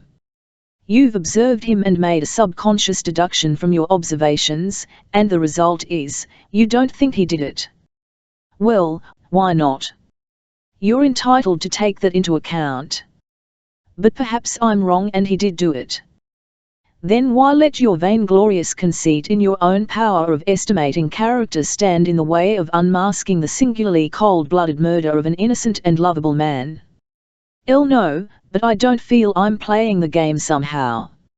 Look here, Peter, said the other with some earnestness, suppose you get this playing fields of Eton complex out of your system once and for all. There doesn't seem to be much doubt that something unpleasant has happened to Sir Reuben Levi. Call it murder, to strengthen the argument. If Sir Reuben has been murdered, is it a game? And is it fair to treat it as a game? That's what I'm ashamed of, really, said Lord Peter. It is a game to me, to begin with, and I go on cheerfully, and then I suddenly see that somebody is going to be hurt, and I want to get out of it. Yes, I know, said the detective, but that's because you're thinking about your attitude.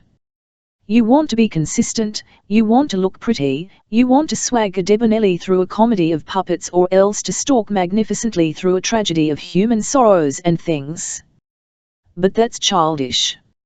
If you've any duty to society in the way of finding out the truth about murders, you must do it in any attitude that comes handy. You want to be elegant and detached. That's all right, if you find the truth out that way, but it hasn't any value in itself, you know. You want to look dignified and consistent, what's that got to do with it?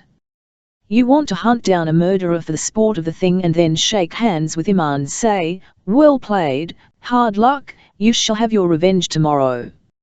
Well, you can't do it like that. Life's not a football match. You want to be a sportsman. You can't be a sportsman. You're a responsible person. Don't think you ought to read so much theology, said Lord Peter. It has a brutalizing influence. He got up and paced about the room, looking idly over the bookshelves. Then he sat down again, filled and lit his pipe, and said, "Well, I'd better tell you about the ferocious and hardened Crimplisham." He detailed his visit to Salisbury. Once assured of his bona fides, Mr. Crimplisham had given him the fullest details of his visit to town. "And I've substantiated it all," groaned Lord Peter, "and unless he's corrupted half Balham, there's no doubt he spent the night there. And the afternoon was really spent with the bank people. And half the residents of Salisbury seem to have seen him off on Monday before lunch. And nobody but his own family or young Wicks seems to have anything to gain by his death. And even if young Wicks wanted to make away with him, it's rather far-fetched to go and murder an unknown man in Thipps's place in order to stick Crimplisham's eyeglasses on his nose." "Where was young Wicks on Monday?" asked Parker. "At a dance given by the precentor," said Lord Peter, wildly. "David, his name is David, dancing before the Ark of the Lord in the face of the whole cathedral close." There was a pause. "Tell me about the inquest," said Wimsey. Parker obliged with a summary of the evidence. "Do you believe the body could have been concealed in the flat after all?" he asked. "I know we looked, but I suppose we might have missed something." "We might. But Sage looked as well."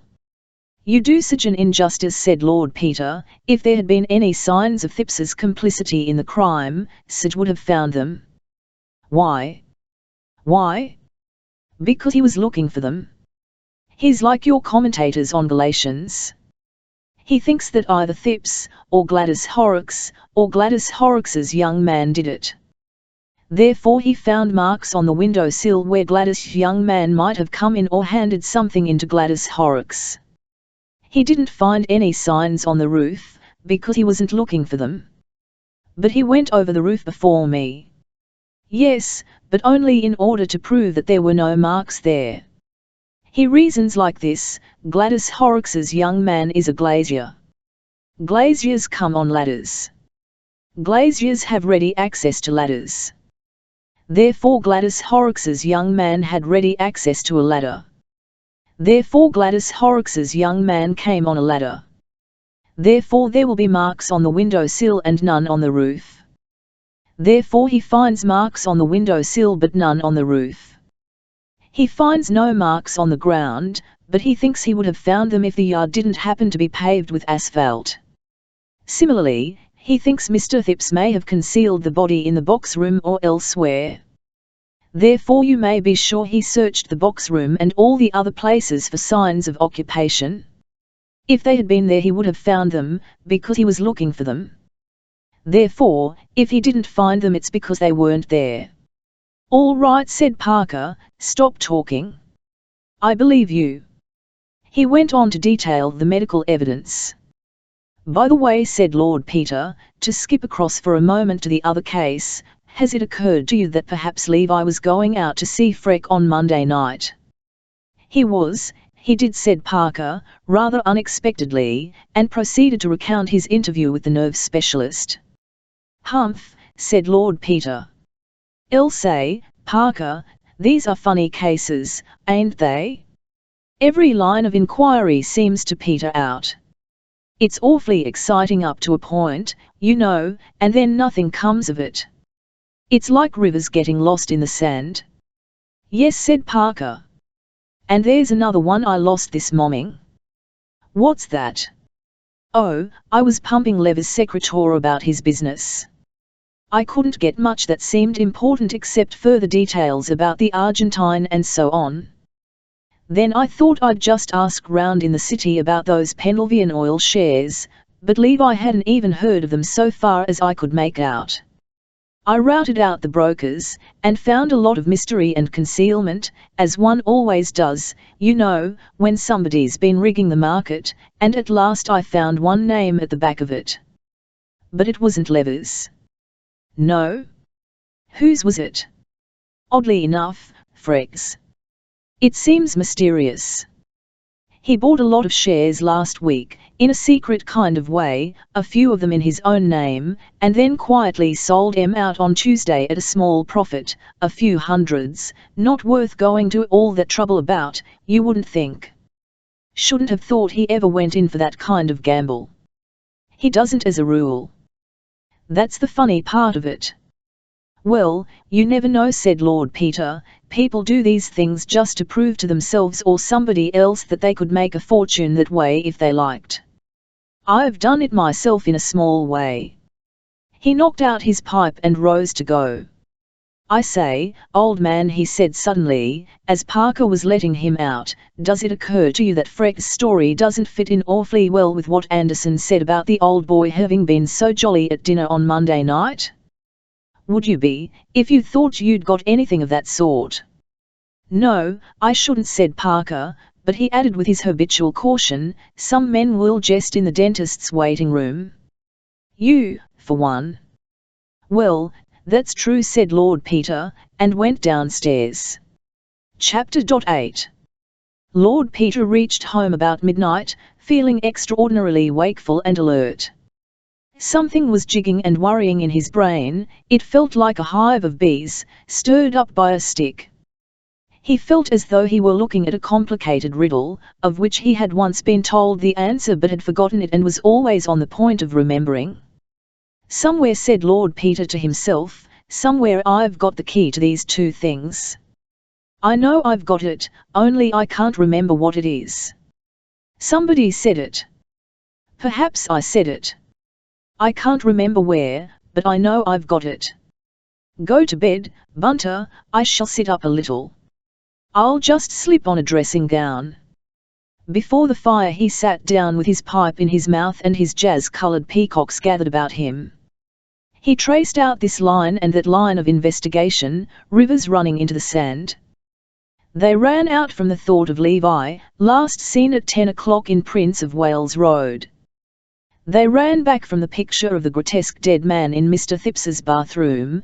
They ran over the roof, and were lost in the sand. Rivers ilning into the sand, rivers running underground, very far down, where Alf, the sacred river, ran through caverns measureless to man down to a sunless sea. By leaning his head down, it seemed to Lord Peter that he could hear them, very faintly, lipping and gurgling somewhere in the darkness. But where? He felt quite sure that somebody had told him once, only he had forgotten. He roused himself, threw a log on the fire, and picked up a book which the indefatigable Bunter, carrying on his daily fatigues amid the excitements of special duty, had brought from the Times Book Club. It happened to be Sir Julian Freck's Physiological Bases of the Conscience, which he had seen reviewed 2 days before. This ought to send one to sleep, said Lord Peter. If I can't leave these problems to my subconscious, I'll be as limp as a rag tomorrow. He opened the book slowly, and glanced carelessly through the preface. I wonder if that's TNLE about Levi being ill, he thought, putting the book down. It doesn't seem likely. And yet, dash it all, I'll take my mind off it. He read on resolutely for a little. Don't suppose Mother's kept up with the Levis much, was the next importunate train of thought. Dad always hated self-made people and wouldn't have em at Denver. And old Gerald keeps up the tradition. I wonder if she knew Freck well in those days. She seems to get on with Milligan. I asked Mother's judgment a good deal.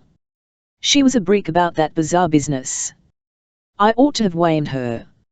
She said something once. He pursued an elusive memory for some minutes, till it vanished altogether with a mocking flicker of the tail. He returned to his reading. Presently another thought crossed his mind, aroused by a photograph of some experiment in surgery. If the evidence of Freck and that man Watts hadn't been so positive, he said to himself, I should be inclined to look into the matter of those shreds of lint on the chimney. He considered this, shook his head and read with determination. Mind and matter were one thing, that was the theme of the physiologist. Matter could erupt, as it were, into ideas. You could carve passions in the brain with a knife. You could get rid of imagination with DMGS and cure a new torn convention like a disease. The knowledge of good and evil is an observed phenomenon, attendant upon a certain condition of the brain cells, which is removable. That was one phrase, and again, conscience in man may, in fact, be compared to the sting of a hive bee, which, so far from conducing to the welfare of its possessor, cannot function, even in a single instance, without occasioning its death. The survival value in each case is thus purely social, and if humanity ever passes from its present phase of social development into that of a higher individualism, as some of our philosophers have ventured to speculate, we may suppose that this interesting mental phenomenon may gradually cease to appear, just as the nerves and muscles which once controlled the movements of our ears and scalps have, in all save a few backward individuals, become atrophied and of interest only to the physiologist. By Jove, thought Lord Peter, idly, that's an ideal doctrine for the criminal. A man who believed that would never, and then it happened, the thing he had been half unconsciously expecting. It happened suddenly, surely, as unmistakably, as sunrise. He remembered, not one thing, nor another thing, nor a logical succession of things, but everything, the whole thing, perfect, complete, in all its dimensions as it were, and instantaneously, as if he stood outside the world and saw it suspended in infinitely dimensional space. He no longer needed to reason about it, or even to think about it. He knew it. There is a game in which one is presented with a jumble of letters and is required to make a word out of them, as thus, Kosl. The slow way of solving the problem is to try out all the permutations and combinations in turn, throwing away impossible conjunctions of letters, s-c, s-so. Another way is to stare at the incoordinate elements until, by no logical process that the conscious mind can detect, or under some adventitious external stimulus, the combination, s presents itself with calm certainty. After that, one does not even need to arrange the letters in order. The thing is done. Even so, the scattered elements of two grotesque conundrums, flung higgledy-piggledy into Lord Peter's mind, resolved themselves, unquestioned henceforward. A bump on the roof of the end house, Levi in a welter of cold rain talking to a prostitute in the Battersea Park Road, a single ruddy hair, lint bandages, Inspector Sage calling the great surgeon from the dissecting room of the hospital, Lady Levi with a nervous attack, the smell of carbolic soap, the Duchess's really an engagement, only a sort of understanding with her father, shares in Peruvian oil, the dark skin and curved, fleshy profile of the man in the bath, Dr. Grimbold giving evidence, in my opinion, death did not occur for several days after the gloves, even, faintly, the voice of Mr. Appledore, he called on me, sir, with an antivivisectionist. These things and many others rang together and made one sound, they swung together like bells in a steeple, with the deep tenor booming through the clamour. The knowledge of good and evil is a phenomenon of the brain, and is removable, removable, removable. The knowledge of good and evil is removable. Lord Peter Wimsey was not a young man who habitually took himself very seriously, but this time he was frankly appalled. It's impossible, said his reason, feebly, credo quia impossibile, said his interior certainty with impervious self-satisfaction.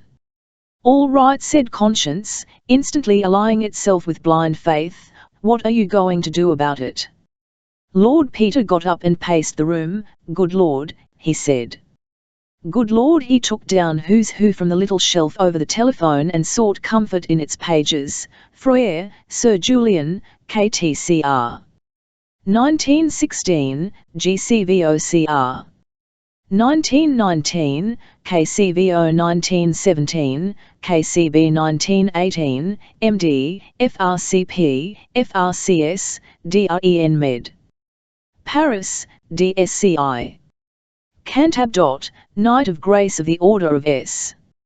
John of Jerusalem, Consulting Surgeon of St. Luke's Hospital, Battersea. B. Greilingham, the 16th of March, 1872, only son of Edward Curzon Freck, Esquire, of GrYll Court, Greilingham. Edduck.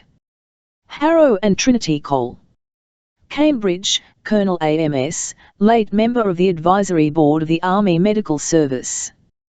Publications: Some Notes on the Pathological Aspects of Genius, 1892, Statistical Contributions to the Study of Infantile Paralysis in England and Wales, 1894, Functional Disturbances of the Nervous System, 1899, Cerebrospinal Diseases, 1904, The Borderland of Insanity, 1906, An Examination into the Treatment of Pauper Lunacy in the United Kingdom, 1906, Modern Developments in Psychotherapy, A Criticism, 1910, Criminal Lunacy, 1914, The Application of Psychotherapy to the Treatment of Shell Shock, 1917, An Answer to Professor Freud, with a description of some experiments carried out at the base hospital at Amiens, 1919, Structural Modifications Accompanying the More Important Neuroses, 1920.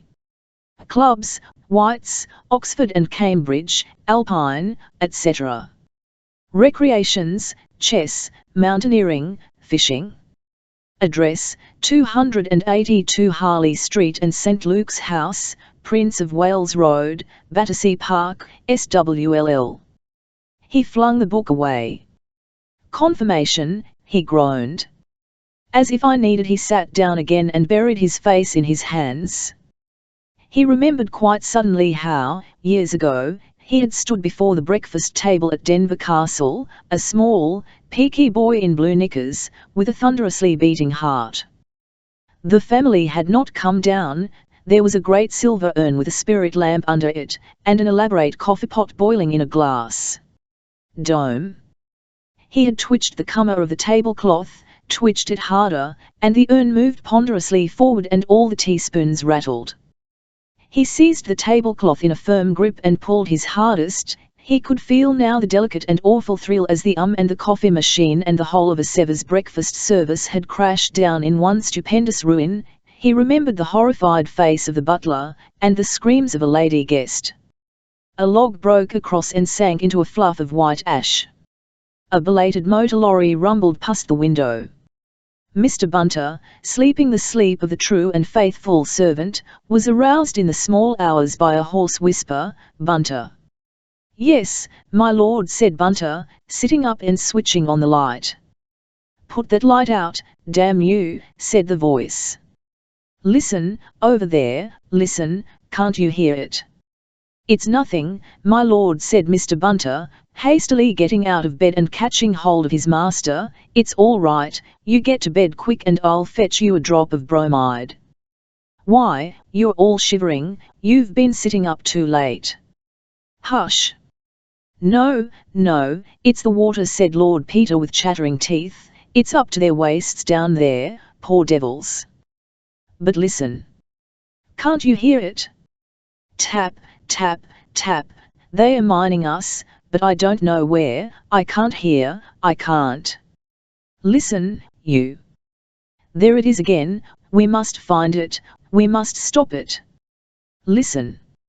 Oh, my God. I can't hear anything for the noise of the guns. Can't they stop the guns?" "Oh, dear," said Mr. Bunter to himself. "No, no, it's all right, Major, don't you worry." "But I hear it," protested Peter. "So do I," said Mr. Bunter stoutly. "Very good hearing, too, my lord. That's our own sappers at work in the communication trench. Don't you fret about that, sir." Lord Peter grasped his wrist with a feverish hand. "Our own sappers," he said, "sure of that." "Certain of it," said Mr. Bunter, cheerfully. "They'll bring down the tower," said Lord Peter. "To be sure they will," said Mr. Bunter, "and very nice, too. You just come and lay down a bit, sir, they've come to take over this section." "You're sure it's safe to leave it?" said Lord Peter. "Safe as houses, sir," said Mr. Bunter, tucking his master's arm under his and walking him off to his bedroom. Lord Peter allowed himself to be dosed and put to bed without further resistance. Mr. Bunter, looking singularly Bunter-like in striped pyjamas, with his stiff black hair ruffled about his head, sat grimly watching the younger man's sharp cheekbones and the purple stains under his eyes. "Thought we'd had the last of these attacks," he said. "Been overdoing of himself. Asleep." He peered at him anxiously. An affectionate note crept into his voice. "Bloody little fool," said Sergeant Bunter. Chapter 9. Mr. Parker, summoned the next morning to 110 Piccadilly, arrived to find the Dowager Duchess in possession. She greeted him charmingly. "I am going to take this silly boy down to Denver for the weekend," she said, indicating Peter, who was writing and only acknowledged his friend's entrance with a brief nod. "He's been doing too much, running about to Salisbury and places and up till all hours of the night. You really shouldn't encourage him, Mr. Parker. It's very naughty of you, waking poor Bunter up in the middle of the night with scares about Germans, as if that wasn't all over years ago, and he hasn't had an attack for ages, but there. Nerves are such funny things, and Peter always did have nightmares when he was quite a little boy, though very often of course it was only a little pill he wanted, but he was so dreadfully bad in 1918, you know, and I suppose we can't expect to forget all about a great war in a year or two, and, really, I ought to be very thankful with both my boys safe. Still, I think a little peace and quiet at Denver won't do him any harm." "Sorry you've been having a bad turn, old man," said Parker, vaguely sympathetic. "You're looking a bit seedy." "Charles," said Lord Peter, in a voice entirely void of expression, "I'm going away for a couple of days because I can be no use to you in London. What has got to be done for the moment can be much better done by you than by me. I want you to take folded up his writing and placed it in Scotland Yard immediately and get it sent out to all the workhouses, infirmaries, police stations, y.ni.c.o.s. and so on in London. It is a description of Thipps's corpse as he was before he was shaved and cleaned up. I want to know whether any man answering to that description has been taken in anywhere, alive or dead, during the last fortnight. You will see Sir Andrew Mackenzie personally, and get the paper sent out at once. By his authority, you will tell him that you have solved the problems of the Levi murder and the Battersea mystery." Mr. Parker made an astonished noise to which his friend paid no. "You will ask him to have men in readiness with a warrant to arrest a very dangerous and important criminal at any moment on your information.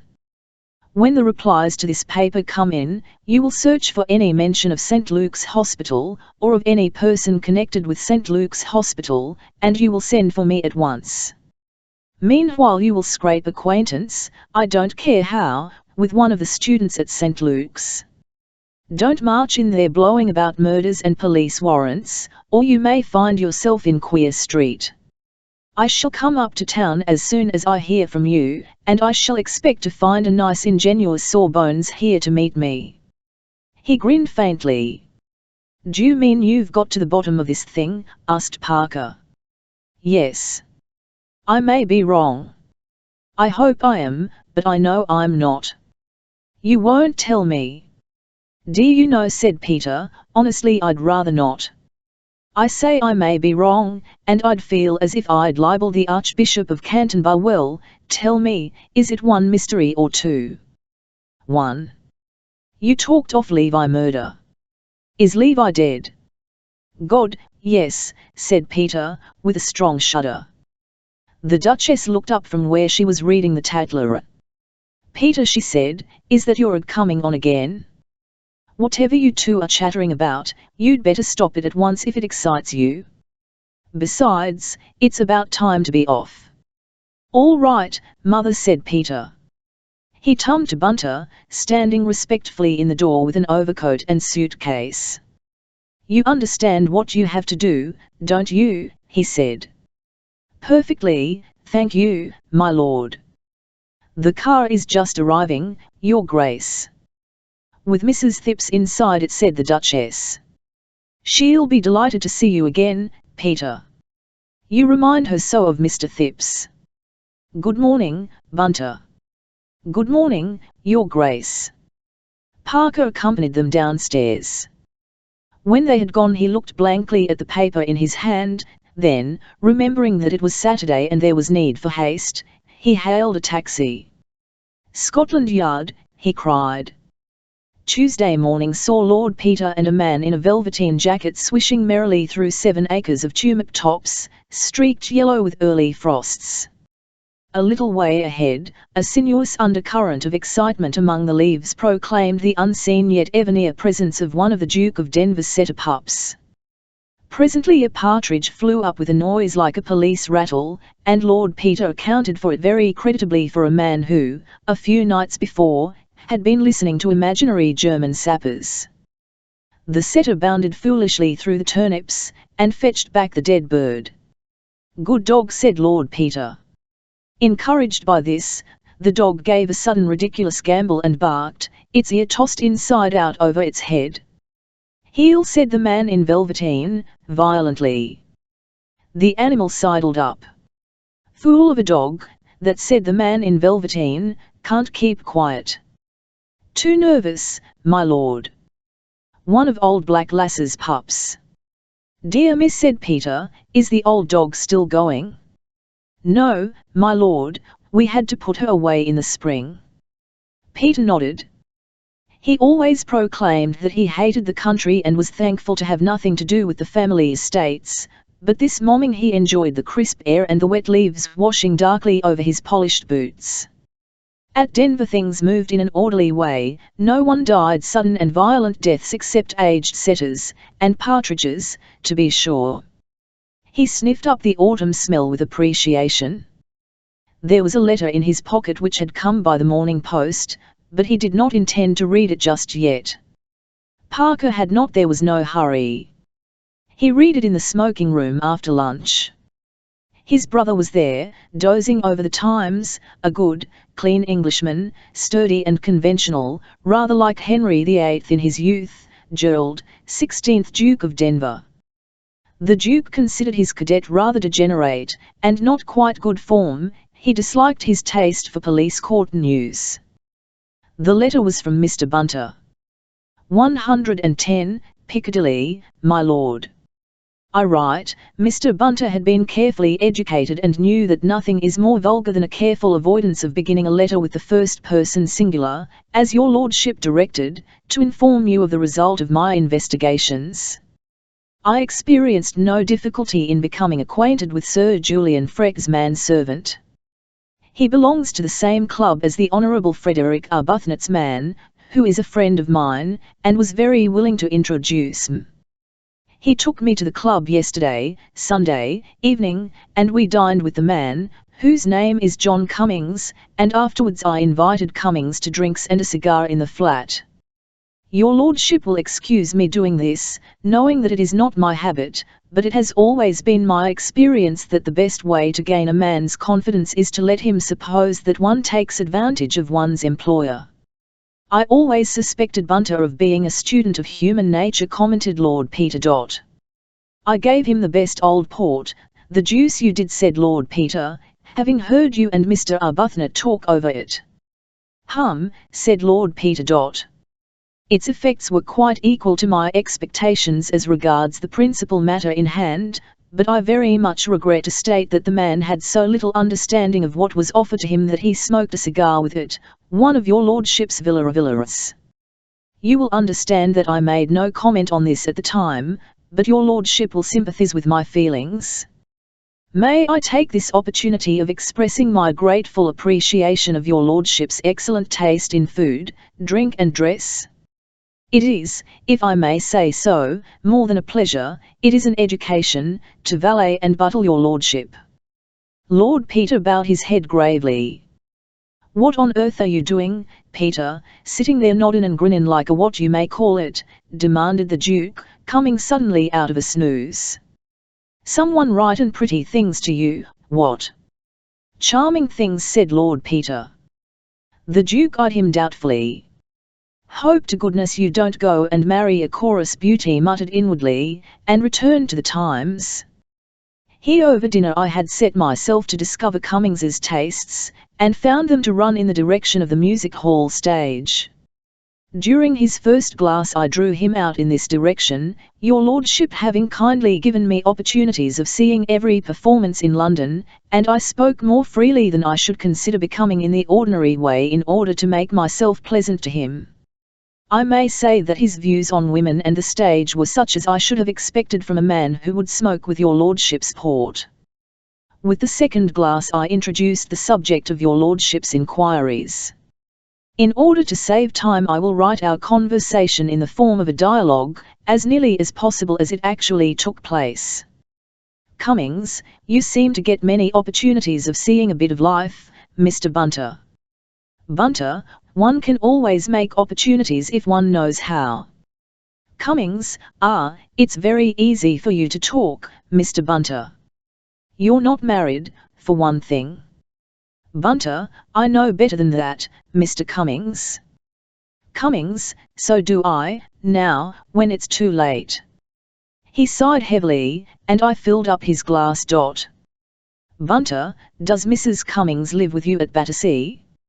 Cummings, yes, her and me we do for my governor. Such a life. Not but what there's a char comes in by the day. But what's a char? I can tell you it's dull all by ourselves in that Battersea suburb. Bunter, not very convenient for the halls, of course. Cummings, I believe you.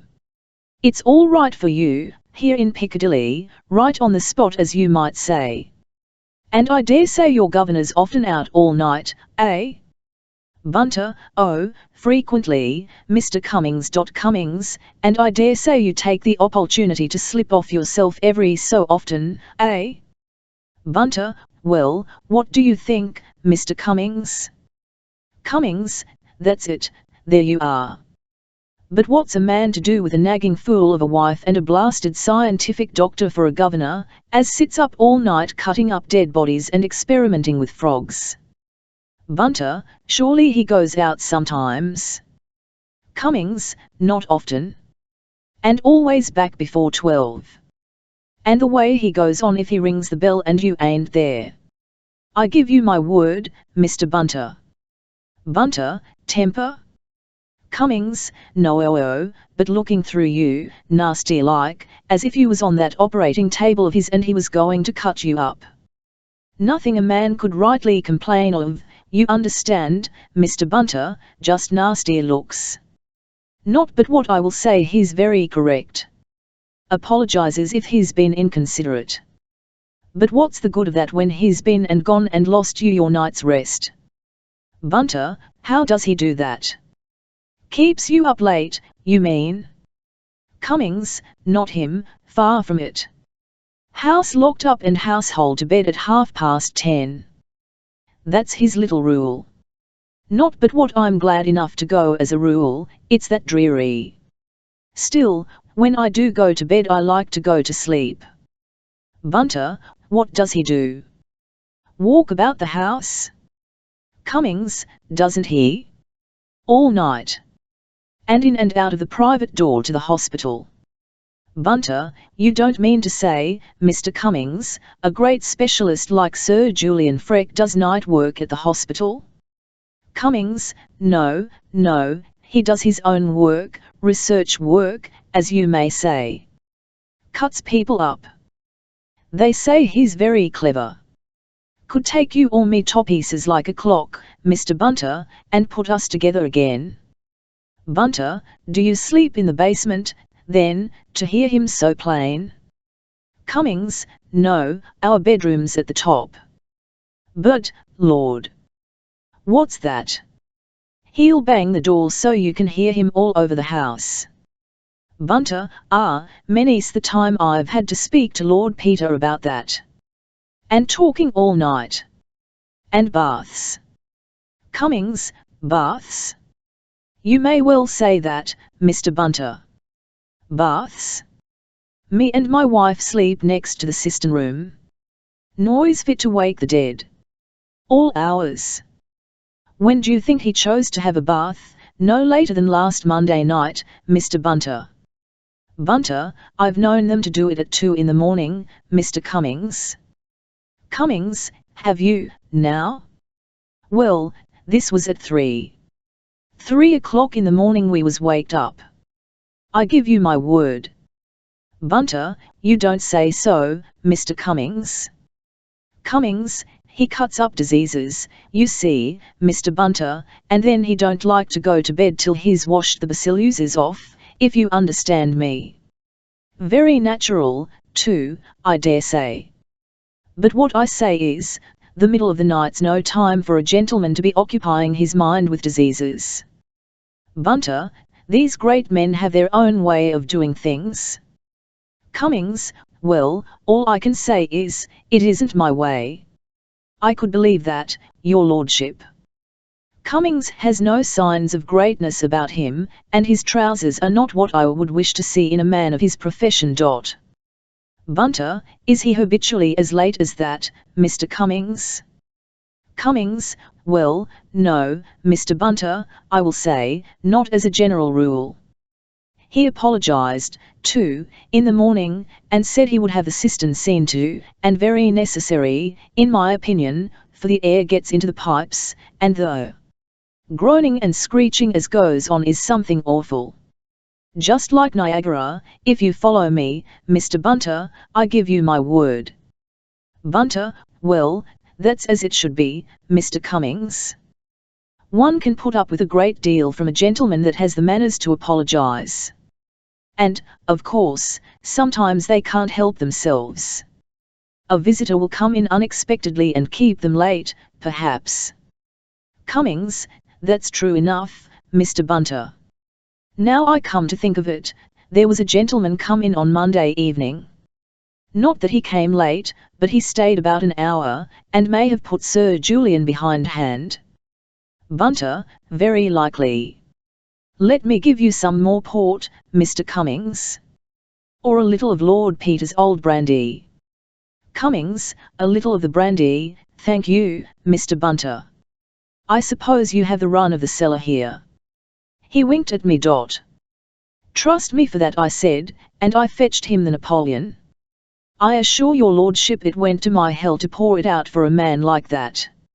However, seeing we had got on the right tack, I felt it wouldn't be wasted. I'm sure I wish it was always gentlemen that come here at night, I said. Your lordship will excuse me, I am sure, making such a suggestion. Good God, said Lord Peter, I wish Bunter was less thorough in his methods. Cummings, oh, he's that sort, his lordship, is he? He chuckled and poked me. I suppress a portion of his conversation here, which could not fail to be as offensive to your lordship as it was to myself. He went on. No, it's none of that with Sir Julian. Very few visitors at night, and always gentlemen. And going early as a rule, like the one I mentioned. Bunter, just as well. There's nothing I find more wearisome, Mr. Cummings, than sitting up to see visitors out. Cummings, oh, I didn't see this one out. Sir Julian let him out himself at 10 or thereabouts. I heard the gentleman shout good night and off he goes. Bunter, does Sir Julian always do that? Cummings, well, that depends. If he sees visitors downstairs, he lets them out himself. If he sees them upstairs in the library, he rings for me. Bunter, this was a downstairs visitor, then? Cummings, oh, yes. Sir Julian opened the door to him, I remember. He happened to be working in the hall. Though now I come to think of it, they went up to the library afterwards. That's funny. I know they did, because I happened to go up to the hall with Coles, and I heard them upstairs. Besides, Sir Julian rang for me in the library a few minutes later. Still, anyway, we heard him go at 10, or it may have been a bit before. He hadn't only stayed about 3/4 of an hour. However, as I was saying, there was Sir Julian banging in and out of the private door all night, and a bath at 3 in the morning, and up again for breakfast at 8, it beats me. If I had all his money, curse me if I'd go poking about with dead men in the middle of the night. I'd find something better to do with my time, Mr. Bunter. I need not repeat any more of his conversation, as it became unpleasant and incoherent, and I could not bring him back to the events of Monday night. I was unable to get rid of him till 3. He cried on my neck, and said I was the bird, and you were the governor for him. He said that Sir Julian would be greatly annoyed with him for coming home so late, but Sunday night was his night out, and if anything was said about it he would give notice. I think he will be ill-advised to do so, as I feel he is not a man I could conscientiously recommend if I were in Sir Julian Freke's place. I noticed that his boot heels were slightly worn down. I should wish to add, as a tribute to the great merits of your lordship's cellar, that, although I was obliged to drink a somewhat large quantity both of the Cockburn 68 and the 1800 Napoleon I, feel no headache or other ill effects this morning. Trusting that your lordship is deriving real benefit from the country air, and that the little information I have been able to obtain will prove satisfactory, I remain, with respectful duty to all the family, obediently yours, Bunter. You know, said Lord Peter thoughtfully to himself, I'll sometimes think Mervyn Bunter's pulling my leg. What is it, Soames? A telegram, my lord. Parker, said Lord Peter, opening it. It said, description recognised Chelsea workhouse. Unknown vagrant injured street accident Wednesday week. Died workhouse Monday. Delivered St. Luke's same evening by order Freke. Much puzzled. Parker. Hooray, said Lord Peter, suddenly sparkling. I'm glad I've puzzled Parker. Gives me confidence in myself. Makes me feel like Sherlock Holmes. Perfectly simple, Watson. Dash it all, though. This is a beastly business. Still, it's puzzled Parker. What's the matter? Asked the Duke, getting up and yawning. Marching orders, said Peter, back to town. Many thanks for your hospitality, old bird, I'm feeling no end better. Ready to tackle Professor Moriarty or Leon Kestrel or any of 'em. I do wish you'd keep out of the police courts, and bled the Duke. It makes it so dashed awkward for me, having a brother Markin himself conspicuous. Sorry, Gerald, said the other, I know I'm a beastly blot on the scutcheon. Why can't you marry and settle down and live quietly, doing something useful, said the Duke, unappeased. Because that was a washout, as you perfectly well know, said Peter, besides, he added cheerfully, I'm being no end useful. You may come to want me yourself, you never know. When anybody comes blackmailing you, Gerald, or your first deserted wife turns up unexpectedly from the West Indies, you'll realize the pull of having a private detective in the family. Delicate private business arranged with tact and discretion. Investigations undertaken. Divorce evidence a specialty. Every guarantee. Come, now. Us, said Lord Denver, throwing the newspaper violently into his armchair. When do you want the car? Almost at once. I say, Jerry, I'm taking Mother up with me. Why should she be mixed up in it? Well, I want her help. I call it most unsuitable, said the Duke. The Dowager Duchess, however, made no objection. Elle used to know her quite well, she said, when she was Christine Ford. Why, dear? Because, said Lord Peter, there's a terrible piece of news to be broken to her about her husband. Is he dead, dear? Yes, and she will have to come and identify him. Poor Christine. Under very revolting circumstances, Mother. I'll come with you, dear. Thank you, Mother, you're a brick. Do you mind getting your things on straight away and coming up with me? I'll tell you about it in the car. Chapter 10. Mr. Parker, a faithful though doubting Thomas, had duly secured his medical student, a large young man like an overgrown puppy, with innocent eyes and a freckled face. He sat on the Chesterfield before Lord Peter's library fire, bewildered in equal measure by his errand, his surroundings and the drink which he was absorbing. His palate, though untutored, was naturally a good one, and he realized that even to call this liquid a drink, the term ordinarily used by him to designate cheap whiskey, post-war beer or a dubious glass of claret in a Soho restaurant, was a sacrilege. This was something outside normal experience, a genie in a bottle. The man called Parker, whom he had happened to run across the evening before in the public house at the corner of Prince of Wales Road, seemed to be a good sort. He had insisted on bringing him round to see this friend of his, who lived splendidly in Piccadilly. Parker was quite understandable. He put him down as a government servant, or perhaps something in the city. The friend was embarrassing. He was a lord, to begin with, and his clothes were a kind of rebuke to the world at large. He talked the most fatuous nonsense, certainly, but in a disconcerting way. He didn't dig into a joke and get all the fun out of it. He made it in passing, so to speak, and skipped away to something else before your retort was ready. He had a truly terrible manservant, the sort you read about in books, who froze the marrow in your bones with silent criticism. Parker appeared to bear up under the strain, and this made you think more highly of Parker. He must be more habituated to the surroundings of the great than you would think to look at him.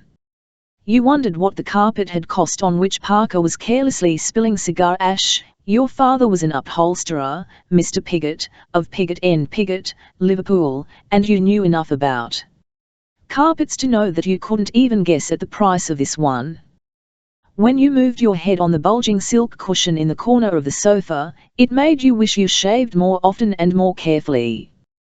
The sofa was a monster, but even so, it hardly seemed big enough to contain you.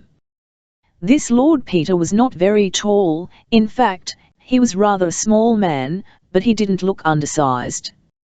He looked right. He made you feel that to be 6'3" was rather vulgarly assertive. You felt like mother's new drawing room curtains, all over great big blobs.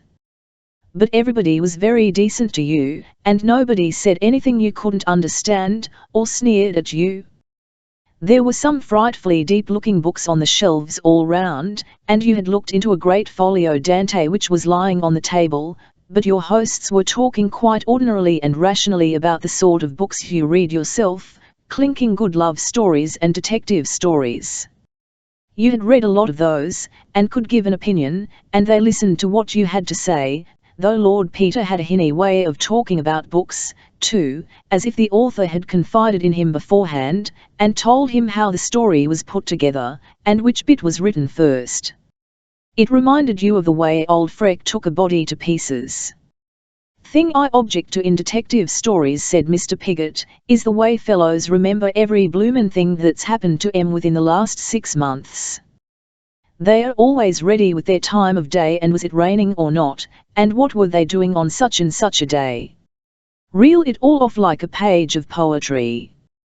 But one ain't like that in real life, do you think so, Lord Peter?" Lord Peter smiled, and young Piggott, instantly embarrassed, appealed to his earlier acquaintance. "You know what I mean, Parker. Come now. One day's so like another. I'm sure I couldn't remember. Well, I might remember yesterday, perhaps, but I couldn't be certain about what I was doing last week if I was to be shot for it." "No," said Parker, "and evidence given in police statements sounds just as impossible. But they don't really get it like that, you know. I mean, a man doesn't just say, 'Last Friday I went out at 10 a.m. to buy a mutton chop. As I was turning into Mortimer Street I noticed a girl of about 22 with black hair and brown eyes, wearing a green jumper, check skirt, Panama hat and black shoes, riding a Royal Sunbeam cycle at about 10 miles an hour, turning the corner by the Church of St. Simon and St. Jude on the wrong side of the road, riding towards the marketplace.' It amounts to that, of course, but it's really wormed out of him by a series of questions. And in short stories," said Lord Peter, "it has to be put in statement form, because the real conversation would be so long and twaddly and tedious, and nobody would have the patience to read it. Writers have to consider their readers, if any, why see." "Yes," said Mr. Piggott, but I bet you most people would find it jolly difficult to remember, even if you asked them things. I should, of course, I know I'm a bit of a fool, but then, most people are, ain't they? You know what I mean. Witnesses ain't detectives, they are just average idiots like you and me. Quite so, said Lord Peter, smiling as the force of the last phrase sank into its unhappy perpetrator. You mean, if I were to ask you in a general way what you were doing, say, a week ago today, you wouldn't be able to tell me a thing about it offhand? No, I'm sure I shouldn't. He considered. No, I was in at the hospital as usual, I suppose, and, being Tuesday, there'd be a lecture on something or the other, dashed if I know what, and in the evening I went out with Tommy Pringle. No, that must have been Monday, or was it Wednesday? I tell you, I couldn't swear to anything. You do yourself an injustice, said Lord Peter gravely. I'm sure, for instance, you recollect what work you were doing in the dissecting room on that day, for example? Lord, no. Not for certain. I mean, I dare say it might come back to me if I thought for a long time, but I wouldn't swear to it in a court of law.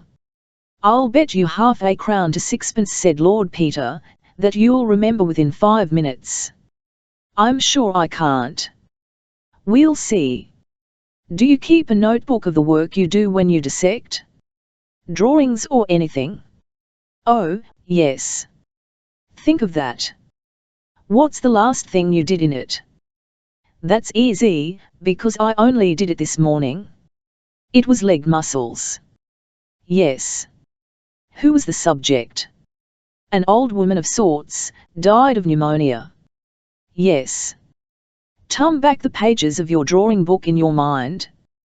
What came before that? Oh, some animals, still legs, I'm doing motor muscles at present. Yes. That was old Cunningham's demonstration on comparative anatomy. I did rather a good thing of a hare's legs and a frog's, and rudimentary legs on a snake. Yes. Which day does Mr. Cunningham lecture? Friday. Friday, yes. Turn back again.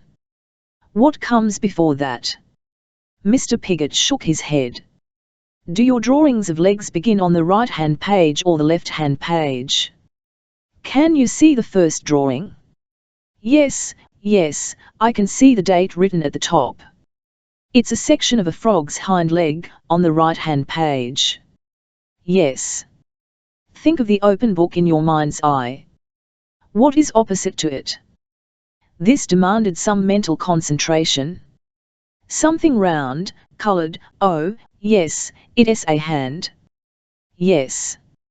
You went on from the muscles of the hand and arm to leg and foot muscles. Yes, that's right. I've got a set of drawings of arms. Yes. Did you make those on the Thursday? No, I'm never in the dissecting room on Thursday. On Wednesday, perhaps.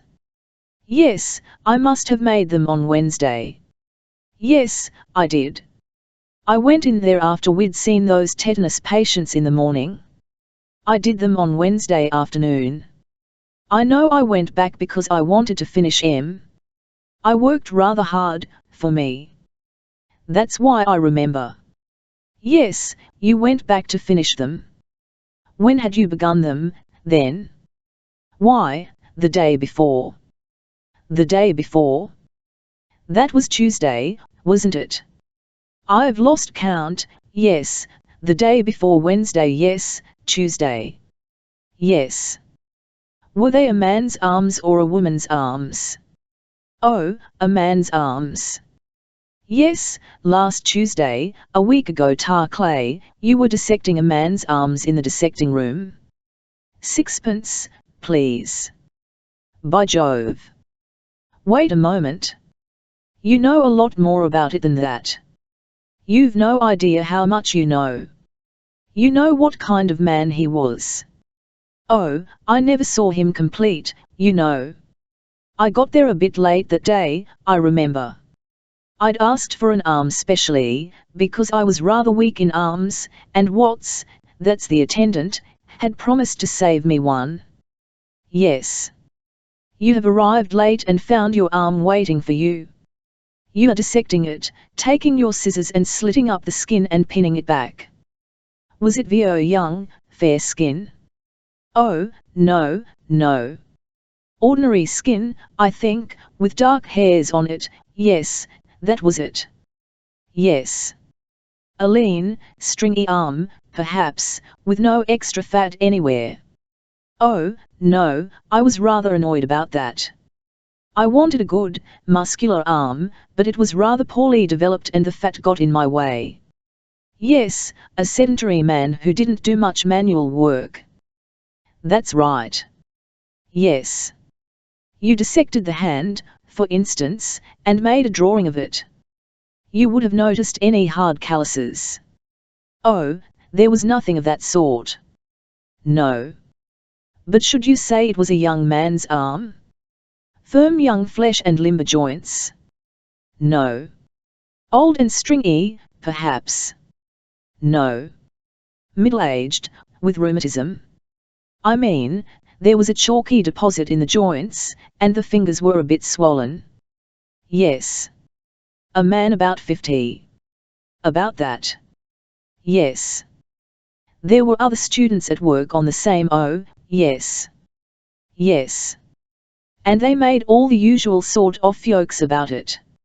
I expect so. Oh, yes. You can remember some of them. Who is your local funny man, so to speak? Tommy Pringle. What was Tommy Pringle's doing? Can't he remember? Whereabouts was Tommy Pringle working? Over by the instrument cupboard, by Sink C. Yes. Get a picture of Tommy Pringle in your mind. S.I. Piggott began to laugh. I remember now. Tommy Pringle, said the old Sheeny. Why did he call him a Sheeny? I don't know. But I know he did. Perhaps he looked like it. Did you see his head? No. Who had the head? I don't know. Oh, yes, I do, though. Old Freck bagged the head himself, and little Bounceable Bins was very cross about it, because he'd been promised a head to do with old Scrooger. I see. What was Sir Julian doing with the head? He called us up and gave us a jaw on spinal hemorrhage and nervous lesions. Yes. Well, go back to Tommy Pringle. Tommy Pringle's joke was repeated, not without some embarrassment. Quite so. Was that all? No. The chap who was working with Tommy said that sort of thing came from overfeeding. I deduce that Tommy Pringle's partner was interested in the alimentary canal. Yes, and Tommy said, if he'd thought they'd feed you like that he'd go to the workhouse himself. Then the man was a pauper from the workhouse. Well, he must have been, I suppose. Are workhouse paupers usually fat and well-fed? Well, no, come to think of it, not as a NLLE. In fact, it STNLCK Tommy Pringle and his friend that this was something a little out of the way in a workhouse subject. Yes. And if the alimentary canal was so entertaining to these gentlemen, I imagine the subject had come by his death shortly after a full meal. Yes, oh, yes, he'd have had to, wouldn't he? Well, I don't know, said Lord Peter. That's in your department, you know. That would be your inference, from what they said. Oh, yes. Undoubtedly. Yes, you wouldn't, for example, expect them to make that observation if the patient had been ill for a long time and fed on slops. Of course not. Well, you see, you really know a lot about it. On Tuesday week you were dissecting the arm muscles of a rheumatic middle-aged Jew, of sedentary habits, who had died shortly after eating a heavy meal, of some injury producing spinal hemorrhage and nervous lesions, and so forth, and who was presumed to come from the workhouse. Yes. And you could swear to those facts, if need were.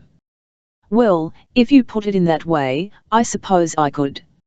Of course you could. Mr. Piggott sat for some moments in contemplation. "Elle say," he said at last, "Elle did know all that, didn't elle?"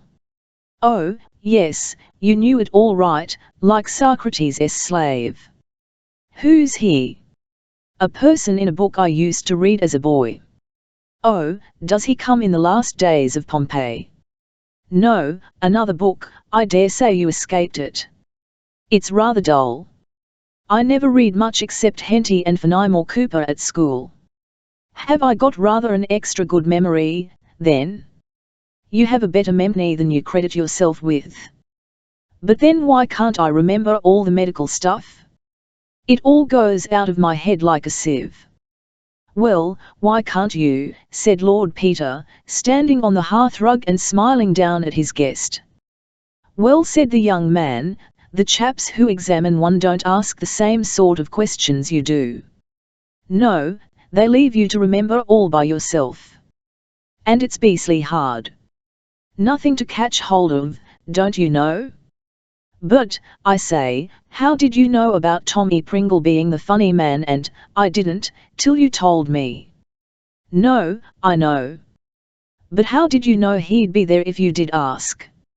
"I mean to say, I say," said Mr. Piggott, who was becoming mellowed by influences themselves not unconnected with the alimentary, "say, are you rather clever, or am I rather stupid?" "No, no," said Lord Peter, "it's me. I'm always asking such stupid questions, everybody thinks I must mean something by 'em." This was too involved for Mr. Piggott. "Never mind," said Parker, soothingly, "he's always like that. You mustn't take any notice. He can't help it. It's premature senile decay, often observed in the families of hereditary legislators. Go away, Whimsy, and play us the Beggar's Opera or something." "That's good enough, isn't it?" said Lord Peter, when the happy Mr. Piggott had been dispatched home after a really delightful evening. "I'm afraid so," said Parker. "But it seems almost incredible." "There's nothing incredible in human nature," said Lord Peter, "at least, in educated human nature. Have you got that exhumation order?" "Elle shall have it tomorrow. I thought of fixing up with the workhouse people for tomorrow afternoon. I shall have to go and see them first." "Right you are, I'll let my mother know. I begin to feel like you, Whimsy, I don't like this job. I like it a deal better than I did." "You are really certain we're not making a mistake?" Lord Peter had strolled across to the window. The curtain was not perfectly drawn, and he stood gazing out through the gap into lighted Piccadilly. At this he turned round. "If we are," he said, "we shall know tomorrow, and no harm will have been done. But I rather think you will receive a certain amount of confirmation on your way home.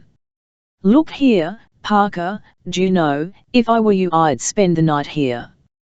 There's a spare bedroom, I can easily put you up." Parker stared at him.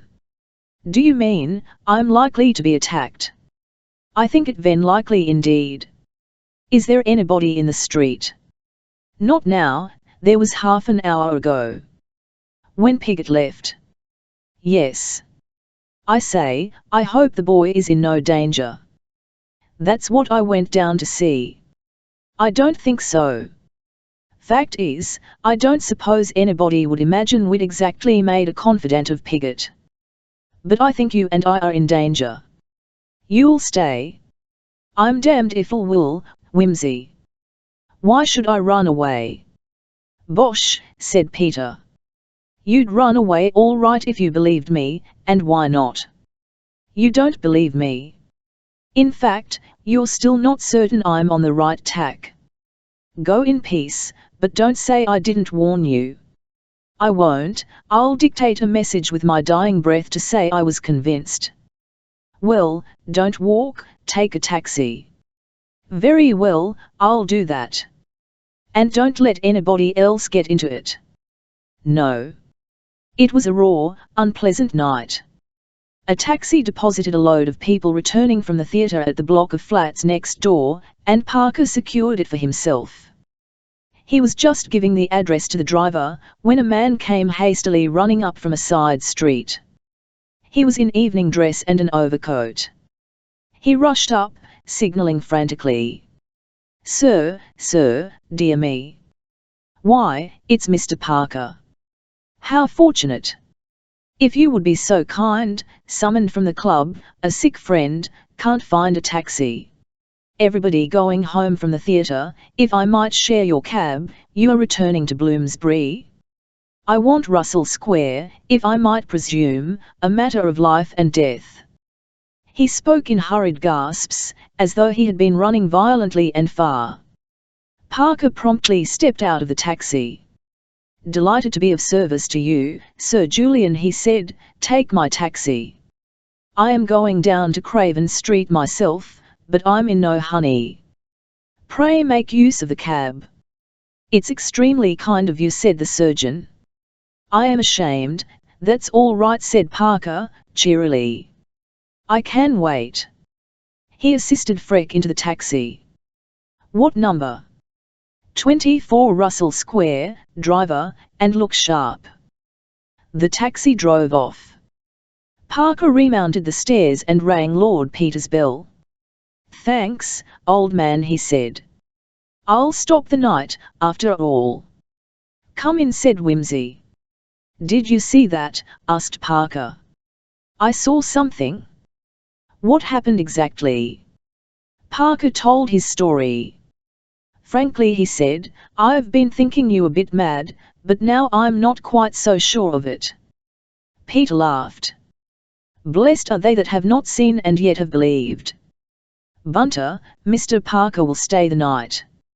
Look here, Whimsy, let's have another look at this business. Where's that letter? Lord Peter produced Bunter's essay in dialogue. Parker studied it for a short time in silence. You know, Whimsy, I'm as full of objections to this idea as an egg is of meat. So am I, old son. That's why I want to dig up our Chelsea pauper. But trot out your objections. Well, look here, I don't pretend to be able to fill in all the blanks myself. But here we have two mysterious occurrences in one night, and a complete chain connecting the one with another through one particular person. It's beastly, but it's not unthinkable. Yes, I know all that. But there are one or two quite definite stumbling blocks. Yes, I know. But, see here. On the one hand, Levi disappeared after being last seen looking for Prince of Wales Road at 9 o'clock. At 8 next morning a dead man, not unlike him in general outline, is discovered in a bath in Queen Caroline Mansions.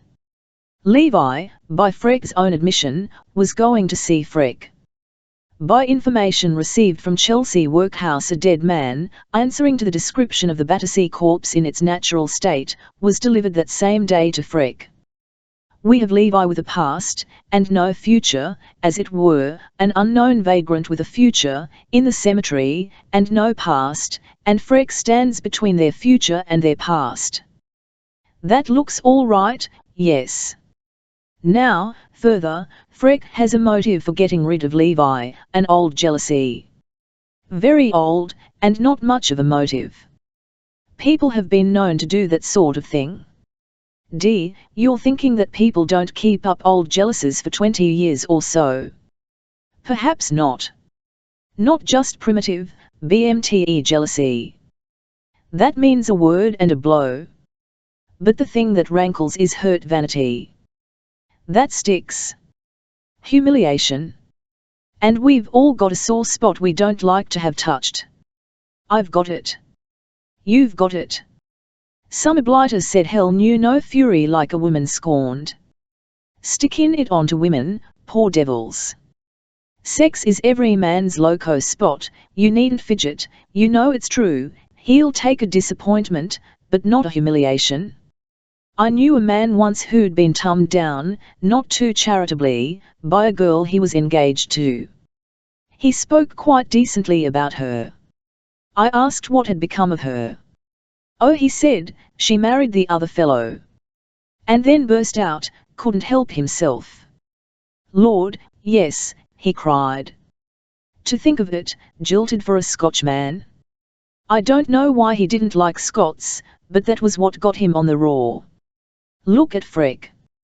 I've read his books. His attacks on his antagonists are savage. And he's a scientist. Yet he can't bear opposition, even in his work, which is where any first-class man is most sane and open-minded. Do you think he's a man to take a beating from any man on a side issue? On a man's most sensitive side issue? People are opinionated about side issues, you know. I see red if anybody questions my judgment about a book. And Levi, who was nobody 20 years ago, romps in and carries off Freck's girl from under his nose.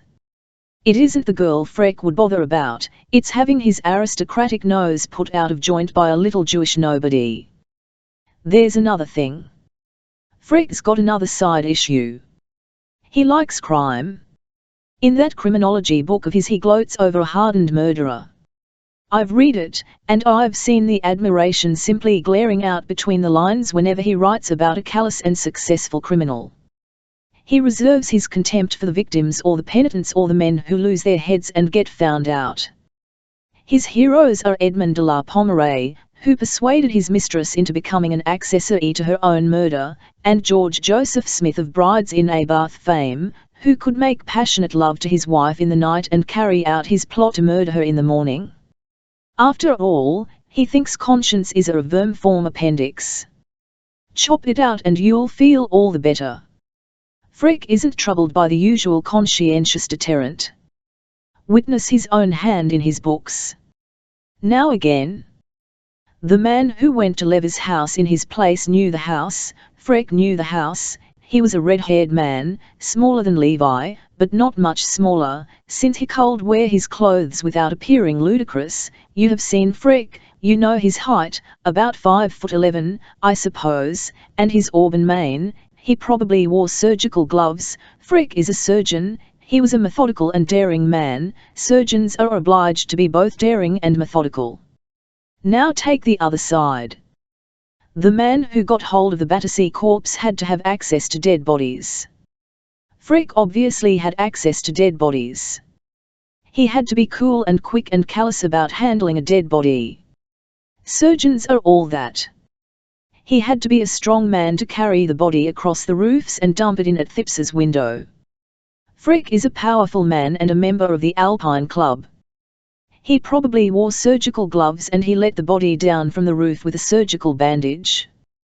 This points to a surgeon again. He undoubtedly lived in the neighborhood. Freck lives next door. The girl you interviewed heard a bump on the roof of the end house. That is the house next to Freck's. Every time we look at Freck, he leads somewhere, where Raz Milligan and Thipps and Crimplesham and all the other people we've honoured with our suspicion simply led nowhere. Yes, but it's not quite so simple as you make out. What was Levi doing in that surreptitious way at Freck's on Monday night? Well, you have Freck's explanation. Rot, whimsy. You said yourself it wouldn't do. Excellent. It won't do. Therefore Freck was lying. Why should he lie about it, unless he had some object in hiding the truth? Well, but why mention it at all? Because Levi, contrary to all expectation, had been seen at the corner of the road. That was a nasty accident for Freck. He thought it best to be beforehand with an explanation, of sorts. He reckoned, of course, on nobody's ever connecting Levi with Battersea Park. Well, then, we come back to the first question, why did Levi go? I don't know, but he was got there somehow. Why did Freck buy all those Peruvian oil shares? I don't know, said Parker in his turn. Anyway, went on Whimsy, Freck expected him, and made arrangements to let him in himself, so that Cummings shouldn't see who the caller was. But the caller left again at 10. Oh, Charles. I did not expect this of you. This is the purest surgery. Who saw him go? Somebody said good night and walked away down the street. And you believe it was Levi because Freck didn't go out of his way to explain that it wasn't? Do you mean that Freck walked cheerfully out of the house to Park Lane, and left Levi behind, dead or alive, for Cummings to find. We have Cummings's word that he did nothing of the son. A few minutes after the steps walked away from the house, Freck rang the library bell and told Cummings to shut up for the night. Then, well, there's a side door to the house, I suppose. In fact, you know there is, Cummings said so, through the hospital. Yes, well, where was Levi? Levi went up into the library and never came down. You've been in Freck's library. Where would you have put him? In my bedroom next door. Then that's where he did put him. But suppose the man went in to turn down the bed. Beds are turned down by the housekeeper, earlier than 10, yes. But Cummings heard Freck about the house all night. He heard him go in and out 2 or 3 times. He'd expect him to do that, anyway. Do you mean to say Freck got all that job finished before 3 in the morning? Why not? Quick work. Well, call it quick work. Besides, why 3? Cummings never saw him again till he called him for 8 o'clock breakfast. But he was having a bath at 3. Don't say he didn't get back from Park Lane before 3. But I don't suppose Cummings went and looked through the bathroom keyhole to see if he was in the bath. Parker considered again. How about Crimplesham's pince nez? He asked. That is a bit mysterious, said Lord Peter. And why Thips's bathroom? Why, indeed? Pure accident, perhaps, or pure devilry. Do you think all this elaborate scheme could have been put together in a night, Whimsy? Far from it. It was conceived as soon as that man who bore a superficial resemblance to Levi came into the workhouse. He had several days. I see. Freck gave himself away at the inquest. He and Grimbold disagreed about the length of the man's illness. If a small man, comparatively speaking, like Grimbold presumes to disagree with a man like Freck, it's because he is sure of his ground. Then, if your theory is sound, Freck made a mistake. Yes. A very slight one. He was guarding, with unnecessary caution, against starting a train of thought in the mind of anybody, say, the workhouse doctor. Up till then he'd been reckoning on the fact that people don't think a second time about anything, a body, say, that's once been accounted for. What made him lose his head? A chain of unforeseen accidents. Levis having been recognized, my mother's son having foolishly advanced in the TMES, his connection with the Battersea end of the mystery, Detective Parker, whose photograph has been a little prominent in the illustrated press lately, seen sitting next door to the Duchess of Denver at the inquest. His aim in life was to prevent the 2 ends of the problem from linking up. And there were 2 of the links, literally side by side. Many criminals are wrecked by overcaution. Parker was silent. Chapter 11 A regular pea super, by Jove, said Lord Peter. Parker grunted, and struggled irritably into an overcoat. It affords me, if I may say so, the greatest satisfaction, continued the noble lord, that in a collaboration like ours all the uninteresting and disagreeable routine work is done by you. Parker grunted again. Do you anticipate any difficulty about the warrant? Inquired Lord Peter. Parker grunted a 3rd time. I suppose you've seen to it that all this business is kept quiet. Of course. You've muzzled the workhouse people. Of course. And the police. Yes. Because, if you haven't, there'll 11 probably be nobody to arrest. My dear Whimsy, do you think I'm a fool? Had no such hope. Parker nodded finally and departed. Lord Peter settled down to a pencil of his Dante. It afforded him no solace. Lord Peter was hampered in his career as a private detective by a public school education. Despite Parker's admonitions, he was not always able to discount it. His mind had been warped in its young growth by Raffles and Sherlock Holmes, or the sentiments for which they stand. He belonged to a family which had never shot a fox. I am an amateur, said Lord Peter. Nevertheless, while communing with Dante, he made up his mind. In the afternoon he found himself in Harley Street. Sir Julian Freke might be consulted about one's nerves from 2 till 4 on Tuesdays and Fridays. Lord Peter rang the bell. "Have you an appointment, sir?" inquired the man who opened the door. "No," said Lord Peter, "but will you give Sir Julian my card? I think it possible he may see me without one." He sat down in the beautiful room in which Sir Julian's patients awaited his healing counsel. It was full of people. 2 or 3 fashionably dressed women were discussing shops and servants together, and teasing a toy griffin. A big, worried-looking man by himself in a corner looked at his watch 20 times a minute. Lord Peter knew him by sight.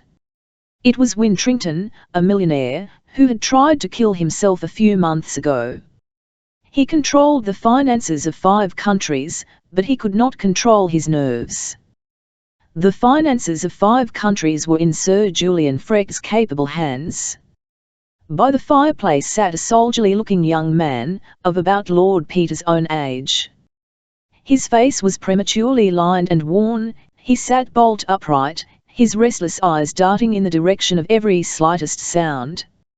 On the sofa was an elderly woman of modest appearance, with a young girl. The girl seemed listless and wretched, the woman's look showed deep affection, and anxiety tempered with a timid hope.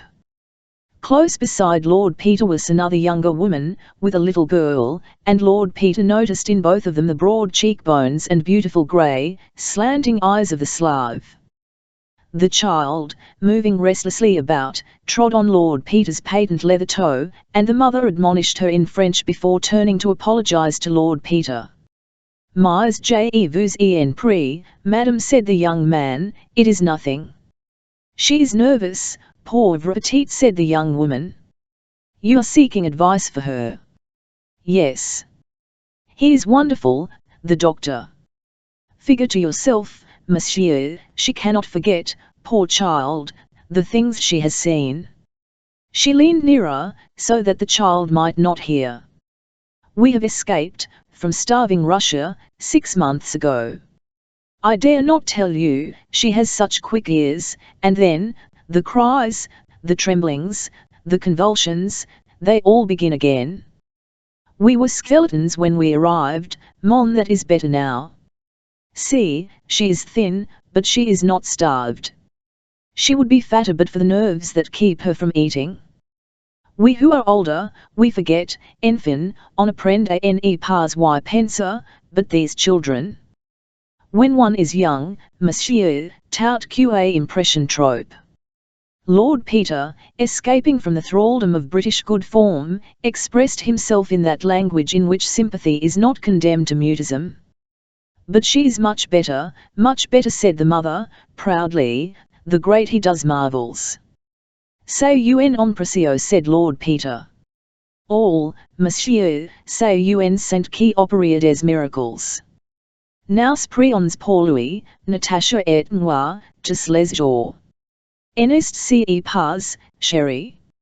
And consider, monsieur, that he does it all, ce grand homme, cet homme illustre, for nothing at all.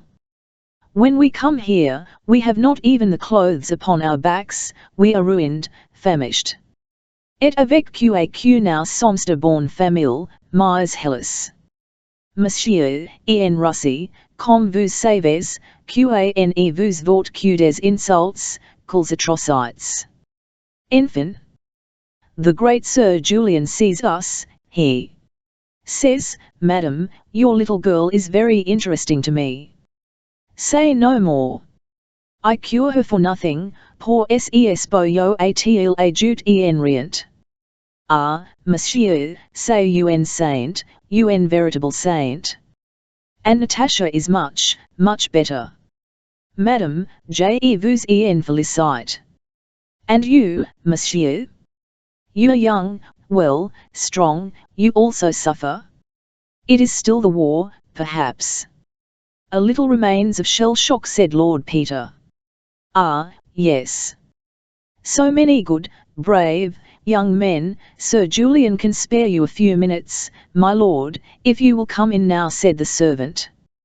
Lord Peter bowed to his neighbour, and walked across the waiting room. As the door of the consulting room closed behind him, he remembered having once gone, disguised, into the staff room of a German officer. He experienced the same feeling, the feeling of being caught in a trap, and a mingling of bravado and shame. He had seen Sir Julian Freke several times from a distance, but never close. Now, while carefully and quite truthfully detailing the circumstances of his recent nervous attack, he considered the man before him. A man taller than himself, with immense breadth of shoulder, and wonderful hands. A face beautiful, impassioned and inhuman, fanatical, compelling eyes, bright blue amid the ruddy bush of hair and beard. They were not the cool and kindly eyes of the family, they were the brooding eyes of the inspired scientist, and they searched one true off. Well, thought Lord Peter, I shan't have to be explicit, anyhow. Yes, said Sir Julian, yes. You had been working too hard. Puzzling your mind? Yes. More than that, perhaps, troubling your mind, shall we say, found myself faced with a very alarming contingency. Yes. Unexpectedly, perhaps. Very unexpected indeed. Yes. Following on a paroxysm of mental and physical strain. Well, perhaps. Nothing out of the way. Yes. The unexpected contingency was personal to yourself. It demanded an immediate decision as to my own actions. Yes, in that sense it was certainly personal. Quite so. You would have to assume some responsibility, no doubt. A very grave responsibility. Affecting others besides yourself. Affecting one other person vitally, and a very great number indirectly. Yes. The time was night. You were sitting in the dark. Not at first. I think I put the light out afterwards. Quite so, that action would naturally suggest itself to you. Were you warm? I think the fire had died down. My man tells me that my teeth were chattering when I went into him. Yes. You live in Piccadilly? Yes. Heavy traffic sometimes goes past during the night, I expect. Oh, frequently. Just so. Now this decision you refer to, you had taken that decision? Yes. Your mind was made up? Oh, yes. You had decided to take the action, whatever it was? Yes. Yes. It involved perhaps a period of inaction? Of comparative inaction, yes. Of suspense, shall we say? Yes, of suspense, certainly. Possibly of some danger. I don't know that that was in my mind at the time. No, it was a case in which you could not possibly consider yourself. If you like to put it that way. Quite so. Yes. You had these attacks frequently in 1918? Yes, I was very ill for some months. Quite. Since then they have recurred less frequently. Much less frequently. Yes, when did the last occur? About 9 months ago. Under what circumstances? I was being worried by certain family matters. It was a question of deciding about some investments, and I was largely responsible. Yes. You were interested last year, I think, in some police case. Yes, in the recovery of Lord Attenbury's emerald necklace. That involved some severe mental exercise, I'll suppose so. But I enjoyed it very much. Yes. Was the exertion of solving the problem attended by any bad results physically? None. No. You were interested, but not distressed. Exactly. Yes. You have been engaged in other investigations of the kind? Yes. Little ones? With bad results for your health? Not a bit of it. On the contrary. I took up these cases as a sort of distraction. I had a bad knock just after the war, which didn't make matters any better for me, don't you know? All. You are not married? No. No. Will you allow me to make an examination? Just come a little nearer to the light. I want to see your eyes. Whose advice have you had till now? Sir James Hodges. All. Yes, he was a sad loss to the medical profession. A really great man, a true scientist. Yes. Thank you. Now I should like to try you with this little invention. What's it do? Well, it tells me about your nervous reactions. Will you sit here? The examination that followed was purely medical. When it was concluded, Sir Julian said, "Now, Lord Peter, I'll tell you about yourself in quite untechnical language." "Thanks," said Peter, "that's kind of you. I'm an awful fool about long words." Yes. Are you fond of private theatricals, Lord Peter? Not particularly, said Peter, genuinely surprised. Awful bore as a rule. Why? I thought you might be, said the specialist, dryly. Well, now. You know quite well that the strain you put on your nerves during the war has left its mark on you. It has left what I may call old wounds in your brain. Sensations received by your nerve endings sent messages to your brain, and produced minute physical changes there, changes we are only beginning to be able to detect, even with our most delicate instruments. These changes in their turn set up sensations, or I should say, more accurately, that sensations are the names we give to these changes of tissue when we perceive them. We call them horror, fear, sense of responsibility, and so on. Yes, I follow you. Very well. Now, if you stimulate those damaged places in your brain again, you run the risk of opening up the old wounds. I mean, that if you get nerve sensations of any kind producing the reactions which we call horror, fear, and sense of responsibility, they may go on to make disturbance right along the old channel, and produce in their turn physical changes which you will call by the names you were accustomed to associate with them: dread of German mines, responsibility for the lives of your men, strained attention, and the inability to distinguish small sounds through the overpowering noise of guns. I see. This effect would be increased by extraneous circumstances producing other familiar physical sensations, night, cold, or the rattling of heavy traffic, for instance. Yes. Yes. The old wounds are nearly healed, but not quite. The ordinary exercise of your mental faculties has no bad effect. It is only when you excite the injured part of your brain. Yes, I see. Yes. You must avoid these occasions. You must learn to be irresponsible, Lord Peter. My friends say I'm only too irresponsible already. Very likely. A sensitive nervous temperament often appears so, owing to its mental nimbleness. Yes. This particular responsibility you were speaking of still rests upon you? Yes, it does. You have not yet completed the course of action on which you have decided. Not yet. You feel bound to carry it through. Oh, yes, I can't back out of it now. No. You are expecting further strain. A certain amount. Do you expect it to last much longer? Very little longer now. Ah. Your nerves are not all they should be.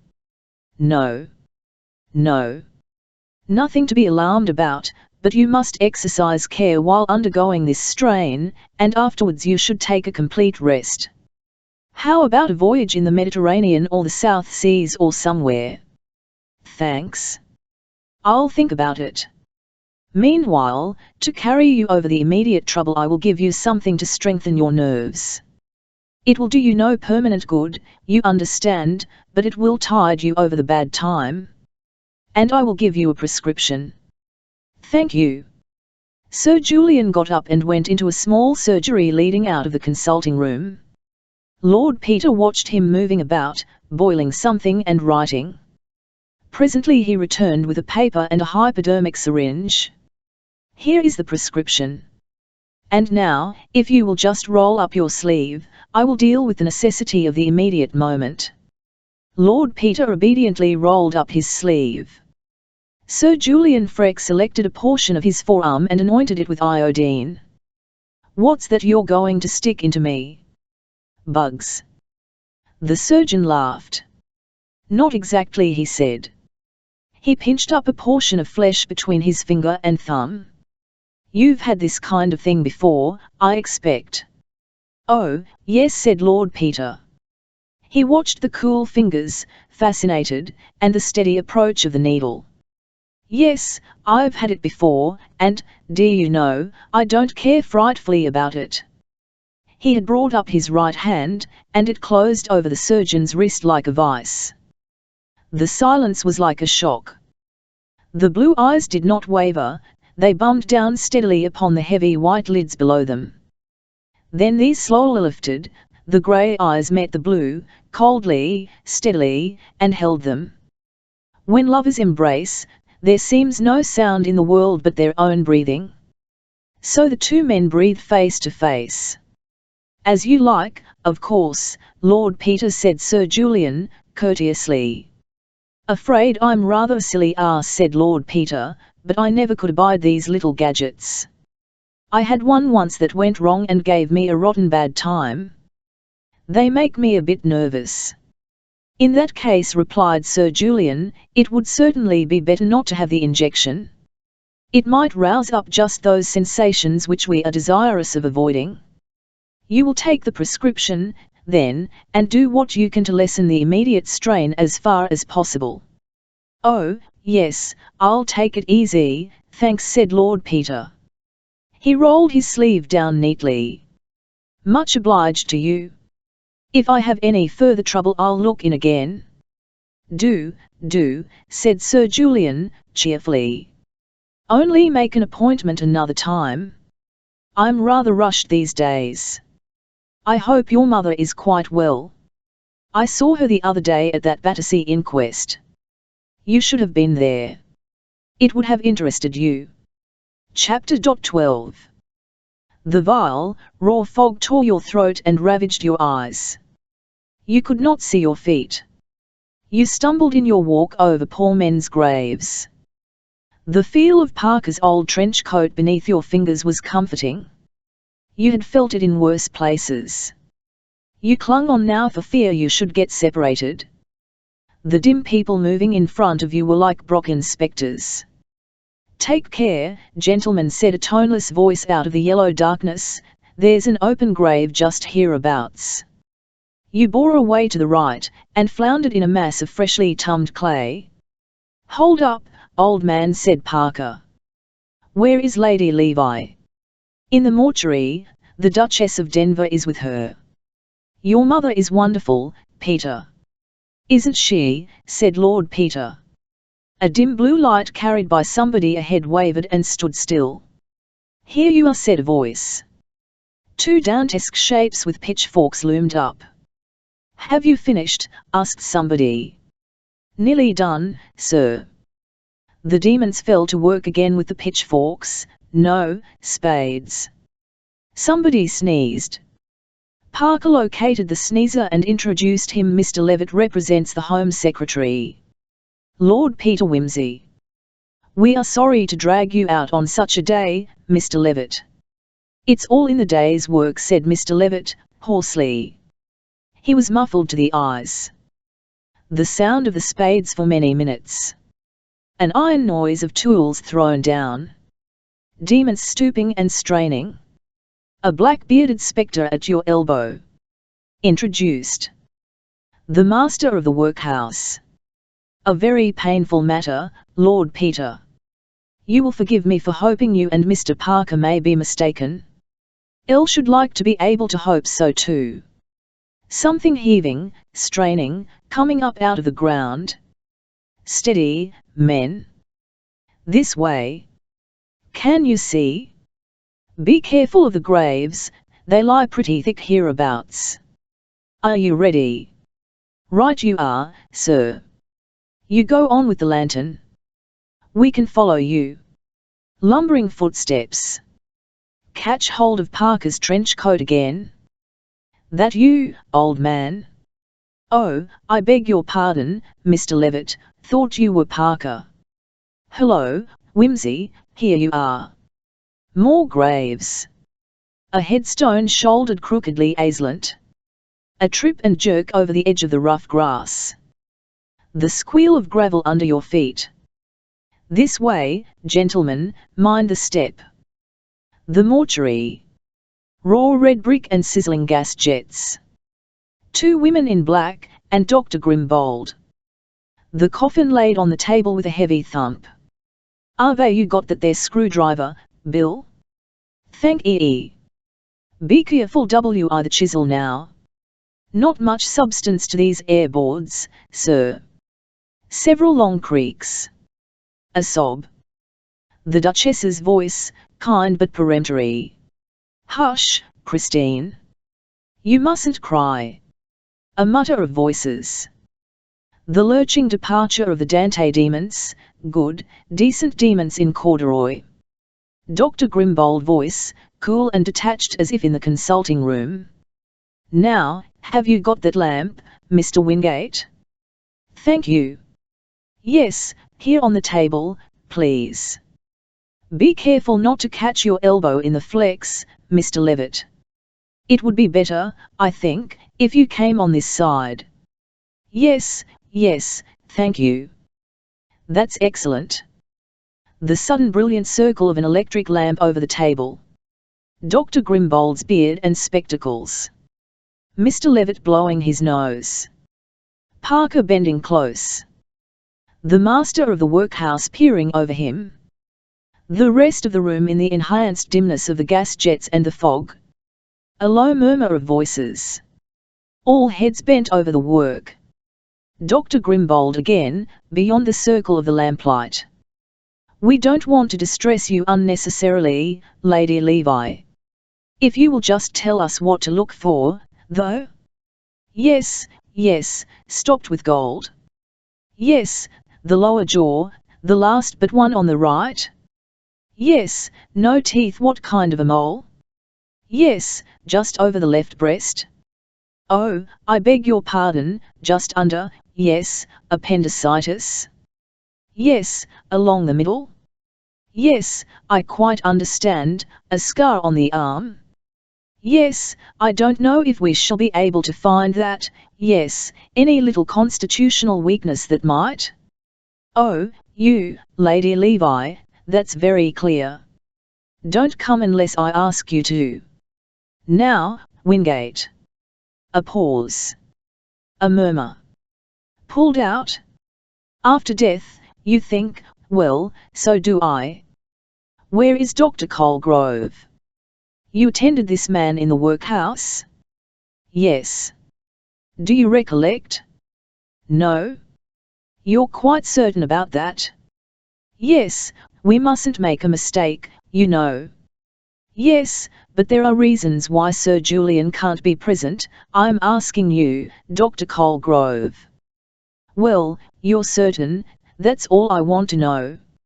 Just bring the light closer, Mr. Wingate, if you please. These miserable shells let the damp in so quickly. Ah. What do you make of this? Yes, yes, well, that's rather unmistakable, isn't it? Who did the head? Oh, Freck, of course. I was going to say they did good work at St. Luke's. Beautiful, isn't it, Dr. Colgrove? A wonderful surgeon, I saw him when he was at Guy's. Oh, no, gave it up years ago. Nothing like keeping your hand in. Ah, yes, undoubtedly that's it. Have you a towel handy, sir? Thank you. Over the head, if you please, I think we might have another here. Now, Lady Levi, I am going to ask you to look at a scar, and see if you recognize it.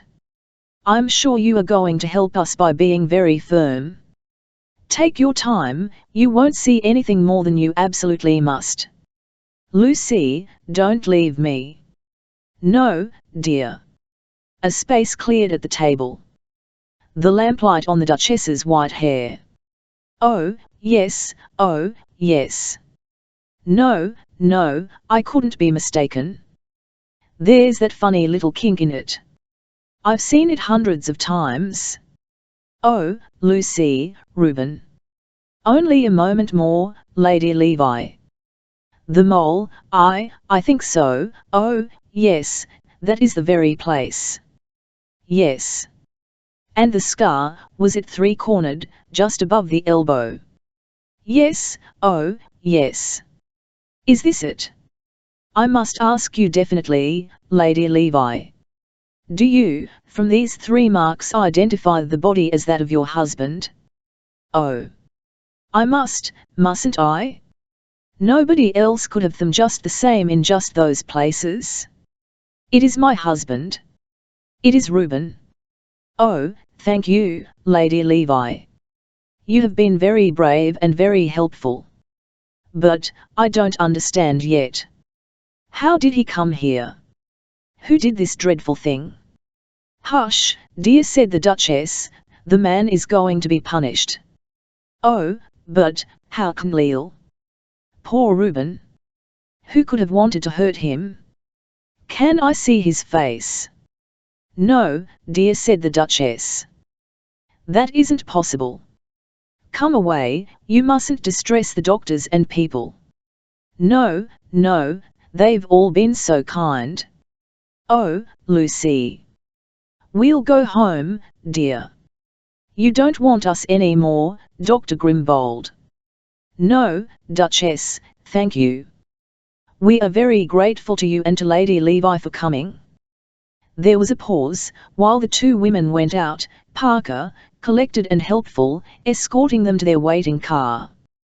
Then Dr. Grimbold again, I think Lord Peter Wimsey ought to see the correctness of his deductions. Lord Peter, very painful, you may wish to see. Yes, I was uneasy at the inquest. Yes, Lady Levi, remarkably clear evidence. Yes, most shocking case.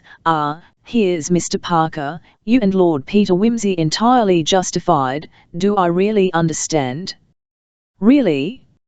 I can hardly believe it, so distinguished a man, as you say, when a great brain turns to crime. Yes, look here. Marvellous obscured by this time, of course, but the most beautiful sections, here, you see, the left hemisphere, and here, through the corpus striatum, here again, the very track of the damage done by the it, saw the effect of the blow as he struck it, you know, all. I should like to see his brain, Mr. Parker, and to think that, heavens, Lord Peter, you don't know what a blow you have struck at the whole profession, the whole civilized world. Oh, my dear sir. Can you ask me? My lips are sealed, of course, all our lips are sealed. The way back through the burial ground. Fog again, and the squeal of wet gravel. Are your men ready, Charles? They have gone. I sent them off when I saw Lady Levi to the car. Who is with them? Sij. Sij. Yes, poor devil. They've had him up on the mat at headquarters for bungling the case. All that evidence of Thipps's about the nightclub was corroborated, you know. That girl he gave the Gillan bitters to was caught, and came and identified him, and they decided their case wasn't good enough, and let Thipps and the Horrocks girl go. Then they told Sij he had overstepped his duty and ought to have been more careful. So he ought, but he can't help being a fool. I was sorry for him. It may do him some good to be in at the death. After all, Peter, you and I had special advantages. Yes. Well, it doesn't matter. Whoever goes won't get there in time. Sij's as good as another. But Sij, an experience rare in his career, was in time. Parker and Lord Peter were at 110. Piccadilly. Lord Peter was playing Bach and Parker Vass reading Origen when Sij was announced. "We've got our man, sir," said he. "Good God," said Peter. "Alive." We were just in time, my lord. We rang the bell and marched straight up past his man to the library. He was sitting there doing some writing. When we came in, he made a grab for his hypodermic, but we were too quick for him, my lord. We didn't mean to let him slip through our hands, having got so far. We searched him thoroughly and marched him off. He is actually in gaol, then? Oh, yes, safe enough, with 2 warders to see he doesn't make away with himself. You surprise me, Inspector. Have a drink? Thank you, my lord. I may say that I'm very grateful to you. This case was turning out a pretty bad egg for me. If I was rude to your lordship, oh, it's all right, Inspector, said Lord Peter, hastily. I don't see how you could possibly have worked it out.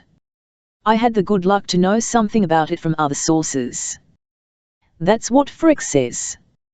Already the great surgeon was a common criminal in the inspector's eyes, a mere surname. He was writing a full confession when we got hold of him, addressed to your lordship. The police will have to have it, of course, but seeing it's written for you, I brought it along for you to see first. Here it is. He handed Lord Peter a bulky document. Thanks, said Peter. Like to hear it, Charles? Rather. Accordingly, Lord Peter read it aloud. Chapter 13. Dear Lord Peter, when I was a young man I used to play chess with an old friend of my father's. He was a very bad, and a very slow, player, and he could never see when a checkmate was inevitable, but insisted on playing every move out. I never had any patience with that kind of attitude, and I will freely admit now that the game is yours. I must either stay at home and be hanged or escape abroad and live in an idle and insecure obscurity. I prefer to acknowledge defeat. If you have read my book on criminal lunacy, you will remember that I wrote, in the majority of cases, the criminal betrays himself by some abnormality attendant upon this pathological condition of the nervous tissues.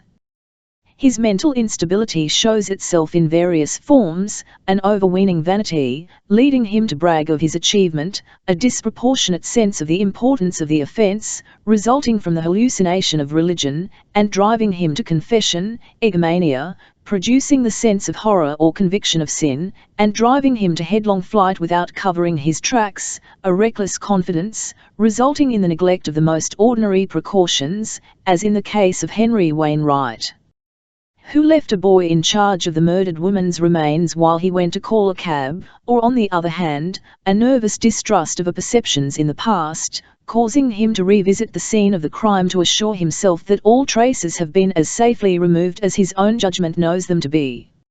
I will not hesitate to assert that a perfectly sane man, not intimidated by religious or other delusions, could always render himself perfectly secure from detection, provided, that is, that the crime was sufficiently premeditated and that he were not pressed for time or thrown out in his calculations by purely fortuitous coincidence. You know as well as I do, how far I have made this Asenian good in practice. The 2 accidents which betrayed me, I could not by any possibility have foreseen. The first was the chance recognition of Levi by the girl in the Battersea Park Road, which suggested a connection between the 2 problems. The second was that Phipps should have arranged to go down to Denver on the Tuesday morning, thus enabling your mother to get word of the matter through to you before the body was removed by the police and to suggest a motive for the murder out of what she knew of my previous personal history. If I had been able to destroy these 2 accidentally forged links of circumstance, I will venture to say that you would never have so much as suspected me, still less obtained sufficient evidence to convict. Of all human emotions, except perhaps those of hunger and fear, the sexual appetite produces the most violent, and, under some circumstances, the most persistent reactions. I think, however, I am right in saying that at the time when I wrote my book, my original sensual impulse to kill Sir Reuben Levi had already become profoundly modified by my habits of thought. To the animal lust to slay and the primitive human desire for revenge, there was added the rational intention of substantiating my own theories for the satisfaction of myself and the world. If all had turned out as I had planned, I should have deposited a sealed account of my experiment with the Bank of England, instructing my executors to publish it after my death. Now that accident has spoiled the completeness of my demonstration, I entrust the account to you, whom it cannot fail to interest, with the request that you will make it known among scientific men, in justice to my professional reputation. The really essential factors of success in any undertaking are money and opportunity, and as a rule, the man who can make the first can make the second. During my early career, though I was fairly well off, I had not absolute command of circumstance. Accordingly, I devoted myself to my profession, and contented myself with keeping up a friendly connection with Reuben Levi and his family. This enabled me to remain in touch with his fortunes and interests, so that, when the moment for action should arrive, I might know what weapons to use. Meanwhile, I carefully studied criminology in fiction and fact. My work on criminal lunacy was a side product of this activity, and saw how, in every murder, the real crux of the problem was the disposal of the body. As a doctor, the means of death were always ready to my hand, and I was not likely to make any error in that connection. Nor was I likely to betray myself on account of any illusory sense of wrongdoing. The sole difficulty would be that of destroying all connection between my personality and that of the corpse. You will remember that Michael Finsbury, in Stevenson's entertaining romance, observes, "What hangs people is the unfortunate circumstance of guilt." It became clear to me that the mere leaving about of a superfluous corpse could convict nobody, provided that nobody was guilty in connection with that particular corpse. Thus the idea of substituting the one body for the other was early arrived at, though it was not till I obtained the practical direction of St. Luke's Hospital that I found myself perfectly unfettered in the choice and handling of dead bodies. From this period on, I kept a careful watch on all the material brought in for dissection. My opportunity did not present itself until the week before Sir Reuben's disappearance, when the medical officer at the Chelsea workhouse sent word to me that an unknown vagrant had been injured that morning by the fall of a piece of scaffolding, and was exhibiting some very interesting nervous and cerebral reactions. I went round and saw the case, and was immediately struck by the man's strong superficial resemblance to Sir Reuben. He had been heavily struck on the back of the neck, the fourth and fifth cervical vertebrae, and heavily bruising the spinal cord. It seemed highly unlikely that he could ever recover, either mentally or physically, and in any case there appeared to me to be no object in indefinitely prolonging so unprofitable an existence. He had obviously been able to support life until recently, as he was fairly well nourished, but the state of his feet and clothing showed that he was unemployed, and under present conditions he was likely to remain so. I decided that he would suit my purpose very well, and immediately put in train certain transactions in the city which I had already sketched out in my own mind. In the meantime, the reactions mentioned by the workhouse doctor were interesting, and I made careful studies of them, and arranged for the delivery of the body to the hospital when I should have completed my preparations. On the Thursday and Friday of that week I made private arrangements with various brokers to buy the stock of certain Peruvian oil fields, which had gone down almost to waste paper. This part of my experiment did not cost me very much, but I contrived to arouse considerable curiosity, and even a mild excitement. At this point I was of course careful not to let my name appear. The incidents of Saturday and Sunday gave me some anxiety lest my man should after all die before I was ready for him, but by the use of saline injections I contrived to keep him alive, and, late on Sunday night, he even manifested disquieting symptoms of at any rate a partial recovery. On Monday morning the market in Peruvians opened briskly. Rumours had evidently got about that some Ibzui knew something, and this day I was not the only buyer in the market. I bought a couple of hundred more shares in my own name, and left the matter to take care of itself. At lunchtime I made my arrangements to run into Levi accidentally at the corner of the Mansion House. He expressed, as I expected, his surprise at seeing me in that part of London. I simulated some embarrassment and suggested that we should lunch together. I dragged him to a place a bit off the usual beat, and there ordered a good wine and drank of it as much as he might suppose sufficient to induce a confidential mood. I asked him how things were going on 'Change. He said, "Oh, all right," but appeared a little doubtful, and asked me whether I did anything in that way. I said I had a little flutter occasionally, and that, as a matter of fact, I had been put on to rather a good thing. I glanced round apprehensively at this point, and shifted my chair nearer to his. "I suppose you don't know anything about Pendlevian oil, do you?" he said. I started and looked round again, and leaning across to him, said, dropping my voice, "Well, I do, as a matter of fact, but I don't want it to get about. I stand to make a good bit on it." "But I thought the thing was hollow," he said. "It hasn't paid a dividend for umpteen years."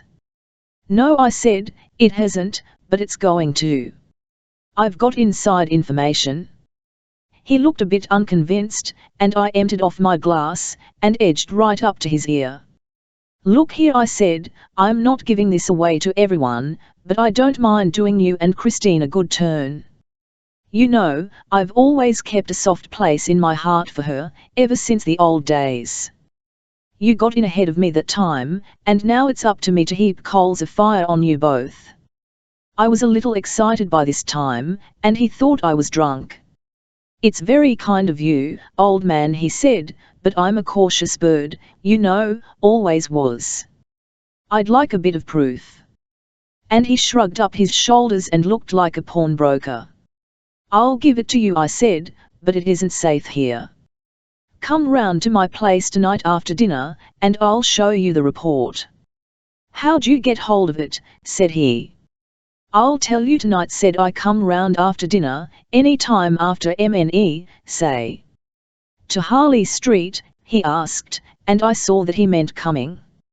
"No," I said, "to Battersea, Prince of Wales Road. I've got some work to do at the hospital." "And look here," I said, "don't you let on to a soul that you're coming.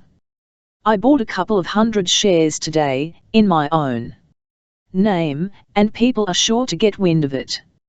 If we're known to be about together, someone'll twig something. In fact, it's anything but safe talking about it in this place." "All right," he said, "Elle won't say a word to anybody. I'll turn up about 9 o'clock. You're sure it's a sound thing?" "It can't go wrong," I assured him. And I meant it. We parted after that, and I went round to the workhouse. My man had died at about 11 o'clock. I had seen him just after breakfast, and was not surprised. I completed the usual formalities with the workhouse authorities, and arranged for his delivery at the hospital at about 7:00. In the afternoon, as it was not one of my days to be in Harley Street, I looked up an old friend who lives close to Hyde Park, and found that he was just off to Brighton on some business or other. I had tea with him, and saw him off by the 5.35. From Victoria. On issuing from the barrier, it occurred to me to purchase an evening paper, and I thoughtlessly turned my steps to the bookstall. The usual crowds were rushing to catch suburban trains home, and on moving away I found myself involved in a contrary stream of travellers coming up out of the underground, or bolting from all sides for the 5.45 to Battersea Park and Wandsworth Common. I disengaged myself after some buffeting and went home in a taxi, and it was not till I was safely seated there that I discovered somebody's gold-rimmed pince-nez involved in the astrakhan collar of my overcoat. The time from 6.15 to 7 I spent concocting something to look like a bogus report for Sir Reuben. At 7 I went through to the hospital, and found the workhouse van just delivering my subject at the side door. I had him taken straight up to the theatre, and told the attendant, William Watts, that I intended to work there that night. I told him I would prepare the body myself. The injection of a preservative would have been a most regrettable complication. I sent him about his business, and then went home and had dinner.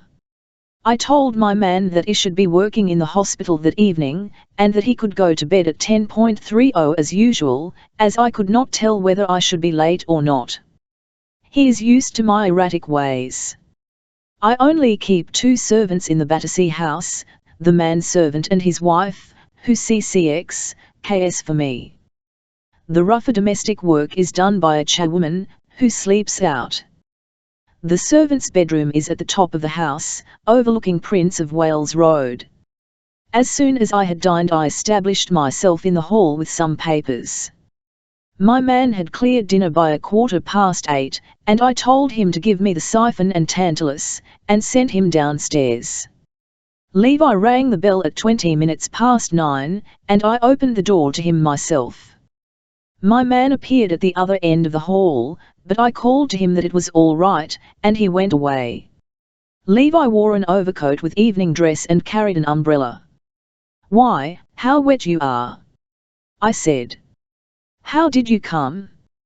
"By bus," he said, "and the fool of a conductor forgot to put me down at the end of the road. It's pouring cats and dogs and pitch dark, I couldn't see where I was." I was glad he hadn't taken a taxi, but I had rather reckoned on his not doing so. "Your little economies will be the death of you one of these days," I said. I was right there, but I hadn't reckoned on their being the death of me as well. I say again, I could not have foreseen it. I sat him down by the fire, and gave him a whiskey.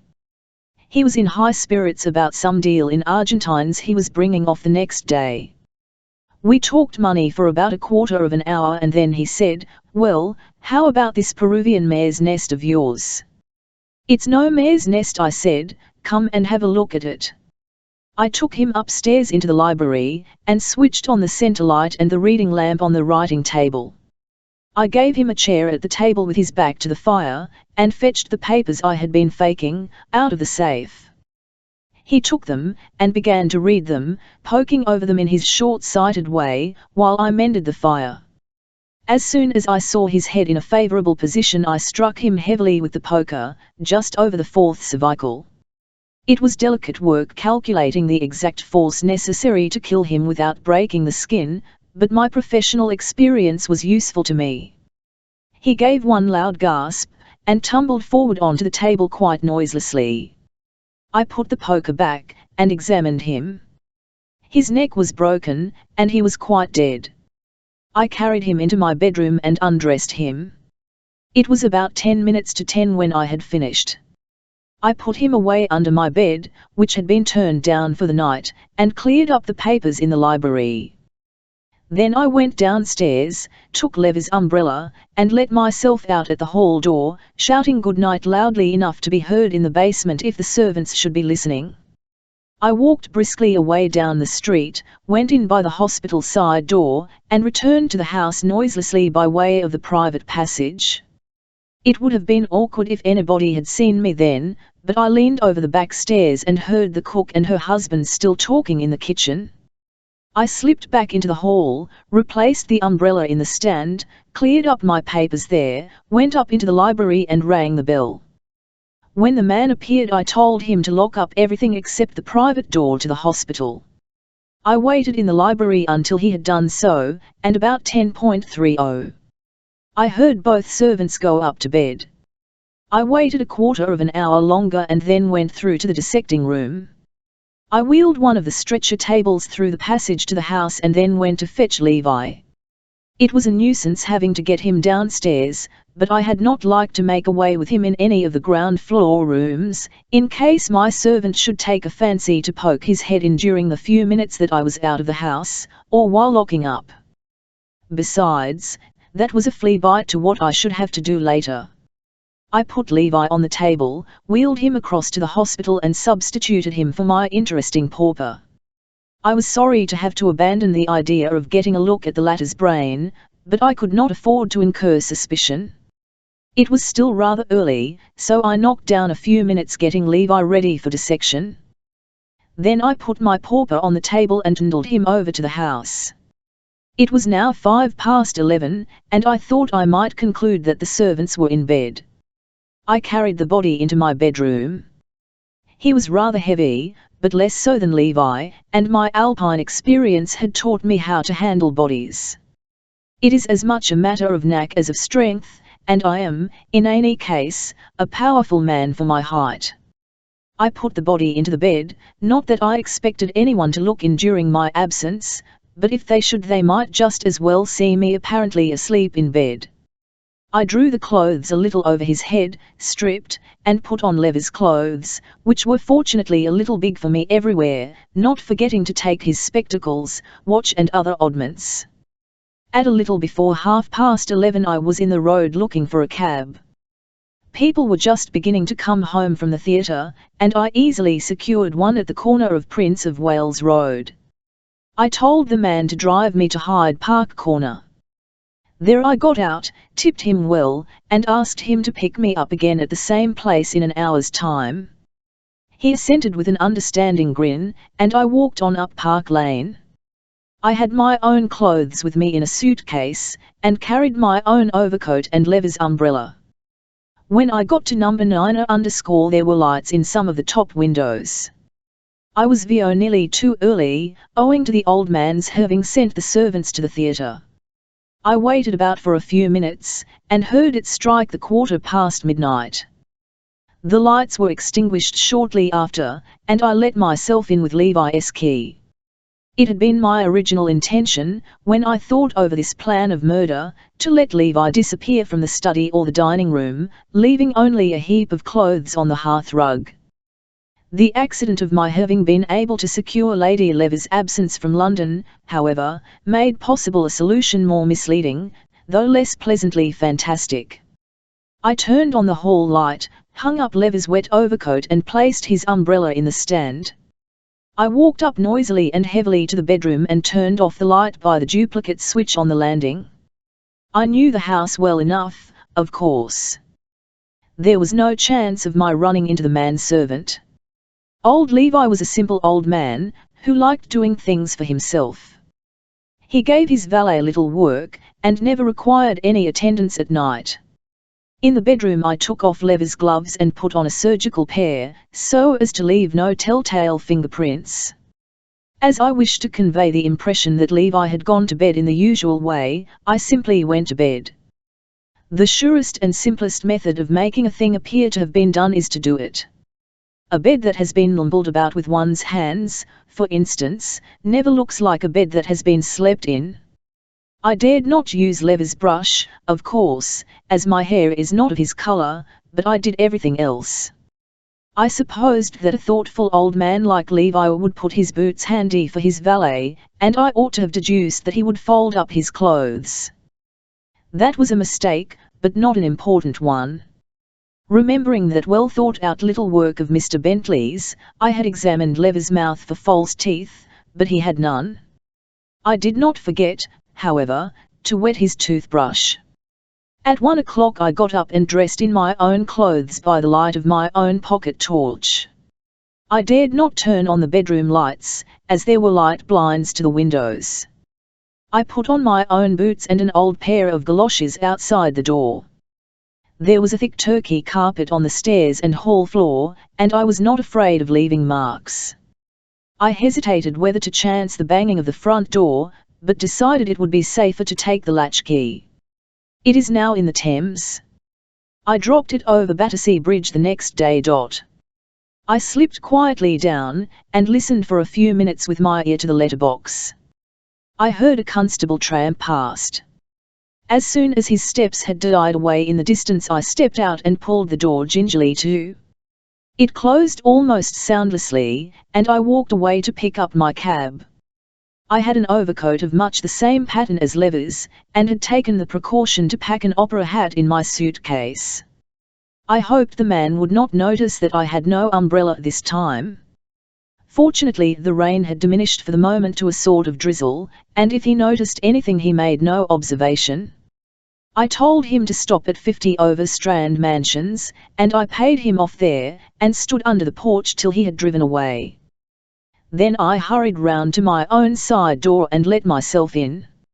It was about 1:45, and the harder part of my task still lay before me. My first step was so to alter the appearance of my subject as to eliminate any immediate suggestion either of Levi or of the workhouse vagrant. A fairly superficial alteration was all I considered necessary, since there was not likely to be any hue and cty after the pauper. he was fairly accounted for, and his deputy was at hand to represent him. Nor, if Levi was after all traced to my house, would it be difficult to show that the body in evidence was, as a matter of fact, not his. A clean shave and a little hair oiling and manicuring seemed sufficient to suggest a distinct personality for my silent accomplice. His hands had been well washed in hospital, and though calloused, were not grimy. I was not able to do the work as thoroughly as I should have liked, because time was getting on. I was not sure how long it would take me to dispose of him, and moreover, I feared the onset of rigor mortis, which would make my task more difficult. When I had him barbed to my satisfaction, I fetched a strong sheet and a couple of wide roller bandages, and fastened him up carefully, padding him with cotton wool wherever the bandages might chafe or leave a bruise. Now came the really ticklish part of the business. I had already decided in my own mind that the only way of conveying him from the house was by the roof. To go through the garden at the back in this soft wet weather was to leave a ruinous trail behind us. To carry a dead man down a suburban street in the middle of the night seemed outside the range of practical politics. On the roof, on the other hand, the rain, which would have betrayed me on the ground, would stand my friend. To reach the roof, it was necessary to carry my burden to the top of the house, past my servant's room, and hoist him out through the trapdoor in the box-room roof. Had it merely been a question of going quietly up there myself, I should have had no fear of waking the servants, but to do so burdened by a heavy body was more difficult. It would be possible, provided that the man and his wife were soundly asleep, but if not, the lumbering tread on the narrow stair and the noise of opening the trapdoor would be only too plainly audible. I tiptoed delicately up the stair and listened at their door. To my disgust I heard the man give a grunt and mutter something as he moved in his bed. I looked at my watch. My preparations had taken nearly an hour, first and last, and I dared not be too late on the roof. I determined to take a bold step and, as it were, bluff out an alibi. I went without precaution against noise into the bathroom, tummed on the hot and cold water taps to the full and pulled out the plug. My household has often had occasion to complain of my habit of using the bath at irregular night hours. Not only does the lush of water into the cistern disturb any sleepers on the Prince of Wales Road side of the house, but my cistern is afflicted with peculiarly loud gurglings and thumpings, while frequently the pipes emit a loud groaning sound. To my delight, on this particular the cistern was in excellent form, honking, whistling and booming like a railway terminus. I gave the noise 5 minutes' staff, and when I calculated that the sleepers would have finished cursing me and put their heads under the clothes to shut out the din, I reduced the flow of water to a small stream and left the bathroom, taking good care to leave the light burning and the door after me. Then I picked up my pauper and carried him upstairs as lightly as possible. The box room is a small attic on the side of the landing opposite to the servant's bedroom and the cistern room. It has a trapdoor, reached by a short, wooden ladder. I set this up, hoisted up my pauper and climbed up after him. The water was still racing into the cistern, which was making a noise as though it were trying to digest an iron chain, and with the reduced flow in the bathroom the groaning of the pipes had risen almost to a hoot. I was not afraid of anybody hearing other noises. I pulled the ladder through onto the roof after me. Between my house and the last house in Queen Caroline Mansions there is a space of only a few feet. Indeed, when the mansions were put up, I believe there was some trouble about ancient lights, but I suppose the parties compromised somehow. Anyhow, my 7-foot ladder reached well across. I tied the body firmly to the ladder, and pushed it over till the far end was resting on the parapet of the opposite house. Then I took a short run across the cistern room and the box room roof, and landed easily on the other side, the parapet being happily both low and narrow. The rest was simple. I carried my pauper along the flat roofs, intending to leave him, like the hunchback in the story, on someone's staircase or down a chimney. I had got about halfway along when I suddenly thought, why, this must be about little Thips's place, and I remembered his silly face, and his silly chatter about vivisection. It occurred to me pleasantly how delightful it would be to deposit my parcel with him and see what he made of it. I lay down and peered over the parapet at the back. It was pitch dark and pouring with rain again by this time, and I risked using my torch. That was the only incautious thing I did, and the odds against being seen from the houses opposite were long enough. 1 second's flash showed me what I had hardly dared to hope, an open window just below me. I knew those flats well enough to be sure it was either the bathroom or the kitchen. I made a noose in a third bandage that I had brought with me, and made it fast under the arms of the corpse. I twisted it into a double rope, and secured the end to the iron stanchion of a chimney stack. Then I dangled our friend over. I went down after him myself with the aid of a drain pipe and was soon hauling him in by Thips's bathroom window. By that time I had got a little conceited with myself, and spared a few minutes to lay him out prettily and make him shipshape.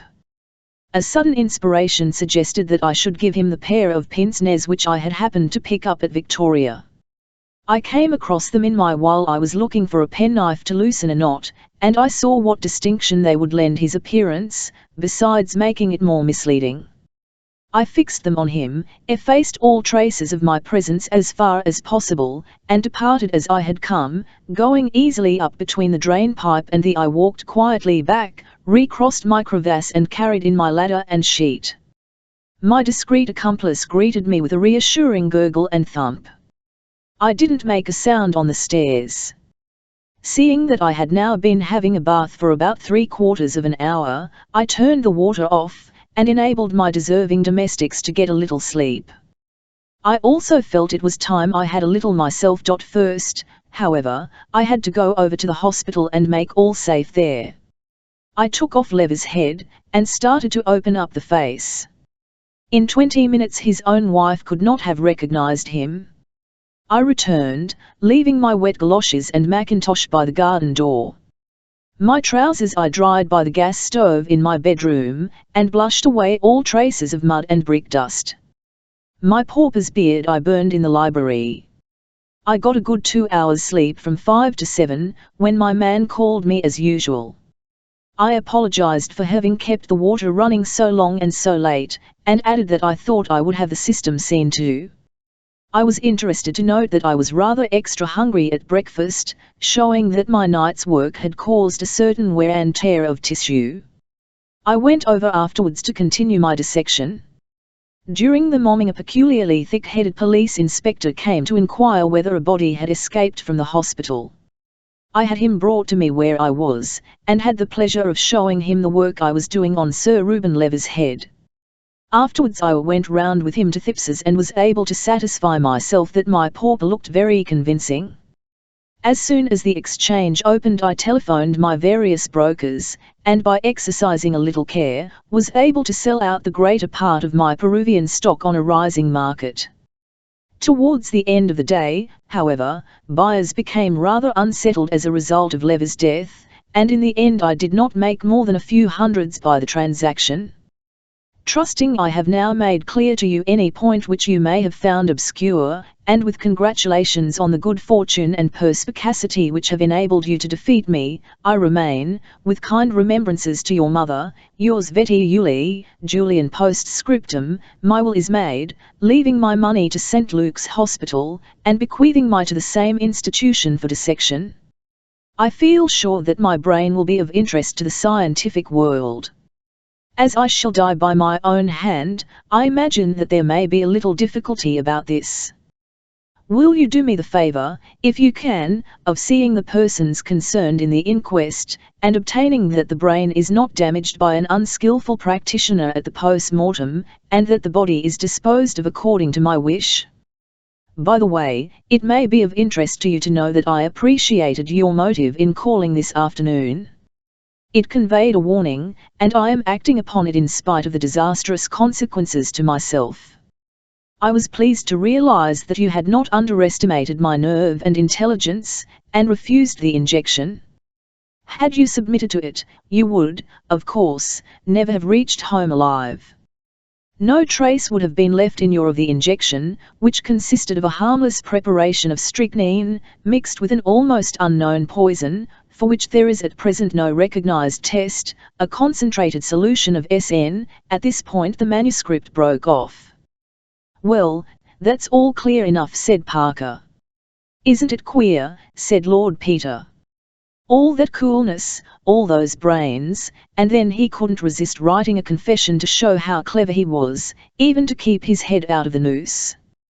And a good thing for us, said Inspector Sage, but Lord bless you, sir, these criminals are all alike.